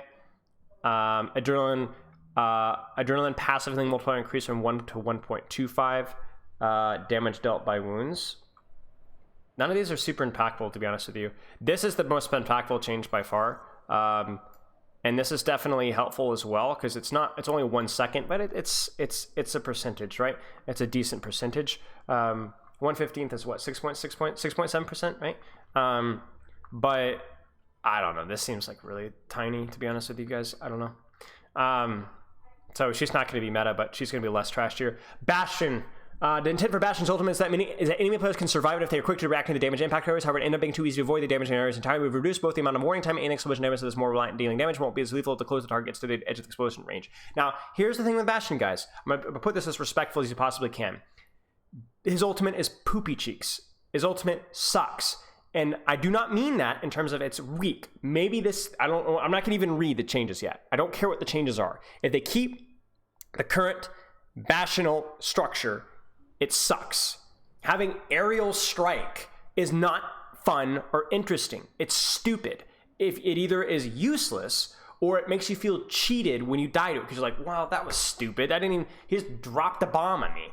Like, it's not fun. It's not fun. That's not engaging. It's way too passive. I do not like those ultimates. This is like putting lipstick on a pig, okay? Right? This is a bad ultimate. Bastion Overwatch 1 ultimate wasn't that good, but it was way more dynamic and way more interesting than it is now. This is bad. I don't have any suggestions because I'm a stupid critic. I don't like this. If you're going to put effort into fixing Bastion, remove the ultimate and give him something more interesting. This is stupid. Like it's like Riptire. Nobody likes that ultimate. Nobody likes that ultimate. Delay before projectile drops reduced from, this is pretty big. Explosion damage reduced. It doesn't matter, to be honest with you. This is such a meaningless change. You know what I'm saying? Because it's going to one-shot a squishy directly. Unless they were talking about like I guess there's the fall off with the drop off. So maybe this is more relevant than I thought, but I don't know. No longer deals explosion damage himself. Haha. That could be kind of fun to toy with. Minimum delay between placing shots reduced by 20%. Okay, fair enough. Cooldown reduced from 12 to 10 seconds. Oof. Okay. Bastion's going to be stronger, but I don't think it's going to be super strong. Old Bastion ult will be super broken in 5v5? Yes, it would. Yeah. I'm not recommending necessarily going back to the old Bastion ult form. Maybe it could be something like old Bastion ult, but it doesn't one-shot if it directs. It does like 150 damage instead. I don't know. Right, guys? I'm being rude here. I know it, but... Developer comment. Sojourner's performing well at the high tiers of competitive play, but poorly below those tiers. Much of the perception that she's too powerful seems to be driven by the reaction deriving to long-range charge headshots from railgun secondary fire. These charges are aimed at reducing frustrations over the biggest change of being reducing the critical multiplier for headshots. A fully charged headshot no longer. I told them this. I told them to do this. I told them. I said it over and over.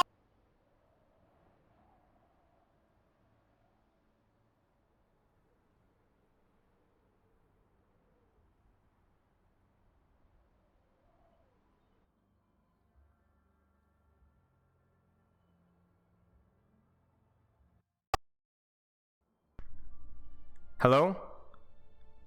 Hello? Okay.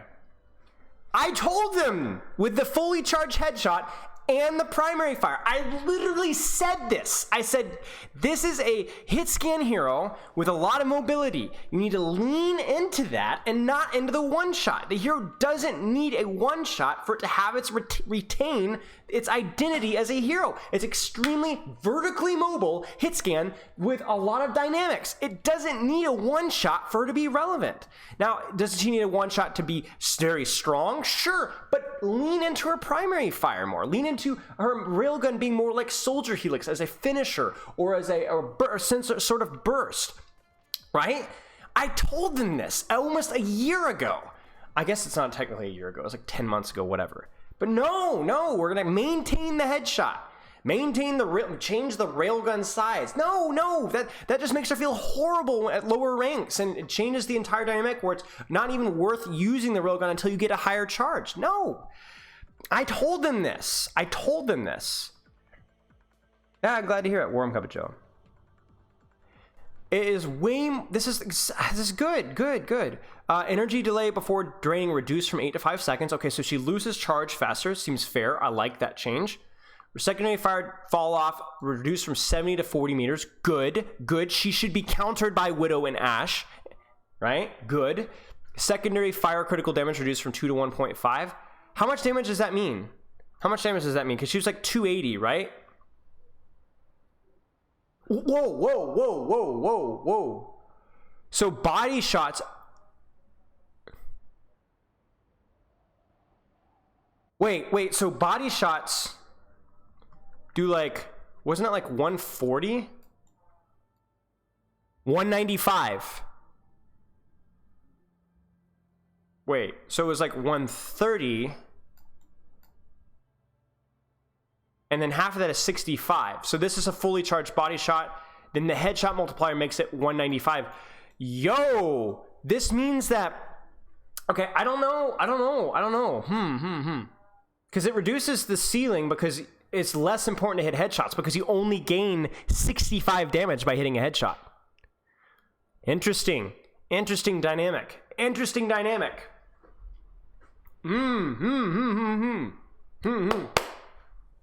don't know, yeah. I think this is the spirit of this change is good, but I don't know. It's not discouraging from headshots is the only bad thing about this, I will say. But overall, I think cool. Oh, the fall off is good. This is also good as well. I hated the charge games here. This is good as well. This is good as well. So she fires faster. These are good changes. Overall, I'm a little sad about the headshot multiplier thing. That does seem a little bit weird.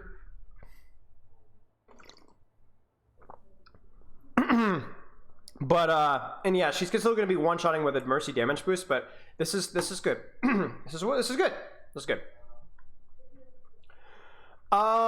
The changes to Symmetra's primary file make her gameplay faster by enabling her to charge to beat up dangerous levels more quickly. However, it will also drain less lethal levels on increased rate when not damaging a target. We're reverting the adjustment to her aim management because while it helped the matches when they were barriers, it lost something interesting in its interactions. Fine. I mean, this is nothing super impactful. Small buff, basically. Very small buff. Maybe not a small buff, but a small buff. Oh, what? Whoa!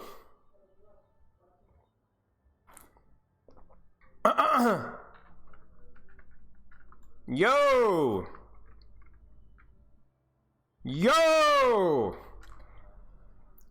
I'm actually curious to see how this affects her ability to do damage to tanks, because the fall off damage did allow her to do like more pressure to tanks at like mid ranges, which is kind of weird. But whoa, okay. You know, guys, we asked them in the Overwatch League Discord to buff her to 5.5 if that was at all possible. And it is possible. I know it is, because a lot of damage is calculated in Overwatch in percentages. If you don't believe me, stand at 100 meters as Reaper and shoot at a training bot, right? You don't even do 1 damage. You do like 0.2 damage or something like that, and eventually it'll tick down. We asked for 5.5, guys. We asked for 5.5. They gave us 6. Okay. Welp. I feel like that's pretty good. I feel like this is going to be big. That's a 20% damage increase.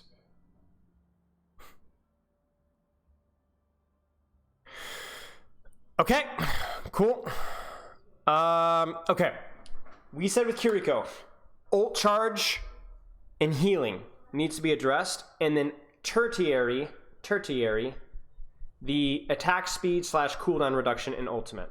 Do not touch her damage, do not touch her Suzu, do not touch her TP. I'm not gonna even read the patch notes, I just want to see it. Arm hits volume with... What? Okay, whatever. Ultimate cost increased by 10%. What? Oh. Sorry.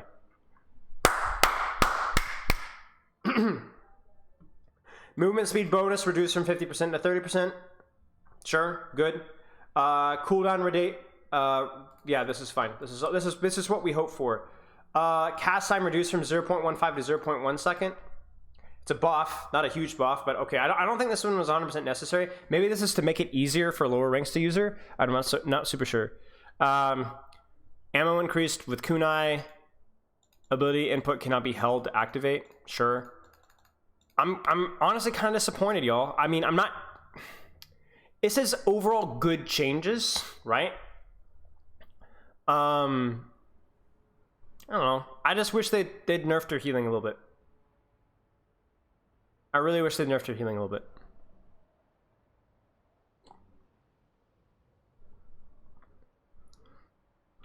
Not by much either. I think even just like 10-15% would have really... Not even 15%, just 10%. This comboed with ultimate cost would have been really, really nice. So this is overall positive, but I don't know. The reason why I'm so adamant about it is, but not because I want Kiriko to be trashed here. Like, I wouldn't even mind if they nerfed her healing and then I don't know, like I mean, Okay, maybe there's nothing else that I want to buff, but I don't know. I just don't like how like the healing output breaks her design. That's the problem I have. It breaks her design. She's not meant to be a heal bot. That's not how the hero is designed. The ultimate cost change will affect that, but nah, don't love it. Will Kiriko still be meta? Potentially. I mean, this is a nerf. This is a nerf, not a significant nerf, but it is a nerf. This is not as strong of an ultimate, and it's also harder to get now, right? Even though these things are slight buffs, for sure, these are slight buffs, but I think this is definitely a small nerf, but I don't know. Mercy. This is funny. Swap time reduced, ammo increased. I'm down, sure, whatever. Yeah. So overall, if we were to grade these patch changes from A, B, C, D, and F, an American grading system, I will give it a B minus. I appreciate the fact that Doomfist needed changes, but I don't know how I feel about the increase in CC. I don't think Junker Queen changes were good enough, but I'm glad she got buffed. I do not like the Bastion changes. I think Bastion's ult needed change. Sojourn changes were good. Symmetric changes were fine. Tracer changes I'm not sure about. Ana changes were good. Kiriko changes were overall good. Mercy changes were overall good. I would say B minus. B minus or a C plus. The problem is that Doomfist and Bastion, they've dug themselves into a hole with the hero design where I think it's just a failure to where I'm not sure how I feel like. I'm not going to lie to you. Bastion is better in Overwatch 2 than he is in Overwatch 1 in terms of raw hero design. I'm not going to go down that rabbit hole again. I've done that elsewhere. But it's just hard. When you have just such minor, it's like put, again, lipstick on a pig. Is it better? I guess, right? But do we really is Doomfist really a tank that we want to be meta? Hard meta? Not me. No, thank you. Not me. No. Doomfist falls into the Hog category for me. He's not as bad as Hog, but I don't enjoy Doomfist's current design. I don't find him as fun to play against as like a Winston or a Reinhardt or I mean, we can go down the list here, but I think he's one of the least fun players to play against. Do you think Sojourn is still going to be meta? There's a possibility, yeah. There's a possibility. It depends on how big some of these other adjustments are, because the thing you have to consider, guys, is it's always, a lot of the times the way the meta works is one hero dominates and then people pick around that hero. So my question is Doomfist broken? If Doomfist is broken, then maybe you don't see as much Sojourn because she doesn't do as well versus Doomfist. I don't know that, but maybe Sombra becomes more important because you need the Sombra to discourage or control the enemy Doomfist, right? So is Sombra strong right now? Not particularly, but she fits the meta well. If Doomfist is strong. That's what we're saying. So we'll see. I think there's a real chance that we see Hog, Doomfist, and potentially still see Kiriko. Okay, let's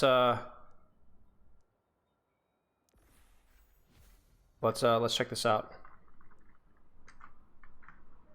Close down these patch notes, close down Epic Pen.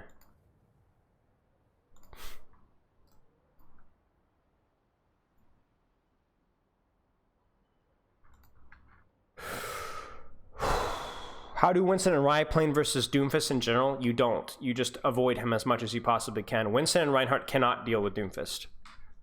They have to deal with the rest of the enemy team. Let's see some Spylo Ramattra gameplay. I mean, we can give it a shot, sure. I hope the queue is not too long. We can play some quick play. Now, my real question, chat, is was my prediction about Ramattra correct? Is he kind of underwhelming? That was my prediction with a couple of his abilities. I thought his E was underwhelming. I thought his ultimate was underwhelming. Actually, I should probably get the battle pass. I have to wail, chat. Pardon me. Close your eyes, it's not pretty.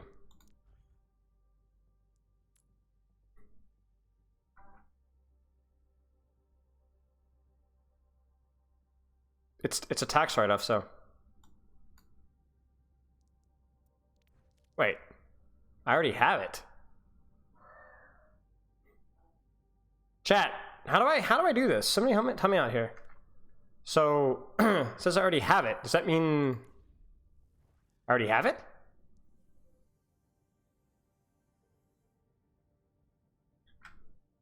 I don't know. I don't know.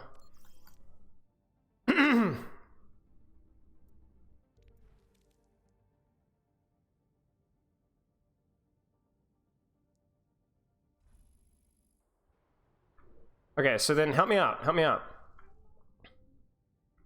So if I go shop, but then I click this, it says I already had it. So the Watchpoint pack isn't an updated version of the premium battle pass?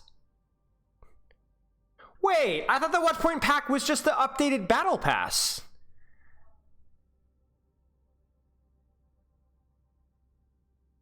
I mean, yeah, I get this, yeah, but no, so the man. So then why is it here if it's only season 1? I don't understand this monetization at all. I'm not gonna lie. Oh, so then what one do I do?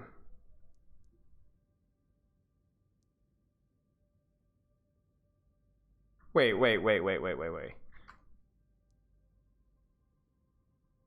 What? Buy premium plus 20 bonus tiers? What are the 20 bonus tiers?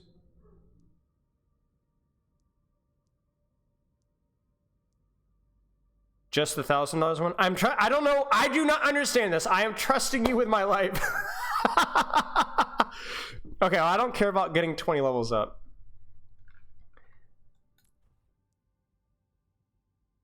Wait, yes, do I do it?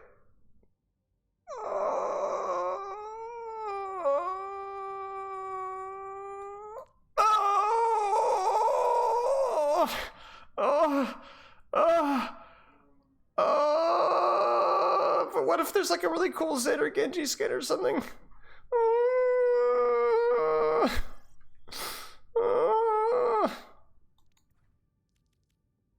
Wait, now it says I own it. Okay, does that mean I have unlocked him? Yes? Okay. Oh, 12-minute queue. Ouchies. Okay.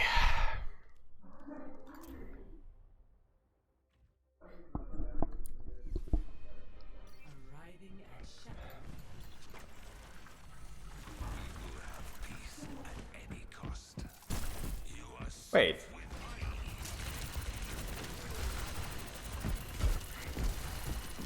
Alright, chat, listen. Why is it all on like one side of my ear? There you go. Just a disclaimer, I have not played seriously literally since I was grinding Genji on stream. Like over, I don't even know how long ago that was. So my mechanics suck. Please be kind.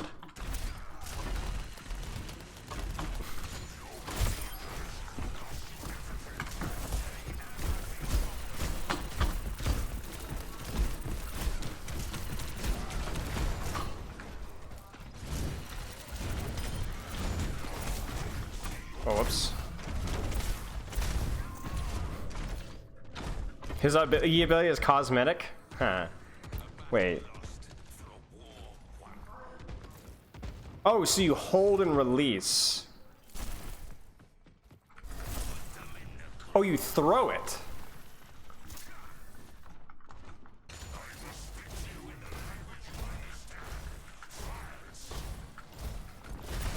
There's the range.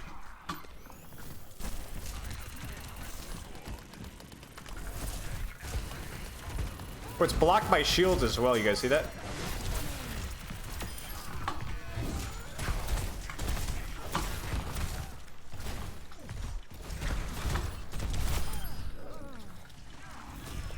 There's the block.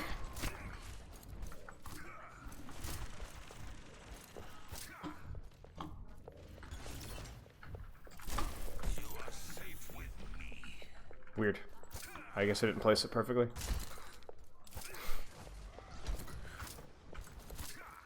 I just hurt my game volume just a little bit here. Holy crap, that's loud!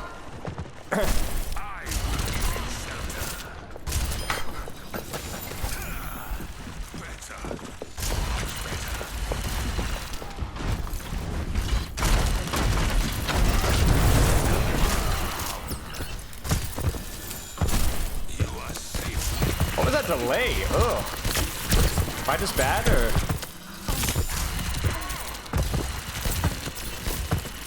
I was looking at my ammo. So for some reason, I got the feeling that his ult was like non-ammo, but that would be so broken. I was like, oh shoot, it has ammo. Okay, so I just am bad. I thought there was a delay or something.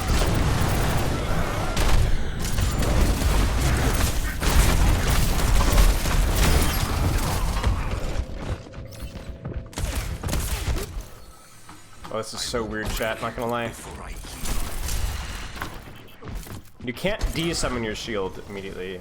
I mean, it makes sense why you wouldn't want to, but...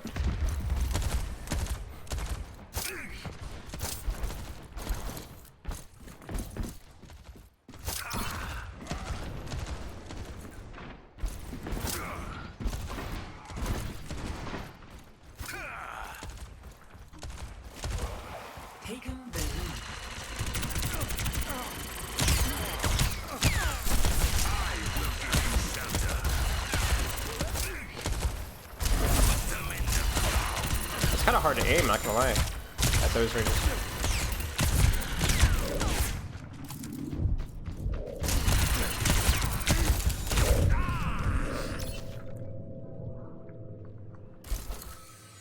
Was that all? I don't know. It's hard. One thing people were saying about the shield cooldown is that the reason why maybe it needs to be longer is because otherwise you would just have like. What was the argument behind it again? Because you want to encourage people to use the Nemesis form, not to sit in this form, right? So, okay, you can deflect it.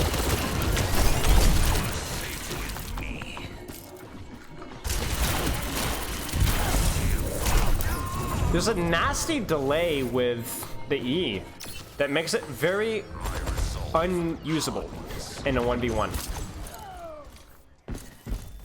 So it's not a long delay, but it's so weak as it is that it's like, why would I even bother doing that when I could just M1? You know what I'm saying? You must learn to block, brother. My strength returns. We will shield you for now.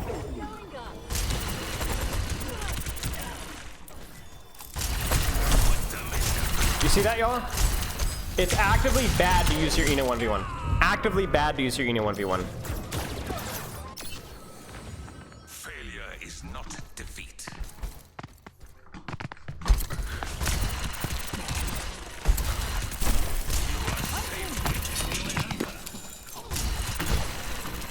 It's also so hard to land as well, because it's not like a targeted thing. It's just like a projectile you throw out, you know? That ability feels horrible. Let's actually see how it looks like in play, though.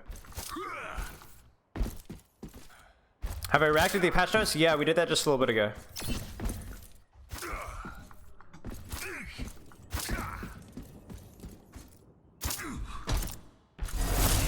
Oh, the cast time is horrible. Oh. It has like a charge up and then a delay after you use it. Look at this, y'all. I'm gonna Ah, no. No. No.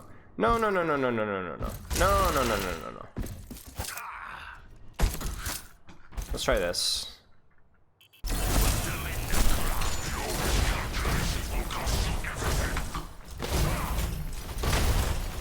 The delay between shooting and blocking is also really bad too. You guys see that? I can't shoot. I mean, it makes sense why you shouldn't be able to punch immediately after, but it definitely kind of is a bit of a like. Watch, ready?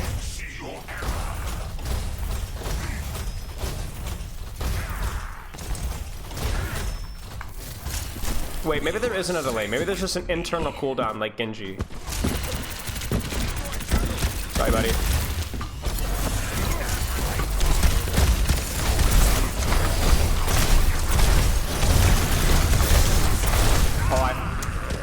Somehow I feel like his ult should sustain you, but it doesn't. It's so weird.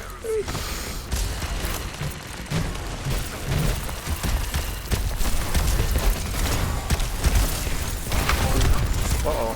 The new keyboard.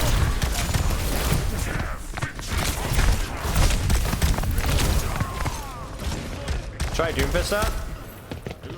I'm gonna try a little bit more with Ramattra just because I want to play Ramattra and I need to like get a feel for the hero, but I will try Doomfist out. I am a horrible Doomfist though, like legitimately one of my worst heroes.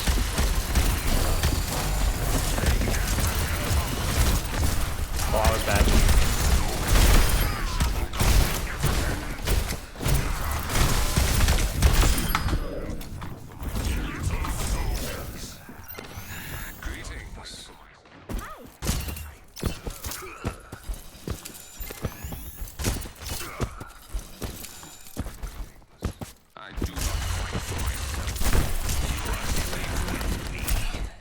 Ah!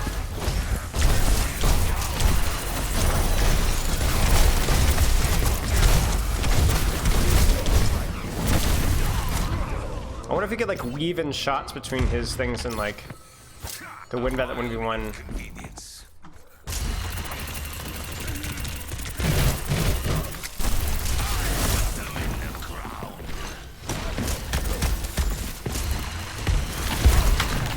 Ah crap, I keep doing that.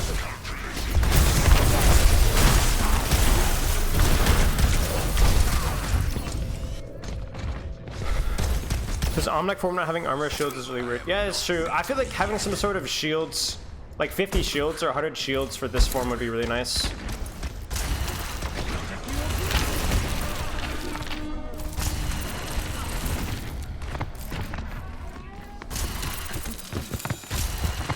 I also feel like his weapon feels like it should have like a charge like Orisa, but it doesn't. It messes with my mind.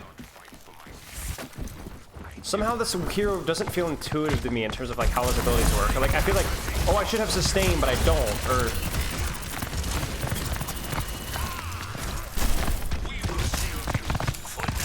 Or I feel like I shouldn't have to reload, but I do.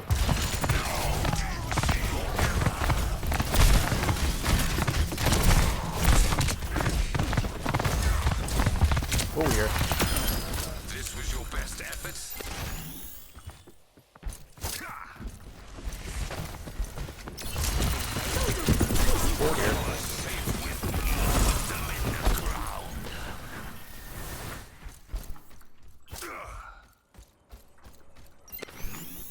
Unblockable, so Doom's blocks gonna be one of the only ways to mitigate them? Okay. I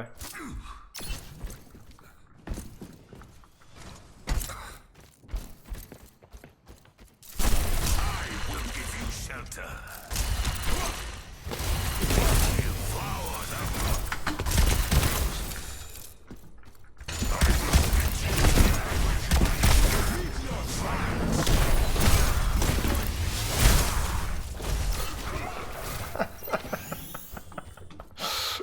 I win.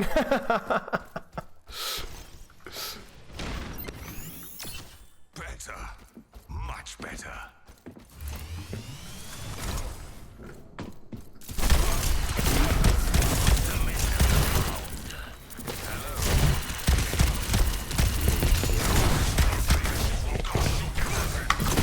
Ah, bad.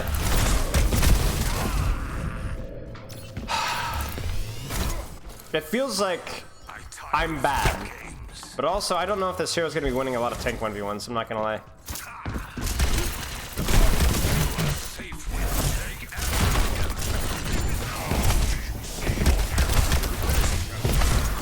Maybe I'm just bad.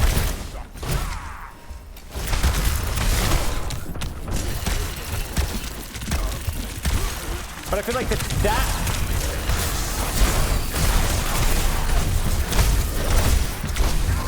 because I feel like right there, that Doomfist just misplayed rather than I outplayed him. You know what I'm saying?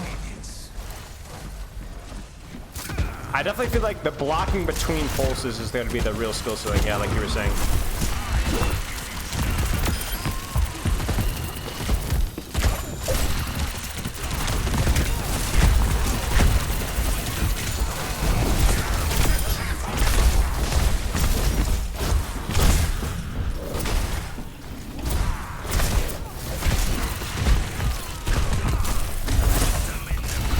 Whoops. Is there a spread? No. See?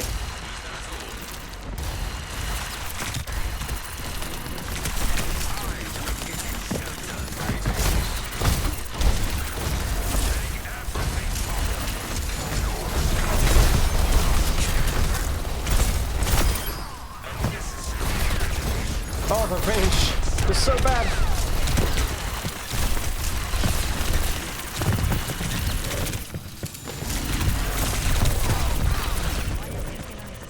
Are punches hit scan or projectile? Good question. I think they're hit scan.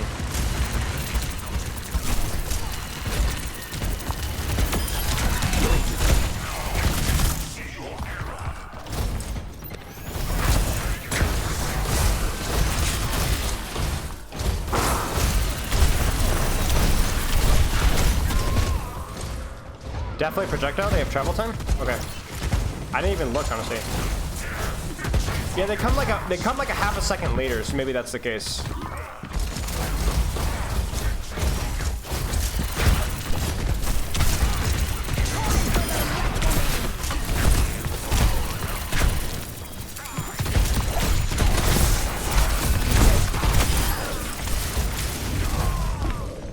Projectile with no curve. Yeah. Okay. No, I assume those are bugs. I have not seen any of those things.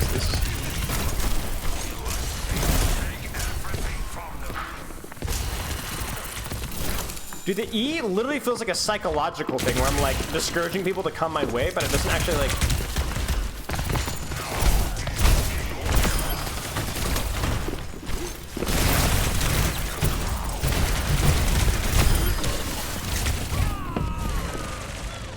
Does E do no damage? Does 30 damage. The slow is decent, but it is horrible for 1v1s. At least I don't think it's... I just don't think it's strong enough.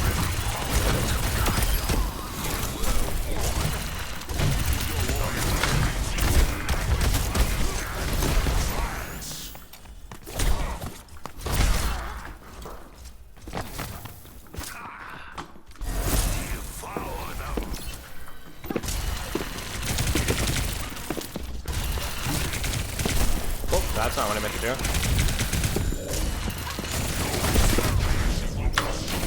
Crap! Keyboard. I keep fat fingering. I don't know what I'm hitting. Enter or something. This Q is brutal.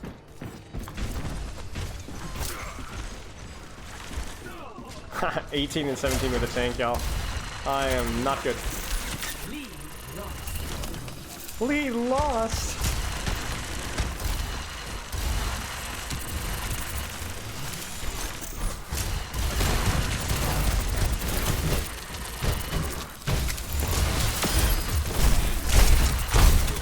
Oh, I forget to pierce his shield, so...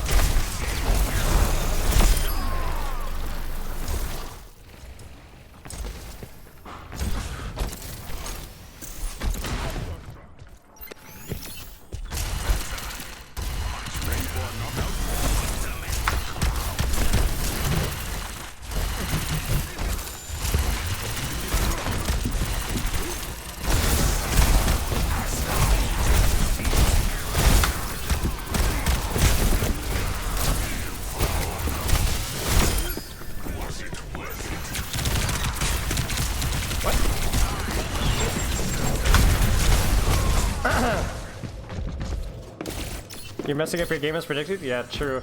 Shame on you.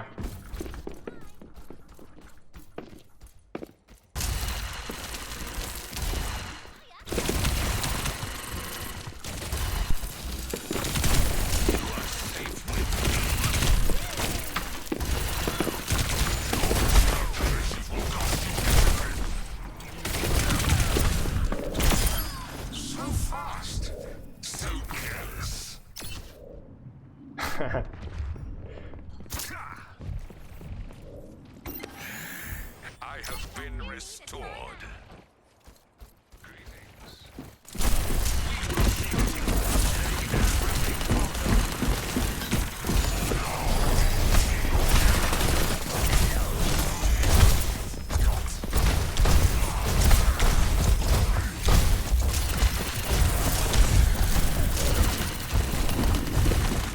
I'm gonna win it, I just believe it. No! No! Okay, we're in. Just 2 minutes on Hanzo and you'll see? Okay, remind me.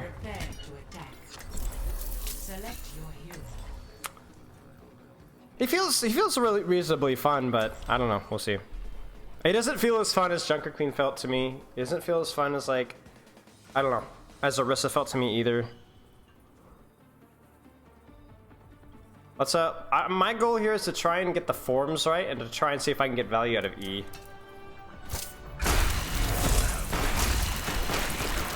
Yeah. You remind me of myself when I was younger.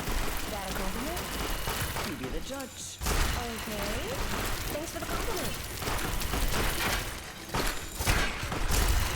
Break! Yay. Best laid plans have backup plans.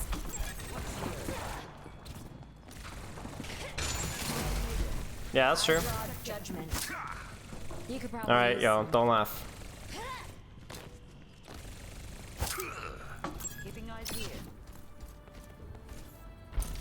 5, 4. Assume they're gonna have a Ramattra, which is kind of boring because I'm more dynamite. Not even worth shooting, to be honest. Widowmaker.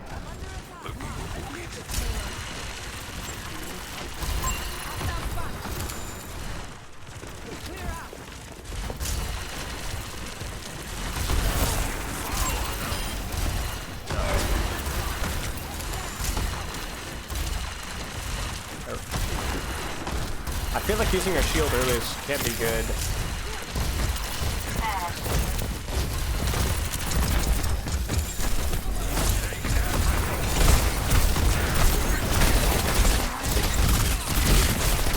Uh-oh.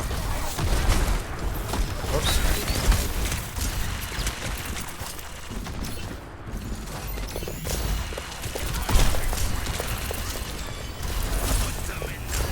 That was not good.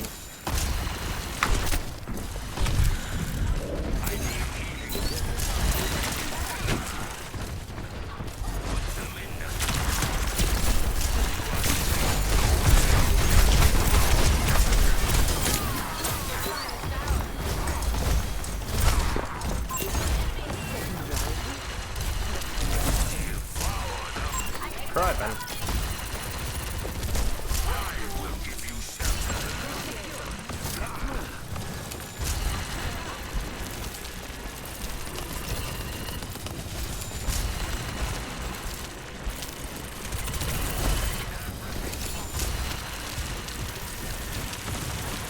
Whoops.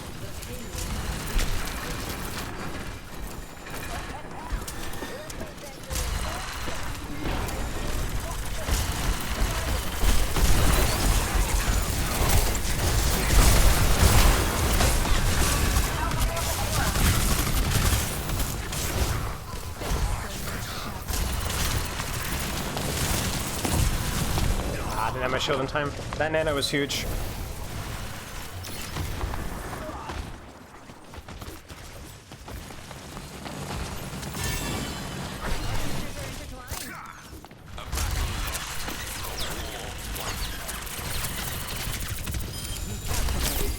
Ah, you're kidding me. I'm back to pitch a fit.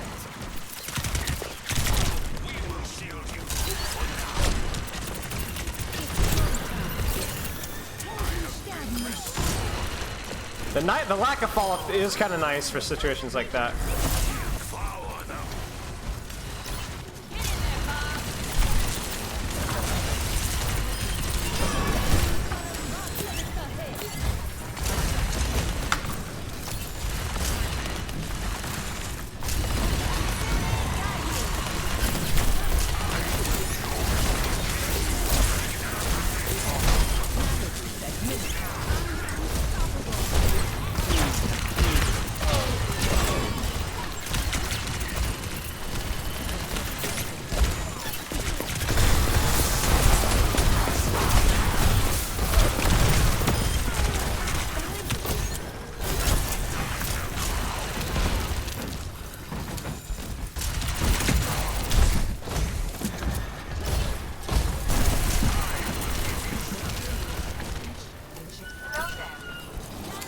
It's really hard not spamming his shield, I'm not gonna lie. It's such a long cooldown, like holy cow. Like right there, I was like actually looking to use my shield. I'm like, oh wait, it's on cooldown. I'm an idiot.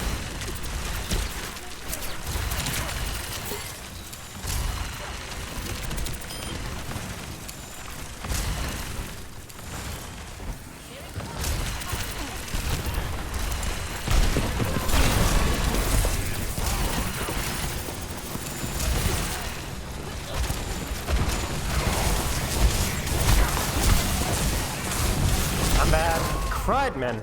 That was bad.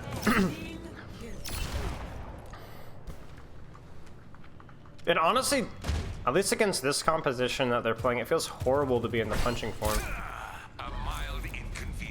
The damage is pretty decent though, I will say, especially against tanks, I'm not gonna lie. Like his M1 damage is pretty good.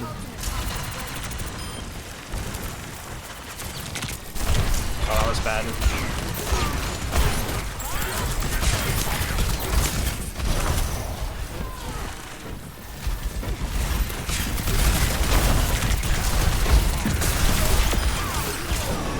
Oh, crap.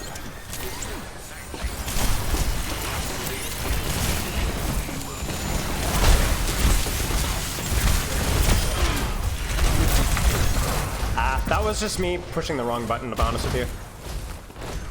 I should have hit, I was trying to hit E, but I hit right click and vice versa. That was a disaster.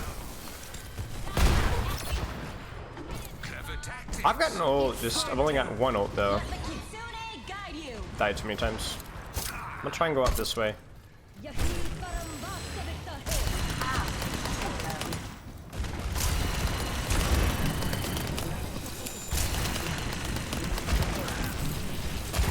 I don't want to be here.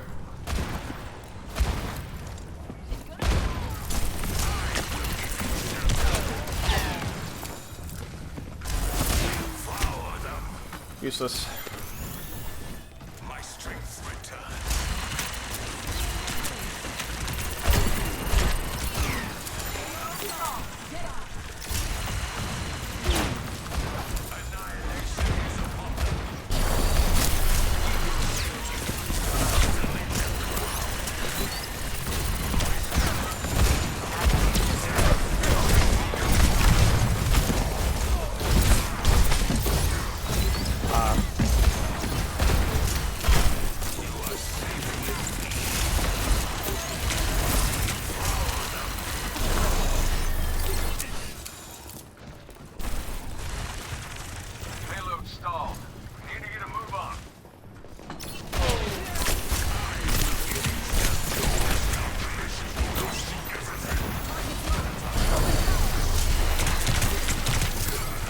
Sorry, I'm not being chatty chat. I'm trying to get these abilities figured out. 3, 2, 1.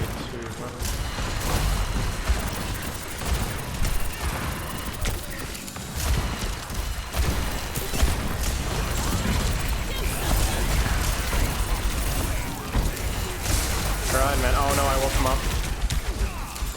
All right, chat. We're gonna go for the rank play. I think I can actually juke them here. Ooh, maybe. My ultimate is ready. Payload ain't worth much just sitting here. Let's move.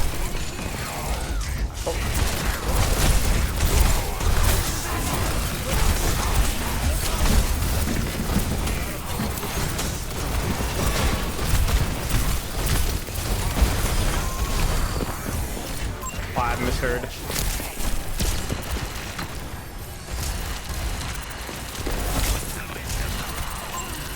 No!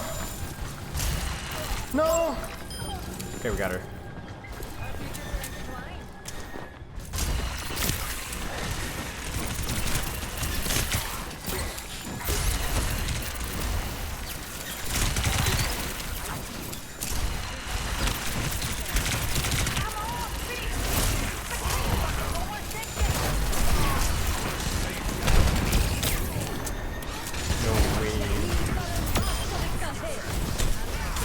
Does it work? Yes. Right. I knew the fight was lost. I just wanted to test if I could punch through some wall.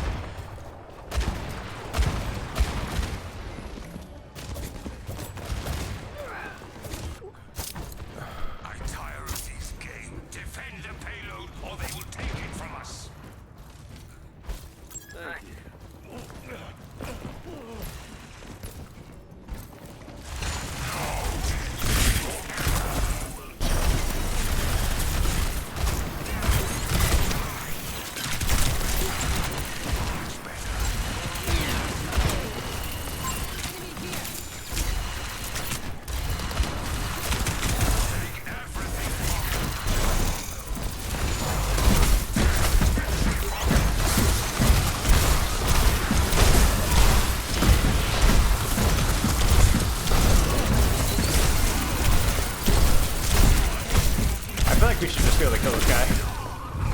Like, it's such a weird ult. It's like, I'm trying to think, like, I need to kite out of it. I'm like, no, I just need to actually kill him.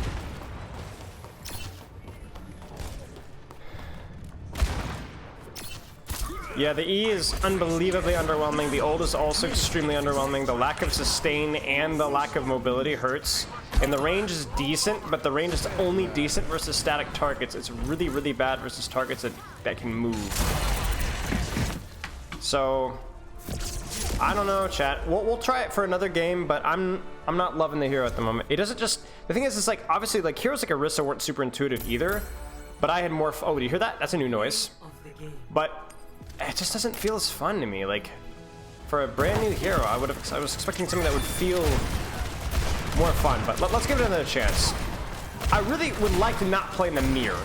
I think it's hard to like judge how fun a hero is without playing in the mirror. Because the mirror is like the dynamics of this hero is probably gonna be fun. Like playing versus a Reinhardt. How would I play versus a Reinhardt? That's gonna be fun. So you guys were saying I need to test something? Hanzo, you guys were saying? The map is brutal. Hanzo?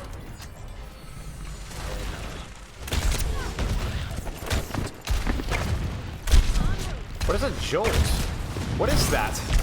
What is that? What have they done? What is that? What is that? Look at his hand. It is not my time yet. What?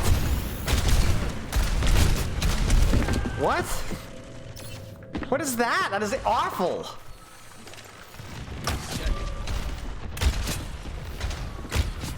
Oh, feels horrible. Why? Why?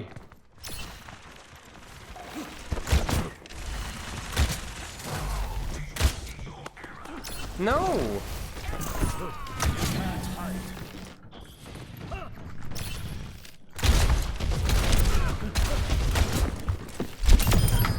Oh. To my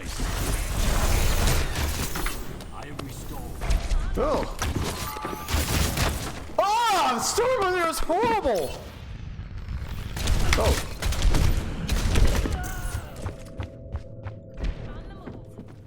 All right, time to complain on Twitter.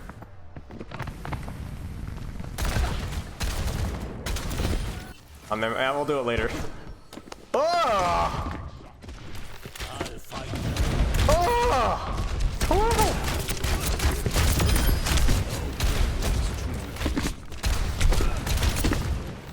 Taken the lead. Oh!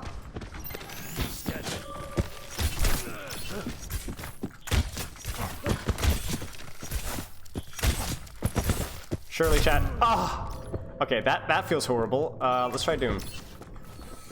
Our future. Oh, man. This guy, so funny.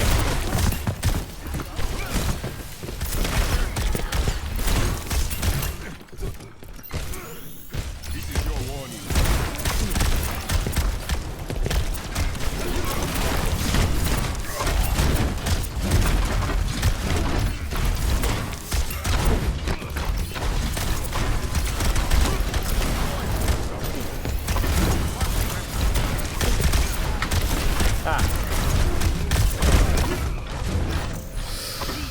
Oh, it's horrible. Regret is for the weak.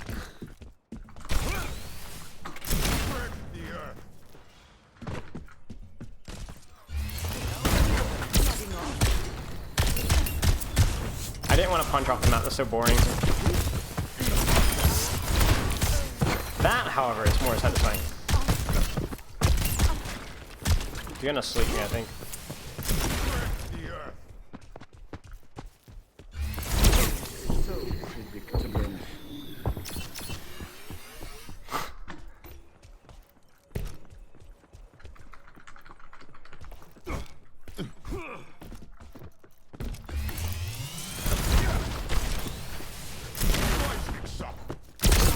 Man, this guy's really going for it.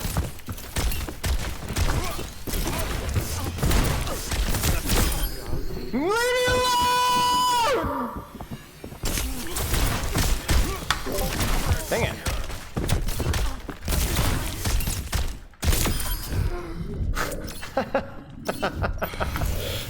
This is not...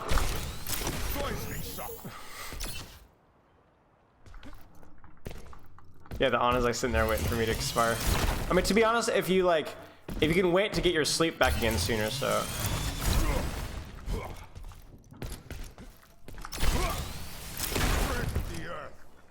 I don't know. What other heroes were changed? Junker Queen, nothing major. Tracer, maybe? I'm a horrible Tracer player, though.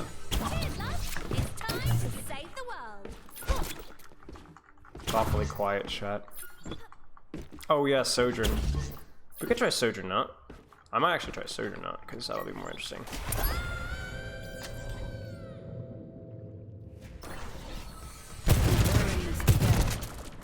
All of us.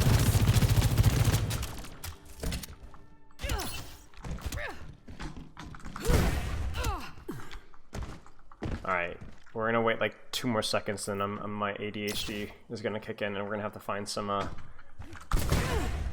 gonna have to find a different lobby. There we go.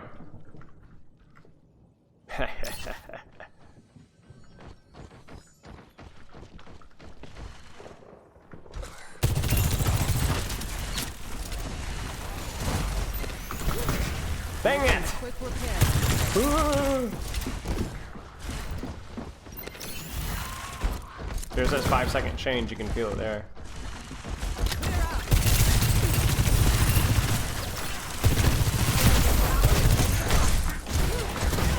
Dang it!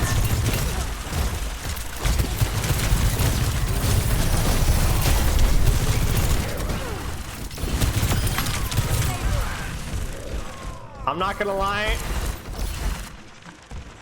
Might have to adjust my approach.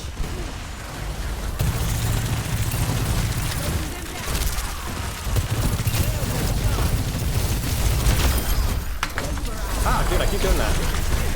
Oh no. I keep doing this, chat. I keep hitting enter or something.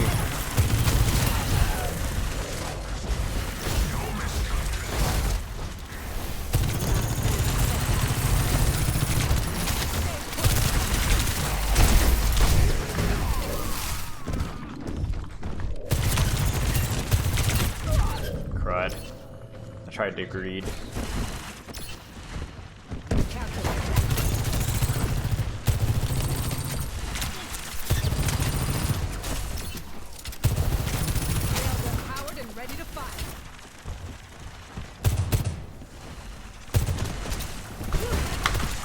Bro, I keep doing that.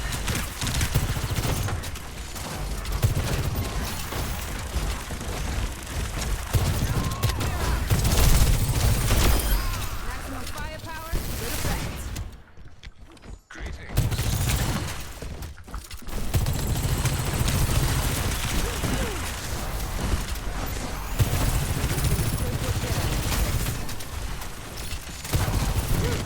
Oh, whoops.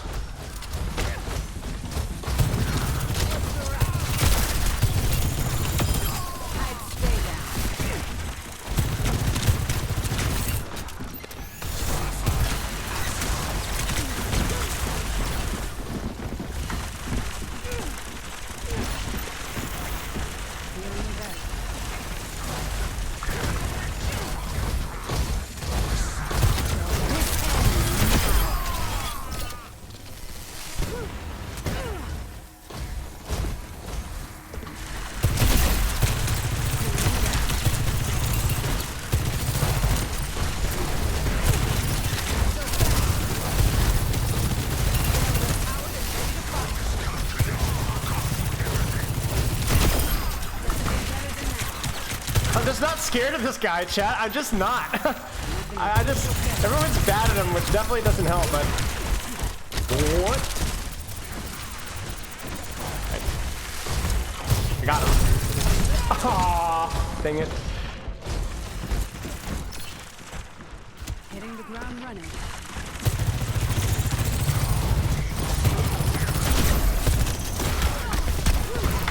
I'm scared of this hero. I'm really scared of this hero.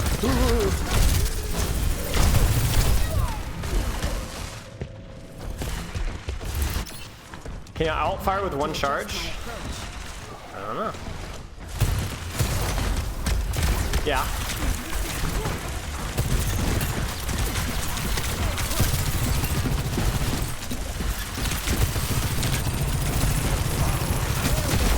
Oh, no.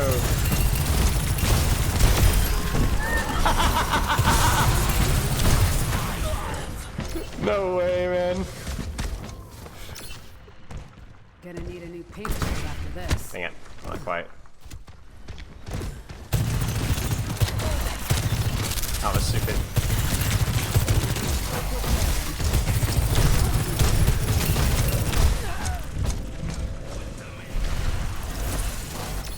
People aren't blocking with them. Definitely hurts, but.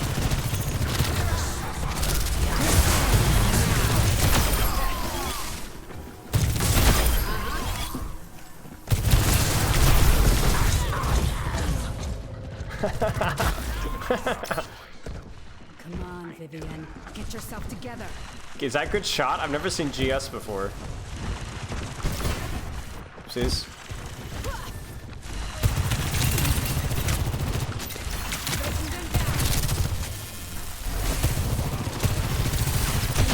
Dang it.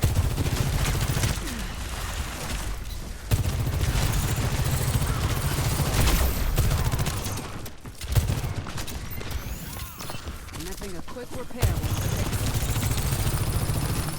Bro, you can feel the damage increase with your M1. Not gonna lie.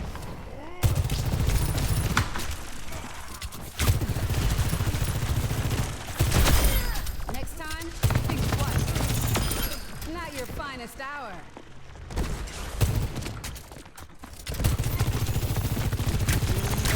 Coming through.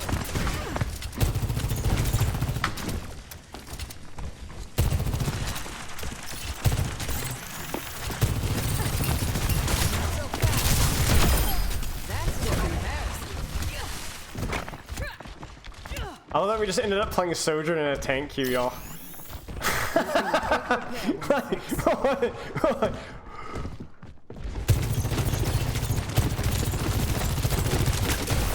Ah. Crud. I was too tight with my 80-80 strafing. Alright, well, we'll finish this one out and then...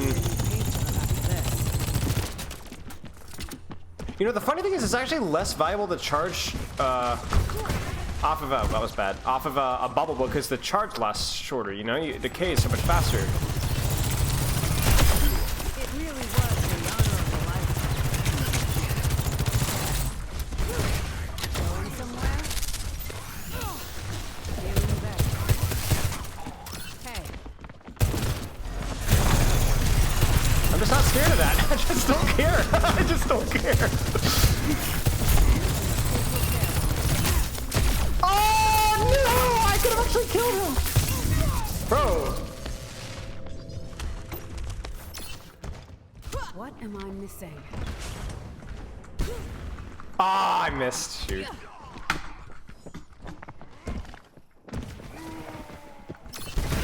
There you go.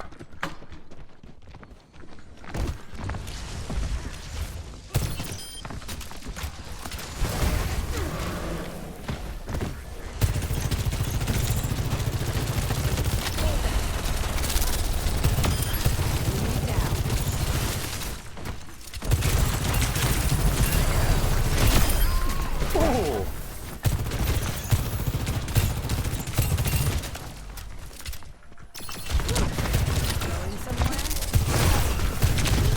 No, no! I was gonna say no way I lose this one.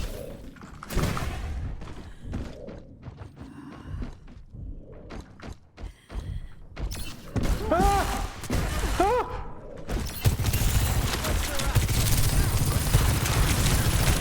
Watch this, chat. Watch this. Watch this.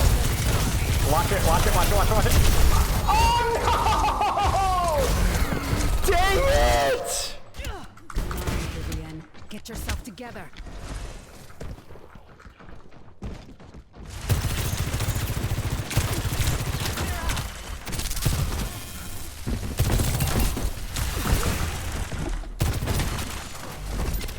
Uh-huh. Keep whining.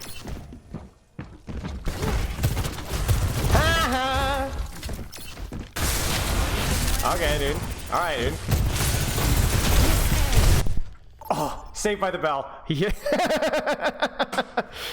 All right. Whoa, bright oasis. Yo, this looks delightful.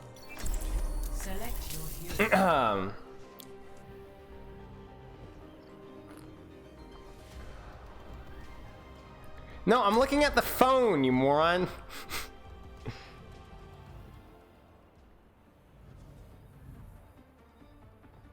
Yeah, well, this is strange. Let's do this.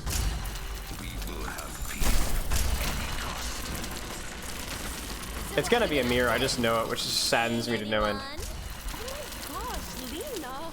So that's a no? Oh, tell me later. No, it's not a spell, sorry. Yeah.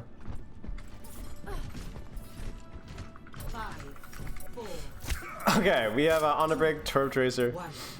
Round 1. I'm not a big fat liar. I'm a trim, in shape liar. Doomfist!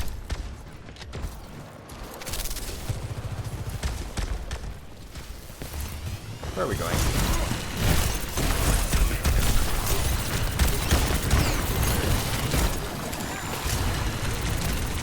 Ooh, low.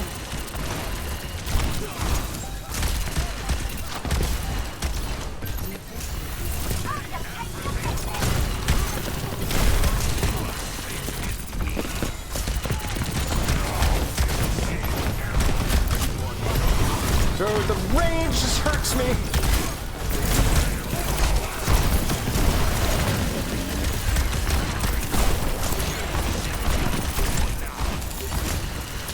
Ah, crud. Oh no, I did it again!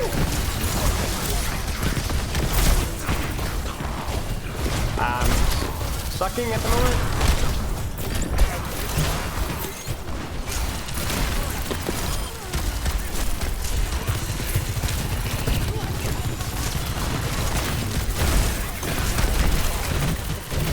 I bet it, so might as well just embrace it. Dude, I keep, I don't know what I'm hitting each other. I honestly don't know. Ah, crud.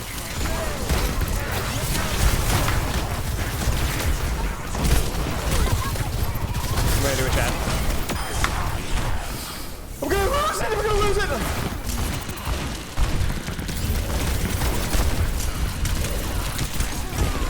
Chat, I swear I'm hitting something. I don't know what I'm hitting.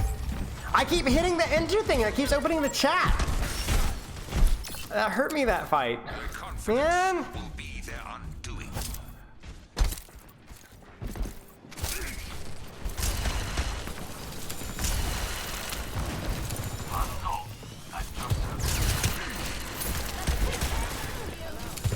Okay.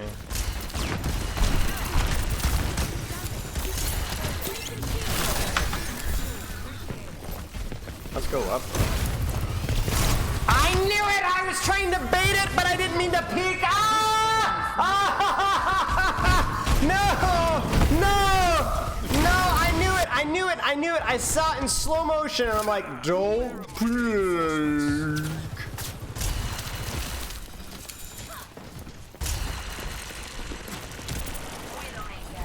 Honestly, the damage feels insanely high when you can actually hit something. But it's hitting something, that's the real... Like, right there. Holy crap, that was a lot of damage in just a split second.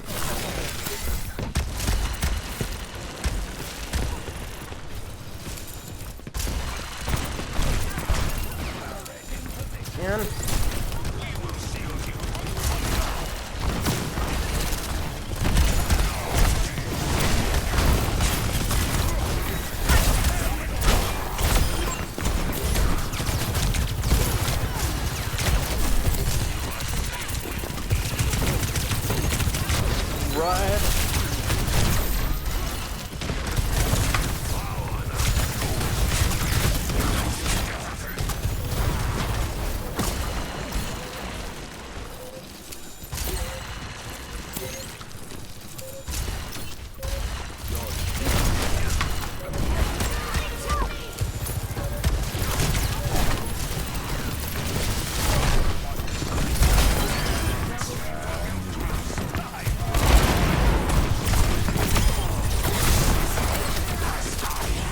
No, I wasted it, chat.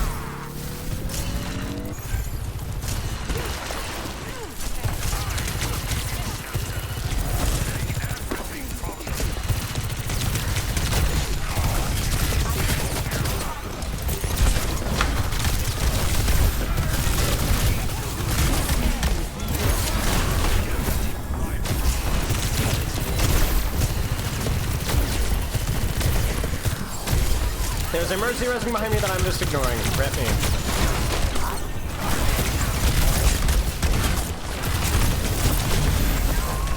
Crap!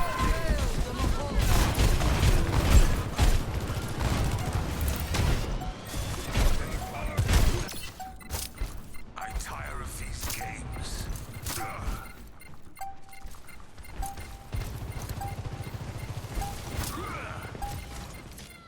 Meteor strike.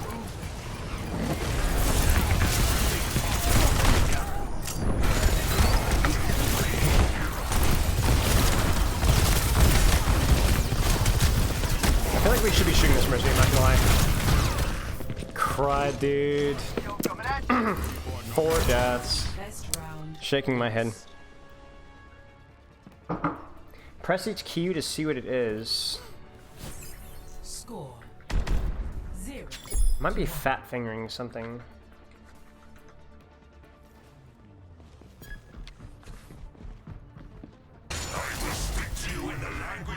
You must all find a cause worth fighting for. I am going in. We will not lose this battle if we Yeah, I don't know. one. I don't know why. Now it's not working. But my hand is not anywhere near. I'm not sure. 5, 4, 3, 2. No, not numpad enter. Capture. Wow, this is bright. Feel level up, I'm like, Fight with me. Fight until you fall.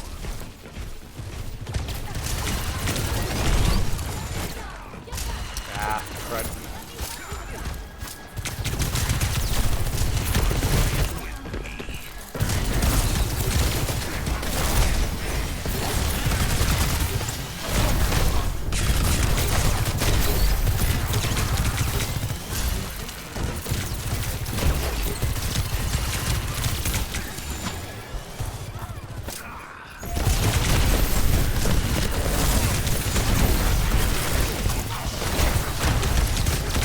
Bro, the range feels horrible.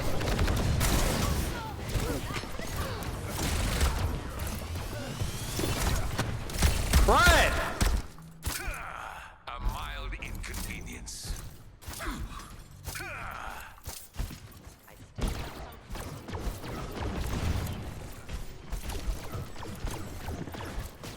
I don't know. I'm not feeling very good brawling with Doom. Not gonna lie. So maybe we should not go here.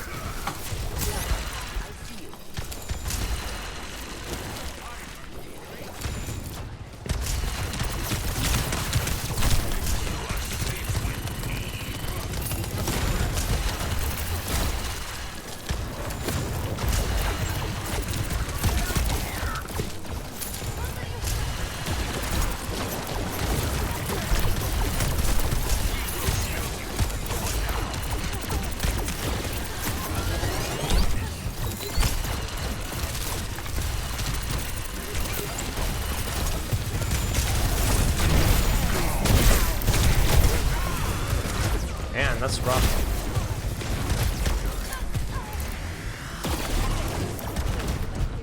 The Torg was flying. Alright, so I tire of these games. I don't know.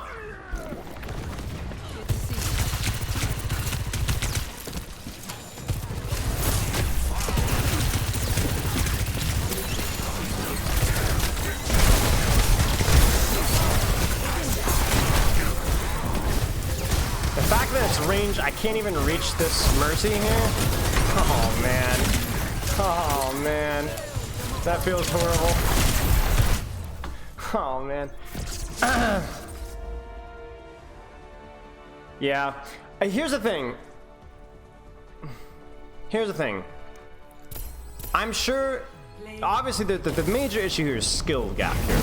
But it feels weird to me that my only option is to play range, with which I have a 15-second shield, or brawl, in which case I'm straight up worse than all the other heroes. And the problem is, unlike, it doesn't, because I don't have like the sustain of like an Orisa Fortify or Javelin Spin, I don't really have a defensive cooldown. I don't feel comfortable molding and moving from point A to point B. Like with Orisa, it feels like when I'm in, for me to go from range to brawl, I have cooldowns that allow me to do that. With Ramattra, yes, you gain the 150 armor. Yes, you can theoretically block, but you move so slowly during that animation that it doesn't really allow you to get up close to where you can actually do damage, and there just isn't enough sustain. Definitely a very unintuitive tank in terms of doesn't immediately pick it up and feel like, okay, I know what this hero is good at, like it did with Junker Queen or with even Sojourn. I don't know. I have a really, really hard time closing distance with this hero. I have a really hard time closing distance with this hero. That composition felt really hard. I felt like I'm spectating Doomfist, and then I can never actually... So this is what it felt like. There was obviously a bad play, again, the biggest issue. But I can't kill Doom. I can't even reasonably pressure Doom. Because my weapon is really, really slow-moving projectile, I had a really hard time pressuring their Sojourn Mercy. So what am I supposed to do? Because I can't reach Mercy. I can't reach Sojourn. I can't reach Echo because I have no mobility. So then what do I do?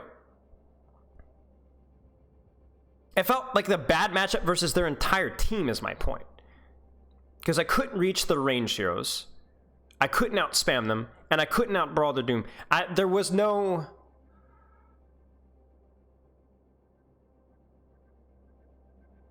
I don't know. Like, I think about Orisa. Orisa would also feel really bad in that matchup. But Orisa would feel a lot better in the Doomfist. Like, Doomfist would not be able to bully Orisa as much, nor would I die as quickly to their spam.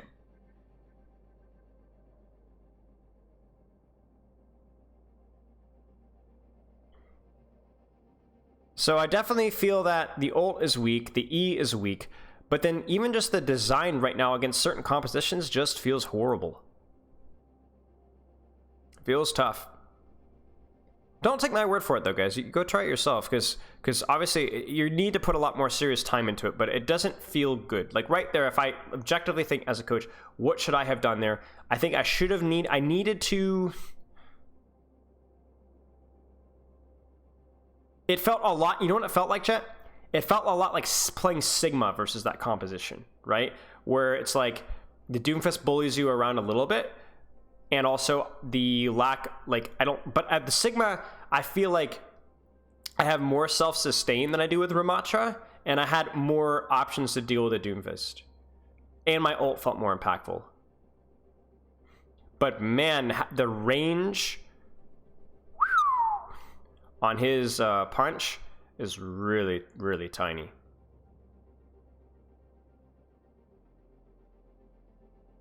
Tiny, tiny, tiny.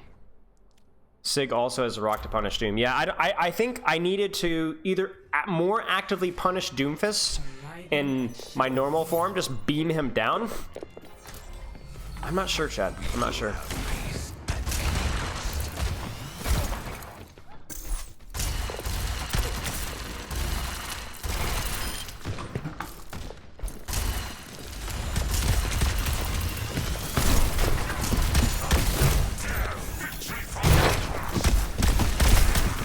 Crazy.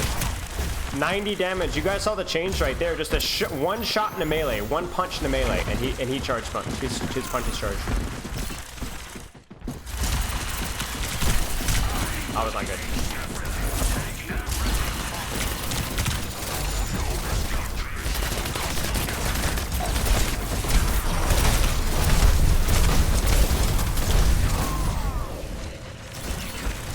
Yeah, punch goes through shields.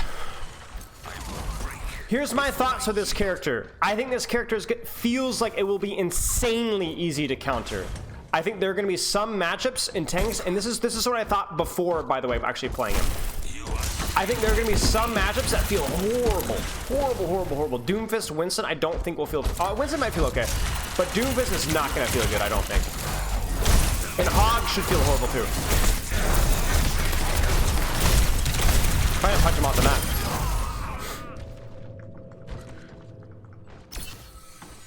A battle lost for a war won.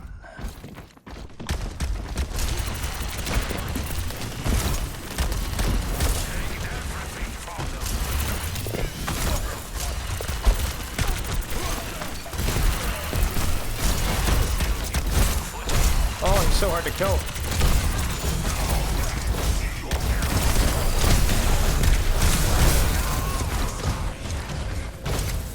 I think Ryan demolishes him as well. Yeah. I wonder how I'd feel versus the Sigma. Maybe I'd feel okay versus the Sigma if I can close the distance.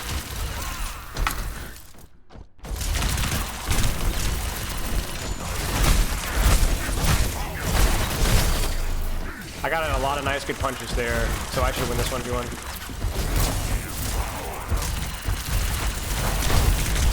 Oh, he didn't even use it. That ultimate, man. That's wild.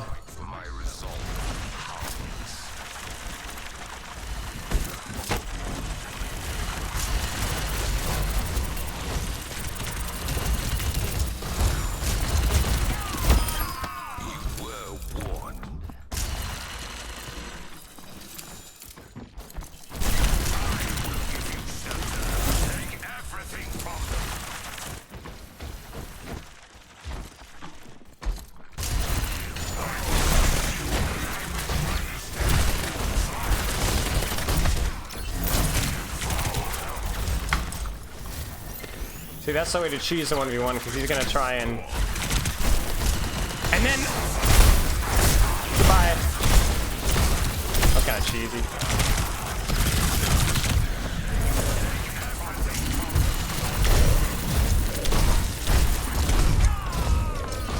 Have I played the new map yet? I don't think so. I'm gonna do one more game with a Ramattra, guys, and then I'm probably gonna do something else. Maybe we'll do some Ask Spylo. Let's see how many questions we have in Ask Spylo. Actually, I should do that now. How many Ask Spylos do we have here? We might not have enough questions to do it. No, we don't have enough questions to do it. We'll leave as is.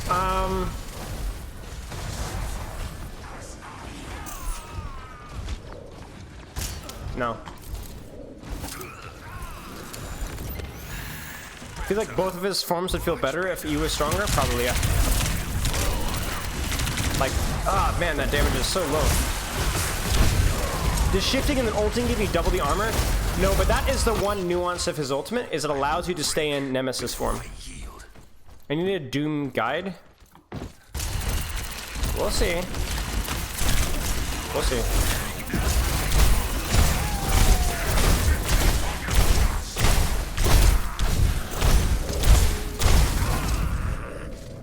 Oh, I feel like the weaving, the shots in between blocks is like a huge part of the skill right there. Like, I didn't do it any there, but I feel like if you could predict burst, that's going to be the challenge right there, right?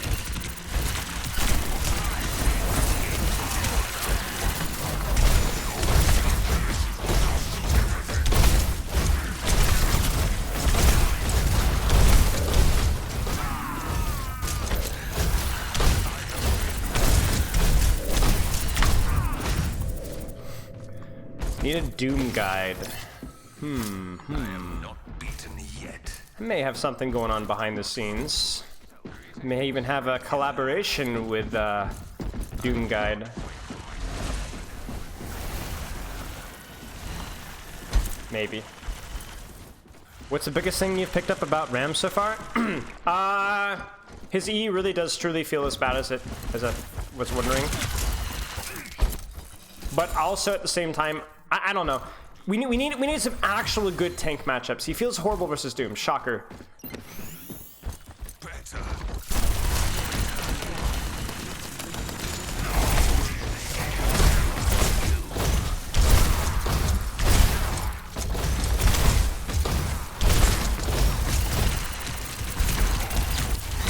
Oops, I thought I shield.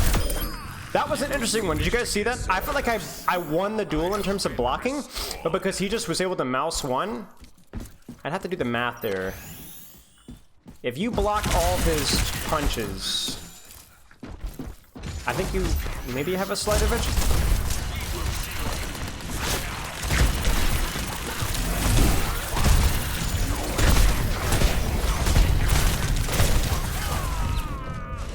How do you play him? What's the basic rundown?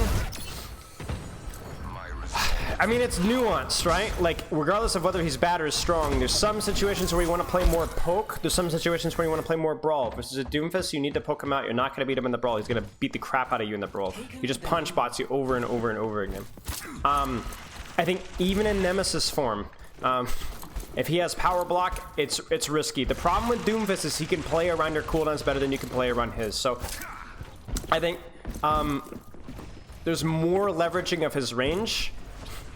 It just depends. It depends. I think, like, versus compositions that you want to get close, you get close. Versus compositions that you want to poke, you poke. The problem is I don't feel he's as fluid as Orisa in terms of transitioning between those two situations. He is very slow, right? Even Orisa is significantly faster than Ramattra with her spin and a lingering damage. And also her sustain is way better than Ramattra because Ramatra's only sustain is the damage reduction from block and the brawl stance, which is not as good as Fortify. Not as good.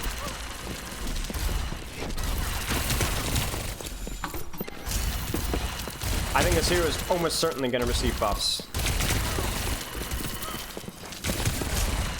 Almost certainly to his E. Probably some quality of life buffs about how fast he transitions between X and Y, maybe block movement speed. C tier? In terms of what? Fun or strength? Strength, I can't judge yet because I don't think anybody's played the hero yet. I'd say he's on the weaker end of tanks, but I don't know. Viability? Weak. Weak. But I'm not gonna be able to give you an actual letter because I haven't played him enough. And nor have I seen him enough in meta, and I haven't seen actually good players play him. I'm bad. So don't take my word for it. Don't take anybody's word for it just yet, even if they're good.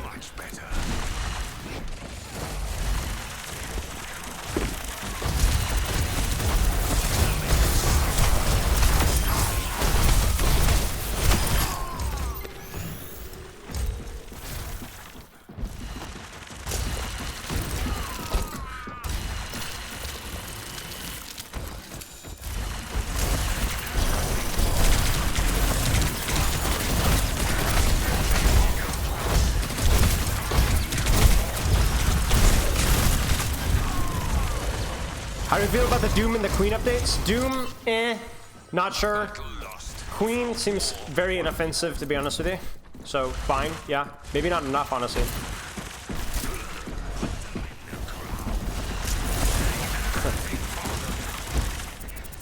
Ah, 20 damage.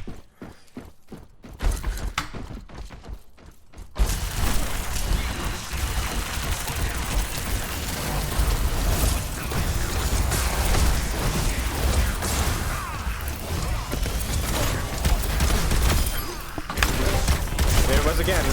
Oh, chat, and I got it. When I flick my mouse, that's it. When I flick my mouse to the left, I'm hitting my numlock enter key. You guys were right. You guys were right. So if I... Because the keyboard is more sensitive than my previous one. Nice, guys. I was like, there's no way, but it's when I flick my mouse to the left.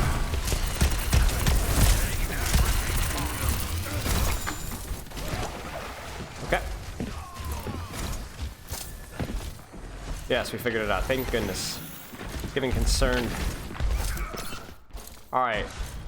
What would you guys like to see after the Doom game? I might do 1 or 2 more games in the stream.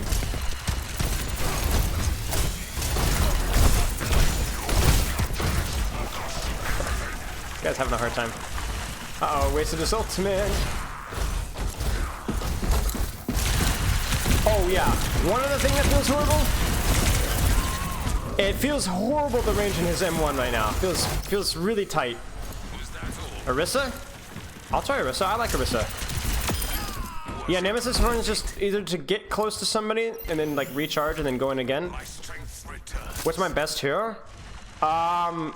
Zen, Ana, probably. Maybe I mean, Genji's not that good. Zen or Ana, probably.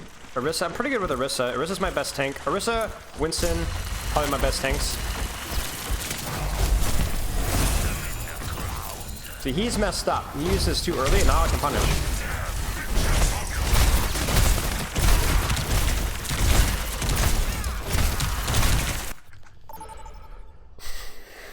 And the E, either to close distance on somebody by preventing them from getting away, or by using it to prevent them from getting close to you. Would you guys like to see her? But you know what? Maybe we should try a different tank in them and see how he feels. Let's try that. Let's see what they play. Let's try Orisa. Let's try Orisa. If they play Ramattra, if they don't play Ramattra, then I'm gonna play Ramattra. If they do play Ramattra, I'm gonna play different here. I want to see. We'll try Orisa in this map. Sigma will feel cheat, but just because Sigma is ridiculously good on this map. Maybe we'll try Ryan. Maybe we'll try Winston. There's no substitute for ability. Try Hog. Reckon that's true. Good thing I have both. I don't even know what was said, but all right.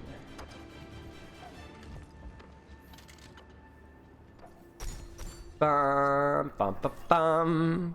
How about a shield? Do you use it like Sigma? No, you don't. Well, kind of. You can either use it to close distance or to shut off an off angle, or you can use it in a brawl. I'm finding myself using it more in the latter and less in the former, because it's too valuable of a cooldown to just use to block off a sightline for 2 seconds, right? It's more better to, like, when you're right in the middle of it. What is that? Was that Ramattra? Yeah, okay, we're good.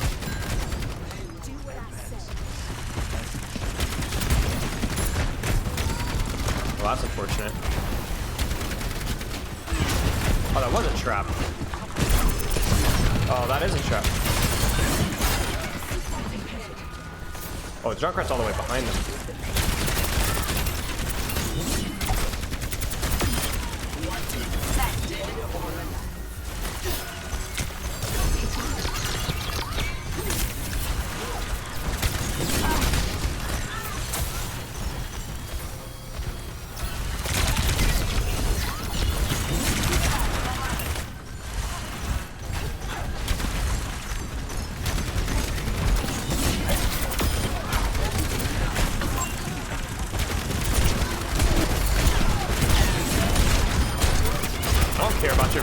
I really don't care about your punching, bro. Your punching sucks. Ah. Let's get 3 on card. We can cap. Another thing too is like the punching, I feel like versus the actual brawl heroes is just shrug offable. Like Orisa doesn't care, Ryan doesn't care about your 60 damage.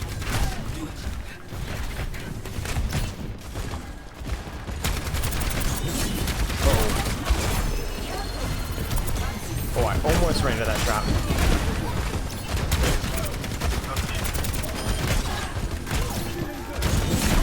I need to stop flicking that so much.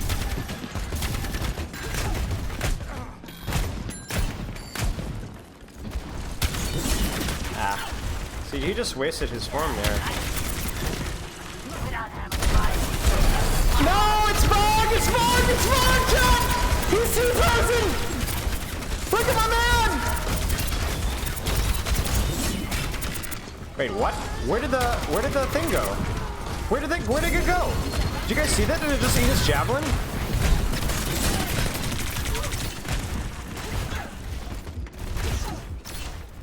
Did it just eat my javelin?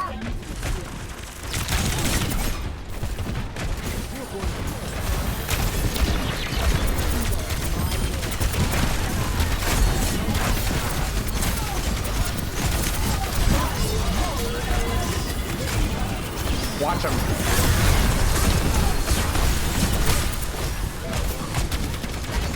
And the ult is wasted.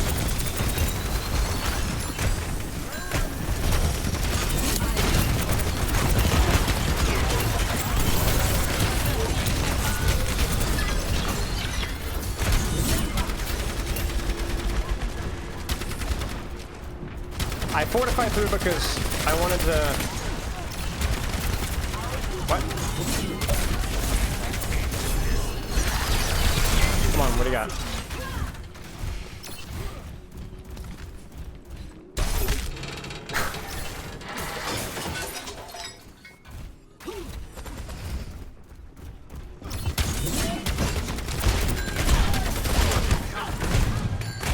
Alright, the cart's really far back. We should push back.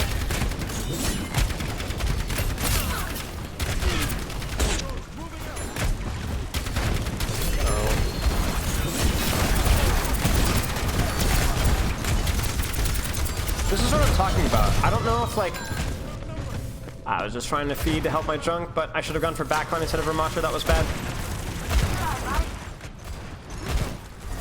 Okay.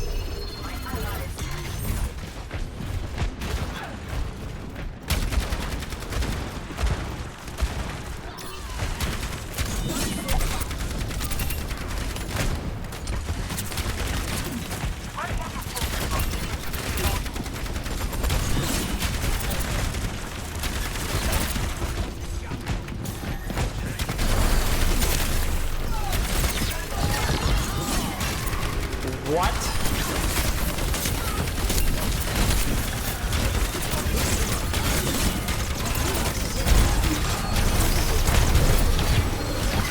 Oh, I should have eaten sooner. That was a really slow eat.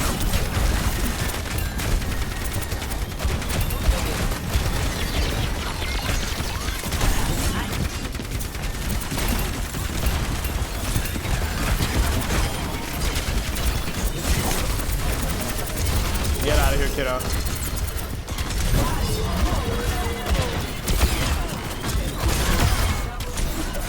He can't even get out of the ult event. That's pathetic.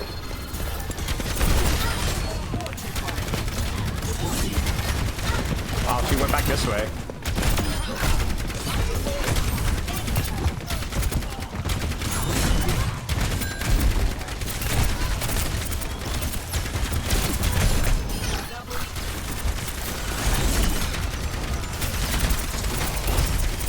Okay, cute. Cute, nice ult, bro.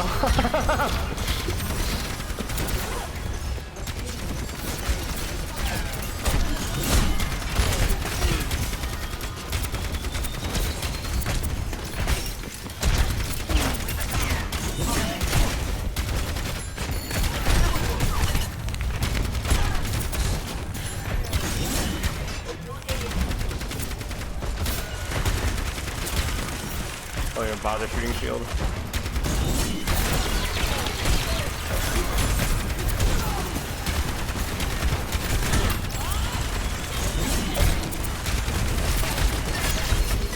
Kind of buying some space here. I don't think we're gonna be pushed.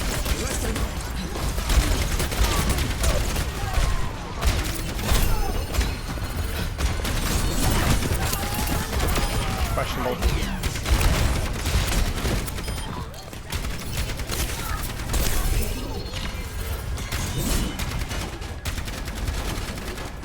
This is an awesome Baptiste review. Thank you.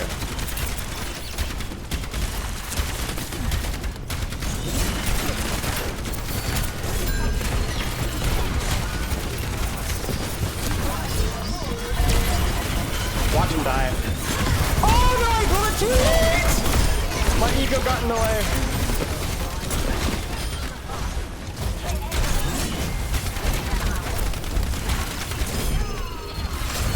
Right.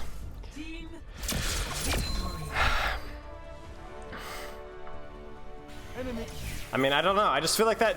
It's really hard to say, but the hero is. Let's put it this way. What we know for sure is that for new players, this hero is not going to have an immediate impact. Shut up, Plat. Shut up, Plat. You have no friends.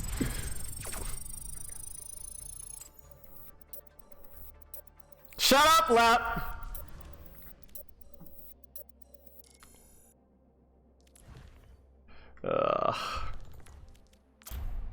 Hey, shut up, Plat. Let's put it this way again. Let me repeat it one more time. Ramattra feels like a hero that is not going to have an immediate impact for newer or intermediate players. Maybe for higher ranked players are going to get more out of it, but like Kiriko, well, here's the difference between Kiriko and Ramattra. The difference between Kiriko and Ramattra is that even though Kiriko is very difficult and unintuitive for newer players, her ultimate was so strong that it compensated for that as was her damage, or her healing, excuse me. Her healing was higher than it should have been, and her ult was stronger and generated faster than it should have been. So even if you didn't play Kiriko the way she was supposed to be played because she was tricky, you could still get value out of her. Ramattra, because she was overtuned. Ramattra doesn't over overtuned and doesn't feel super intuitive. So if he's strong, he's gonna only be strong for higher ranked players.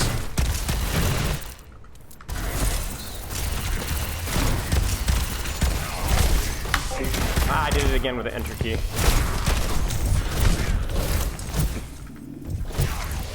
I bet him. Oh, Plat, thank you very much, sir. I appreciate it. Yummy Gummy, Mr. Reaganomics, Hades, Ball, Anza, Go and Roam. Congratulations, you guys. Thank you for the gifted subs, Lep. Hope you're doing well, mate. And honestly, the weather, I'm kind of a fan. I'm not gonna lie. The overcast is kind of cool. Am I the only one who thinks this is cool? Am I the only one who thinks this is cool? Seriously. I think it's kind of cool.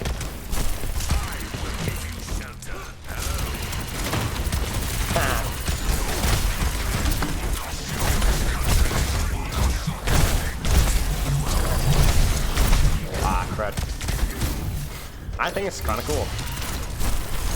Thank you again, Lep. I appreciate it.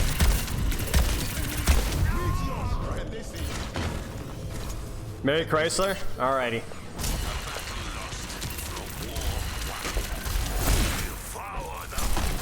Ooh, clean.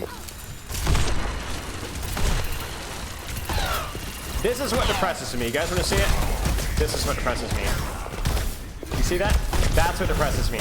That right there is what depresses me. You guys see that? Now, could I press forward? Yes. Could I have gotten the kill? Yes. But I was proving a point. That right there is what depresses me about that hero. Like...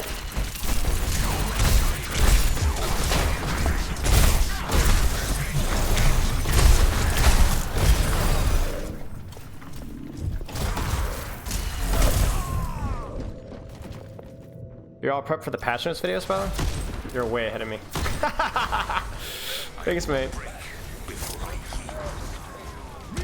Oh my gosh, dude, look at the sun. Wait. This feels so cool. I love this.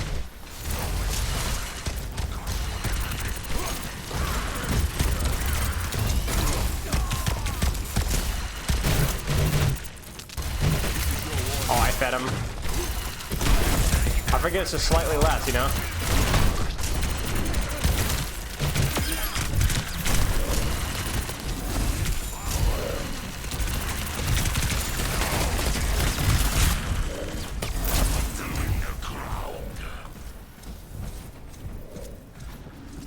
Watch. And the juke. Go right back.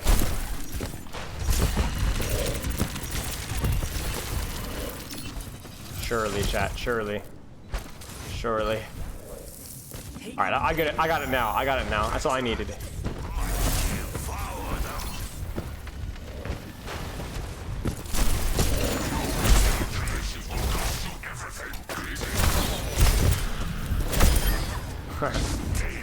Told you. We're good. Shamball is a nightmare? What is Shamball? Oh, the map. Shambali. Shamball? He's gonna kill me. He's gonna kill me, I just knew it.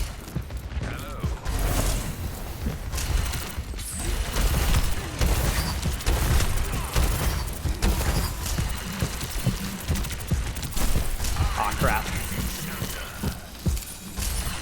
Ah! I can't kill the snow! Okay. I thought you said Shamball.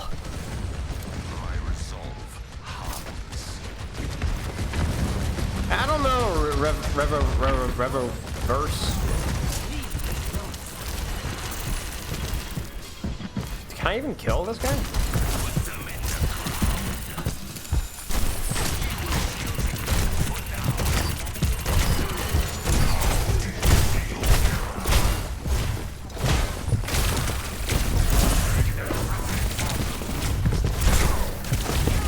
cannot. Wait, there's drops? Get in, boys! Their confidence will be their undoing.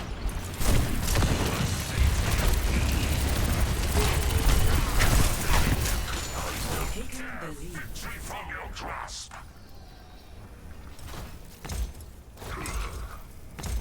Yeah, spray, nice.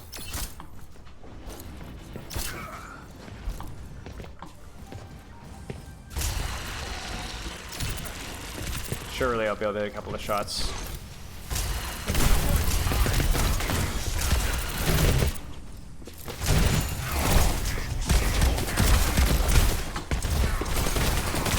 Crud. Like, oh, that just leaves your range, you just do no damage.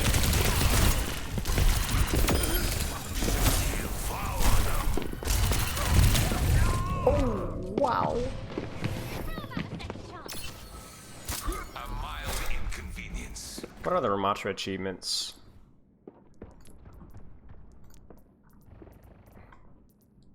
Block 300 more damage and survive in a single use nemesis form? Yeah. Eliminate 3 enemies in a single use Ramatra's annihilation?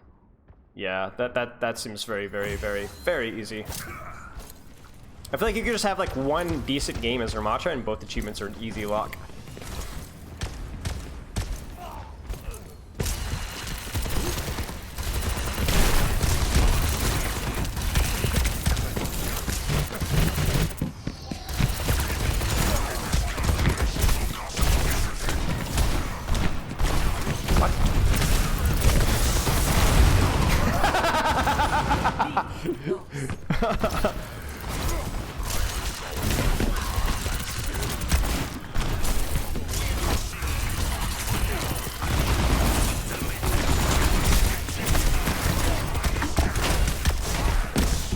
Oh my gosh.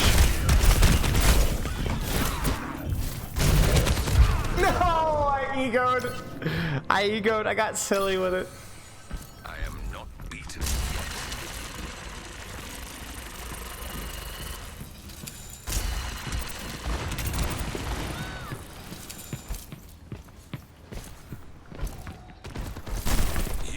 I'm trying to think, what would I suggest for this hero? Would I lean more into his range? Would I lean more into his draw?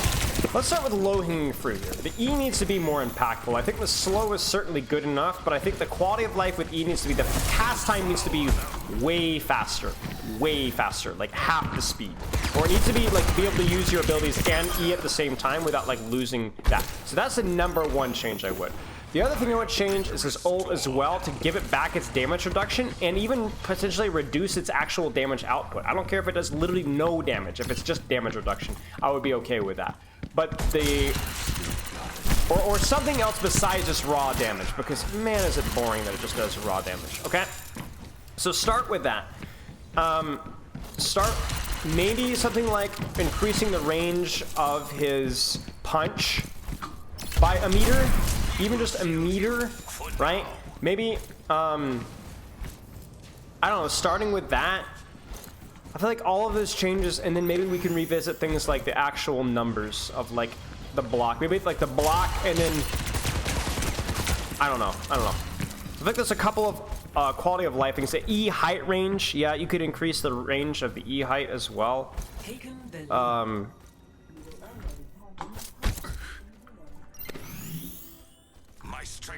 But to me, it would be the E speed, the utility of the ultimate, I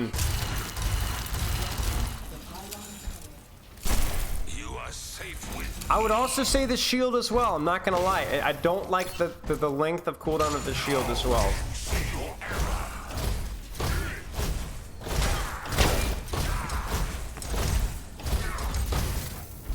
I don't know, maybe not.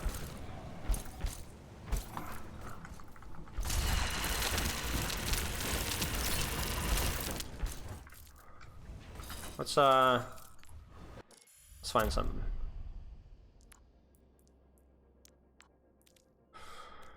Kill to grow, 1k damage. Do 1k damage. Give it a shot. Oh, it's full. Base Wars. What is Base Wars, y'all? I've never played this before. Welcome to Hollywood. Spectator. Oh wait, maybe we're good. Welcome to Hollywood.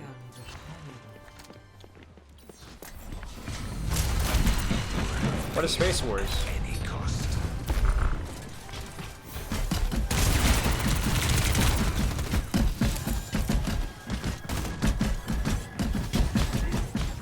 I don't know what I'm doing. Increase the maximum amount of gold here.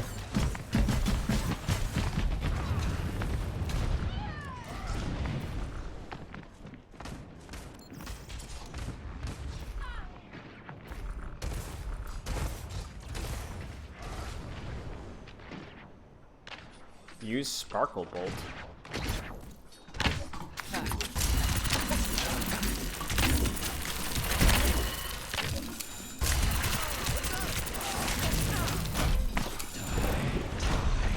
What is this foolishness, chat?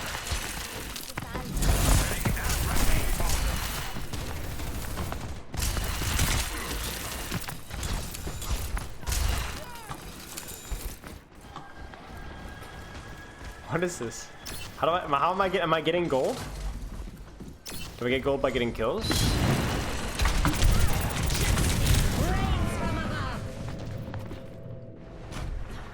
think gold spawns around the map. Got it. Failure is not defeat. I'm gonna try and get a kill. Lots of space.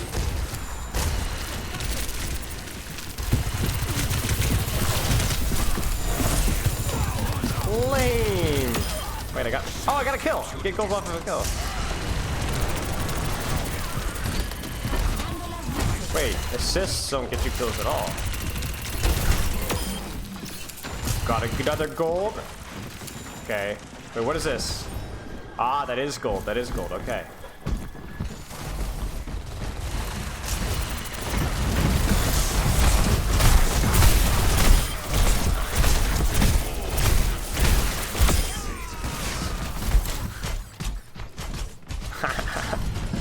I'm getting gold, guys! I'm getting gold!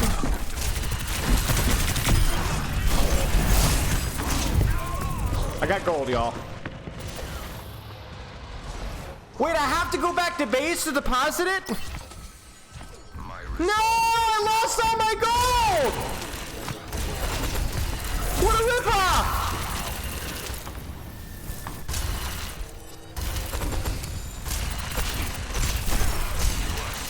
Oh man, look at this guy. Watch this. Oh, I didn't bait him. I'll bait him now, surely. Man.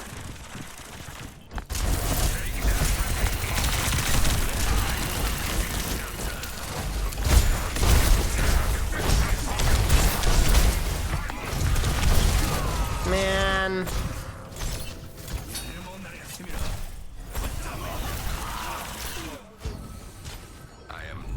This queue is brutal, y'all. 14 minutes still. I mean, I guess it's about as long as the other one was.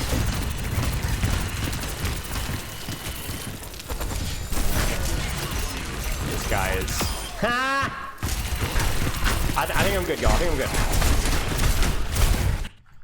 Ah, my sweet 10 gold. All right. Let's what tank should we try? Orisa felt like pretty comfortable versus. I'm a horrible hog, but we'll give it a shot. Because in theory, hog feels like he should be pretty strong versus Ramattra. So we'll try hog.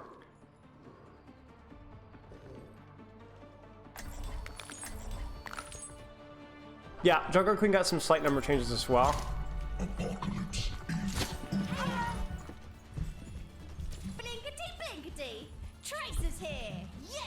Oh, that's one of the voice lines in the game, I guess. Over here. I don't know, Chad. I don't know. Hog is still pretty gonna be. I feel like Hog is still gonna be decent versus Doom, right? Which is just a natural counter, and I feel like Hog is gonna be pretty good versus. I don't know, man. Sorry about that.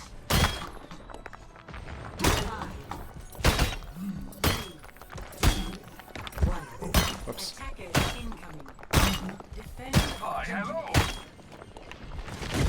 Bastion, do we have Ramattra?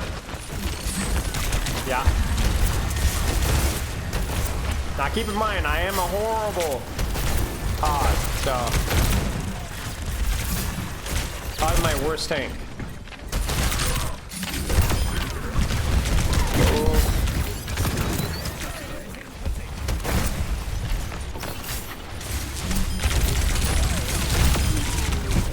Ah, I greeted.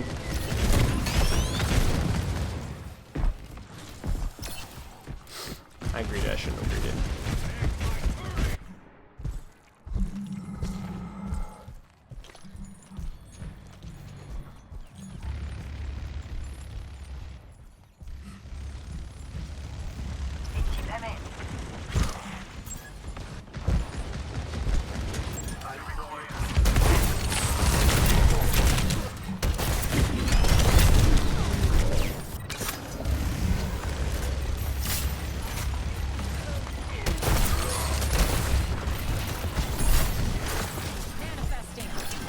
Oops, I shouldn't have made that.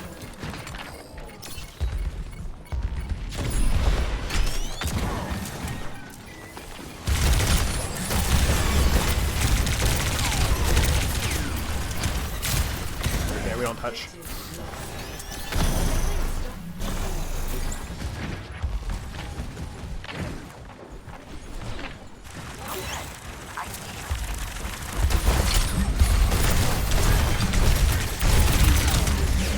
Oh, that was stupid.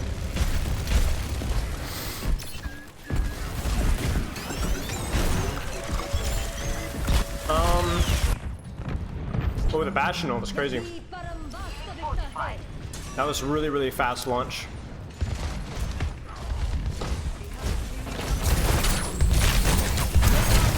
What? Okay.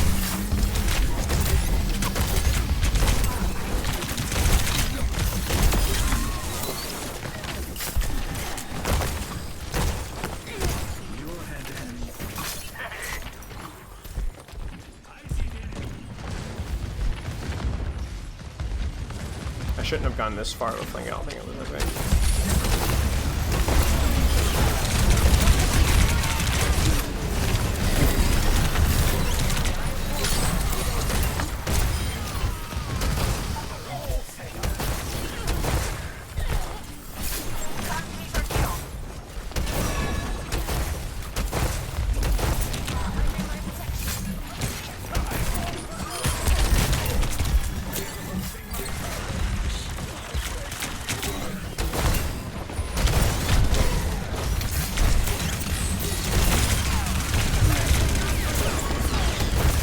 Not very encouraging.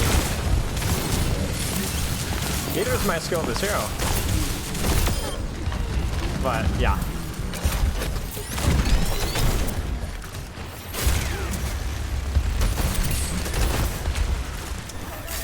Mr. 33% hook accuracy.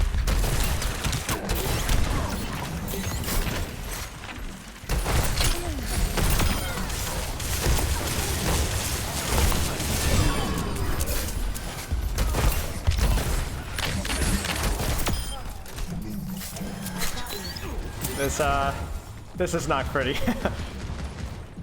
This is not pretty.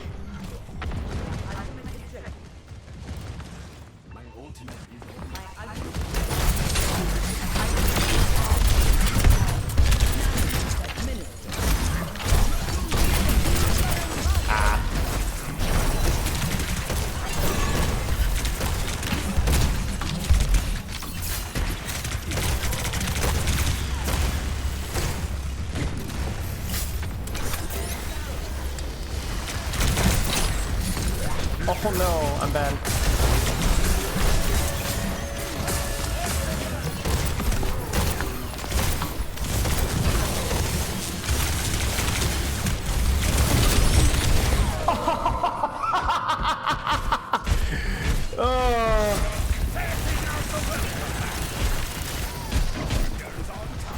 Yeah, well, Ramattra's not looking so good in the Roadhog.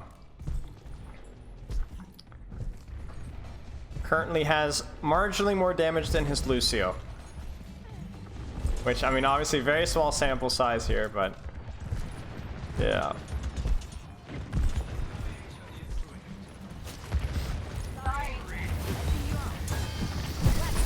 Oh, that was bad.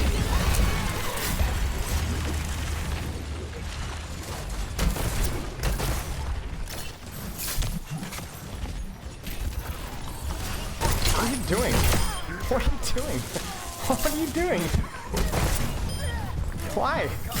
Why would you do that?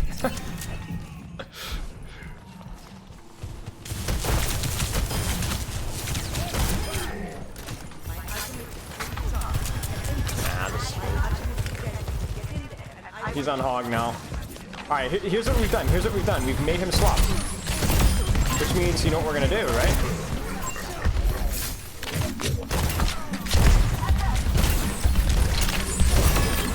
We're gonna swap to Ramattra next time I die. And play the other side of the matchup. See if I can outplay him.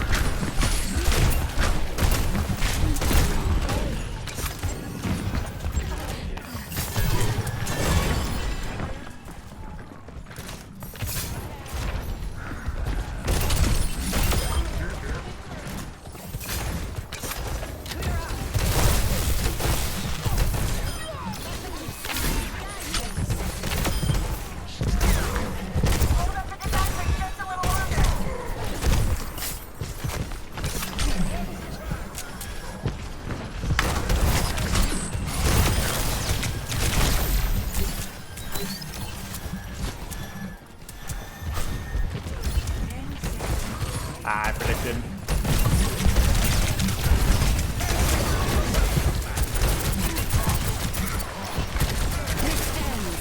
Ah, that's bad.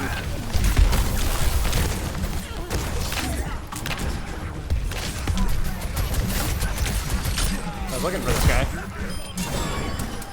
Well, I was gonna play the other end of the matchup, but our poor fellow did not do so well. Okay, well. Hog felt really good into Ramattra. Really good into Ramattra. The shield is definitely slower to place than the single because you have to aim it at the ground. However, that wasn't the main issue. The main issue is that the shield just takes freaking forever. You can't kill a Roadhog, and he can beat the crap out of you. So, what tank should we try next, y'all? What tank should we try next? Orisa felt okay. Diva, Junker Queen? Maybe we'll try Junker Queen. Let's get our Junker Queen warmed up a little bit. Doom is completely busted, but I'm also a horrible Doomfist right now. Is where I say it is. But maybe that would be a fair testing run because these guys are probably not as good. Because I'm not a very good Hog either.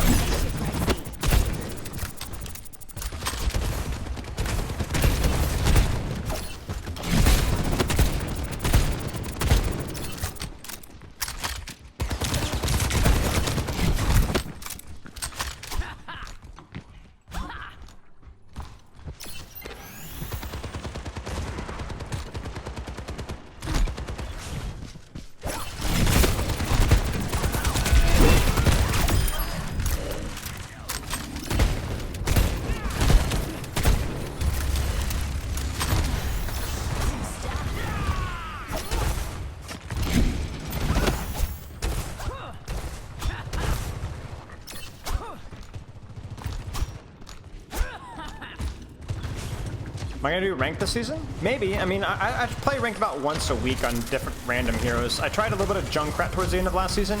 I was just trying. I'm using ranked as like a testing ground, really. Like how heroes feel.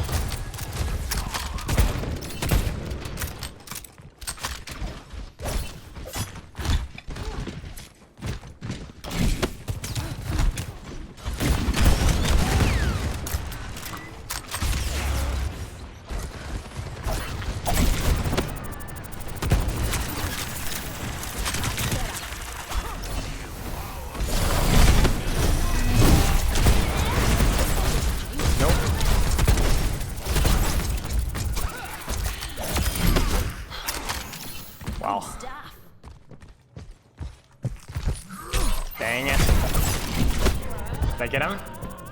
No. Junker Queen is bad, but she is really fun, yeah. I agree.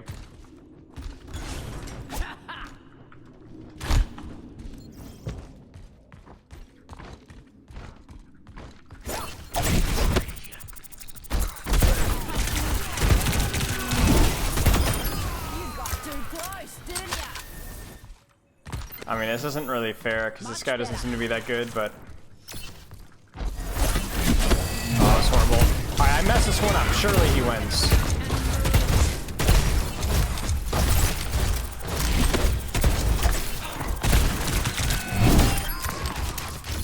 I don't know. This guy doesn't seem that good.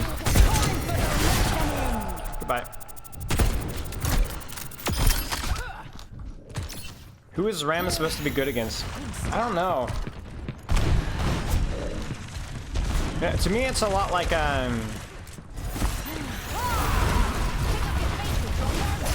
lot like Orisa, where it's more of like a hybrid. But I don't know. I don't know what Orisa Ram is supposed to be good at. It's not a very binary hero, which is good, but also I don't know. He doesn't feel strong. Period.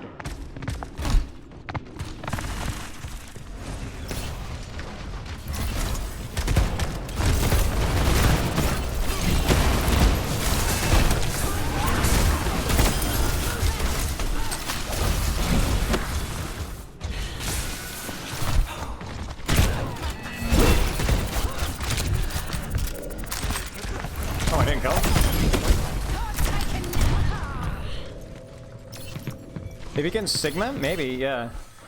He's gonna be good versus slower tanks, I think. Or here's the thing, he does decent damage with his M1 to tanks. It's this M1 to tanks that's decent.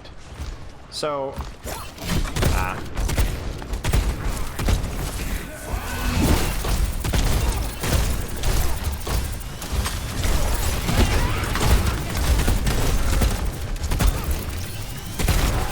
think you should die to that, yeah.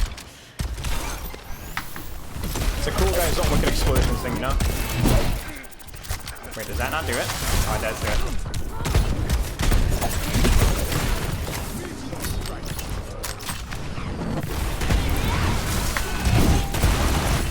Oh, I forgot. There's a charge punch, y'all.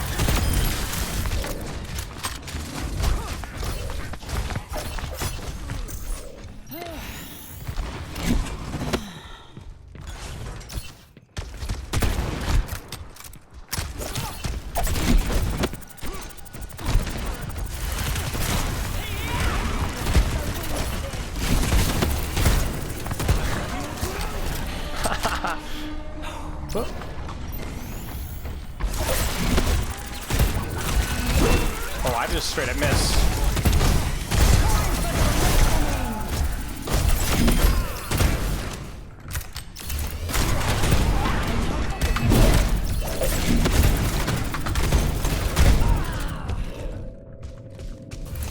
How do you feel about the tracer change? I don't know yet. I think I think it's gonna be a net buff for sure.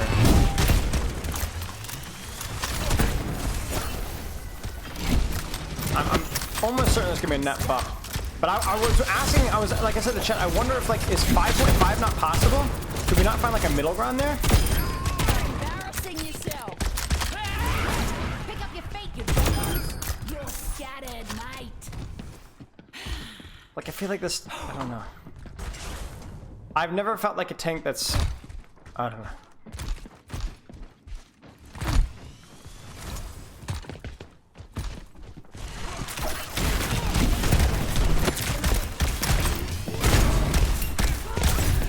Look at the discipline here.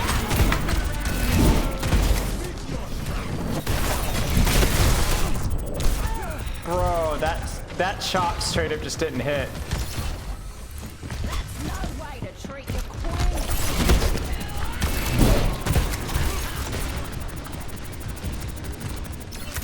I'm gonna go up. They're not gonna go up the top, is he?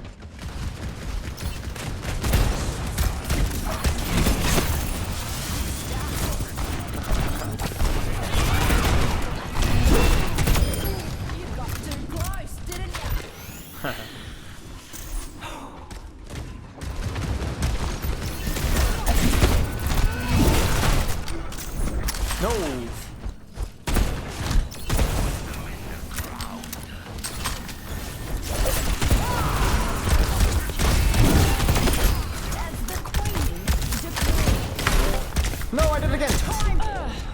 again! I hit the enter key! Oh, this poor guy's been in queue forever. 25 and 28. I mean, I guess that might be me if the math is right.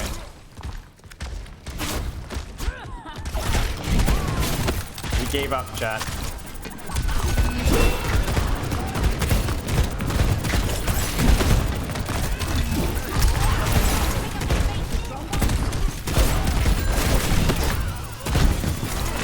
Oh no! No! Cancel my punch. Ajax, shut up. Shut up! Looks like somebody wants the death penalty.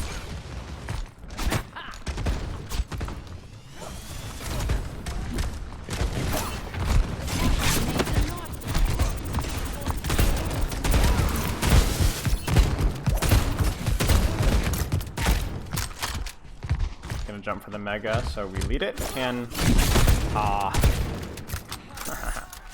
come on. I know where he's gonna spawn.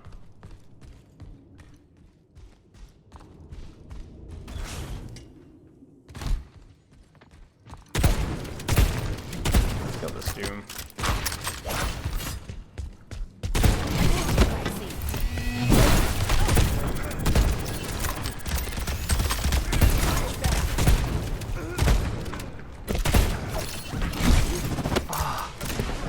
Trying to snag him. I don't even know if I can, but it's worth a shot.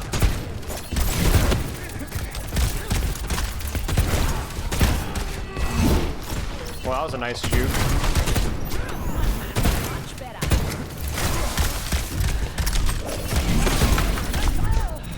Bro, I was trying not to use shout because I didn't think I needed it. I didn't want to BM.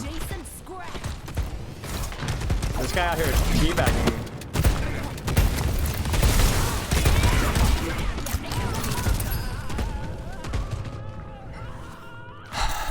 I really want a knife kill. Who's the best tank at the moment? No idea. I think Hog still is pretty decent.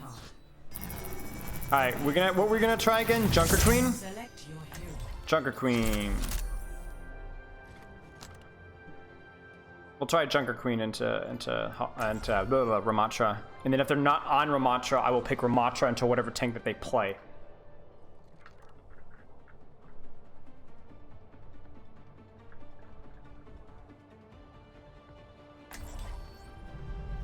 My throne is where I say it is.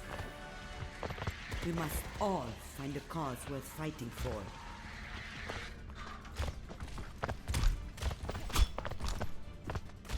Surgery seems okay. Are you lot ready for some bloodshed? I don't think she's definitely not. I wouldn't say she's dead. Certainly not dead. She might be just fine. Can I shout out of spawn and not get punished for it? Let's find out. Probably shouldn't have done that, but 1 second cooldown surely will make all the difference in the world. Are they playing Ramattra? Yes.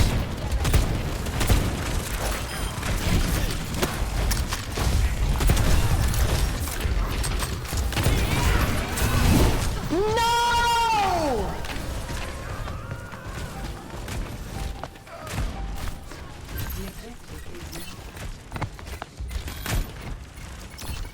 You saw quickly tell the soldiers were on PF for the change? I don't know about that. I don't know about that. But I would not say she's trash right now.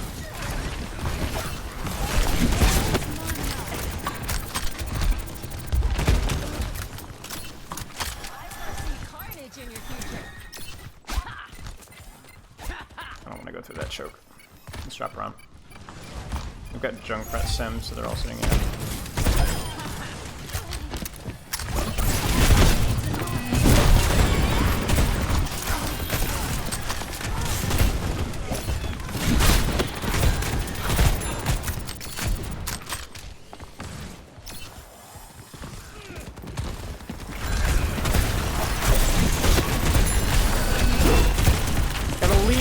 Hammer swing, y'all. Or the axe swing.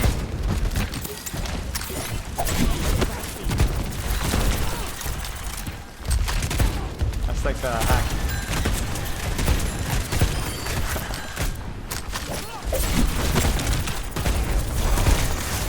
There's the slow, there's the nemesis.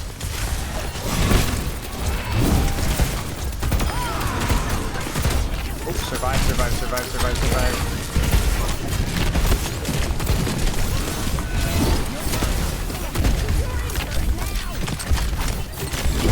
I'm struggling.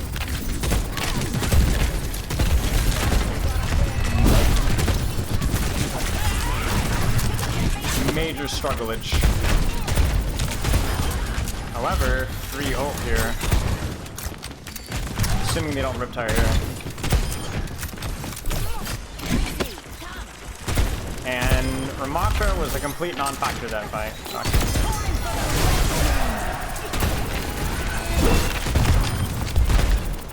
Ah, poor Lucio.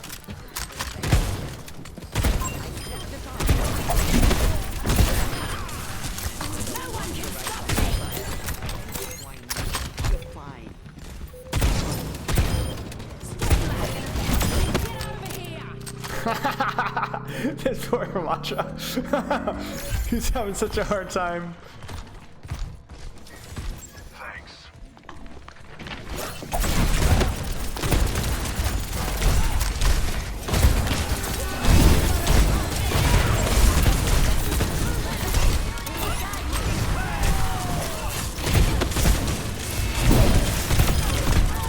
Aw, my bad.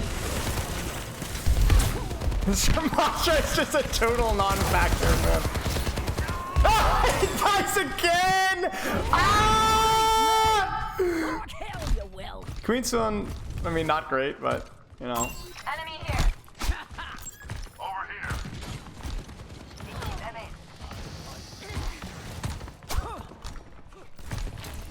I mean, I'm emptying my brains out. I'm also just not a great queen, to be honest with you. I tried to eat the punch there, but unsuccessfully. Alright, good. He's off of Ramattra, which means that we are now open to pick Ramattra.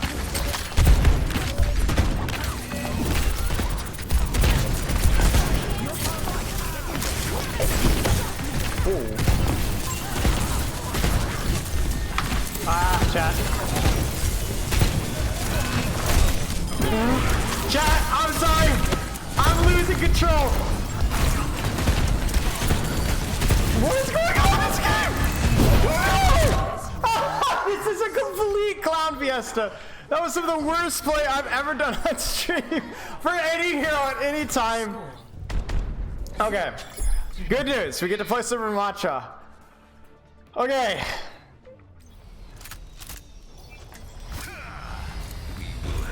That was not. That was. My favorite part was looking at a Symmetra turret, and for some reason my brain says, press E, do it. Hit it with your axe. Everything's going according. Hit the turret with your axe! Alright, let's see how this feels. If he's on Doomfist, it's gonna suck, but let's go. 5, Shut up. So close to ult too. Man. 1. Round 2. Capture the objective. It's kind of pretty. While backing up. Yeah. You know, maybe we don't go here, actually. Let's not go here. After I feed punch, we're not going to beat them here.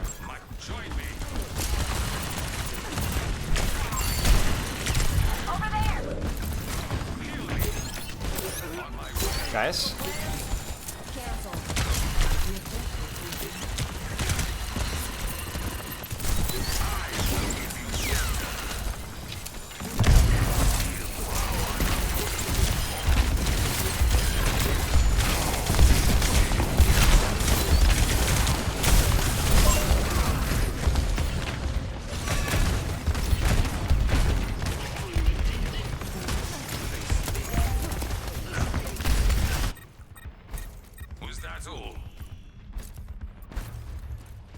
Right.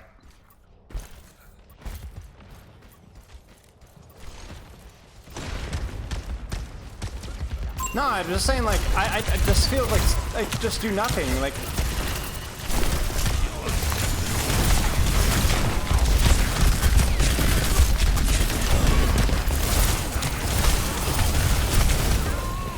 I just fold.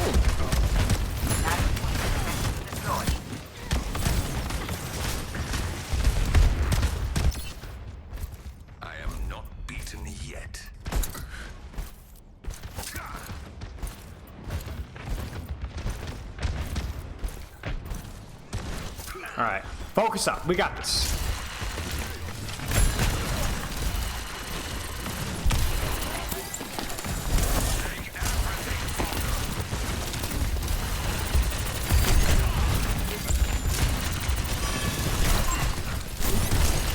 I don't know why I showed it that.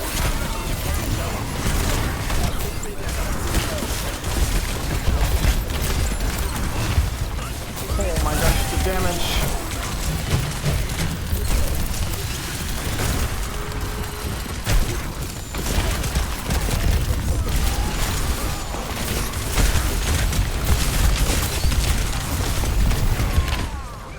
Wow. I really don't like Nemesis skill. I really don't like Nemesis. I can't reach things.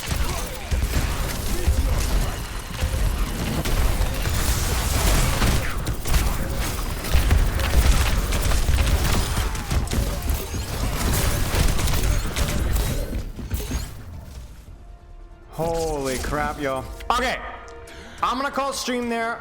Loves and kisses. We'll be back on Thursday. Test this hero out. Let me know what you guys think. I'm really curious what you guys think. Like, obviously, there's a big skill gap, so I need more of you guys out there testing this hero out. See if we can get some ideas of how this hero is going to be played. This does first impressions. This feels like the weakest. Whoa, echo. This feels like the weakest on-release hero that we've had in a long time. So I don't know. Thanks for sticking around. Thursday, we should have some fun and juice. I'm trying to think like what we have scheduled for Thursday here. New patch discussion, Midtown map guide. I want to start doing a little bit of Midtown map, like some map stuff on Thursday. So stay tuned for that. We'll see you guys then. Exclamation mark coaching, exclamation mark Discord, all that juicy stuff. Have a wonderful day. And I guess we're just going to call it Spy the Wow. I don't know why I'm throwing a peace sign. It's just so generic.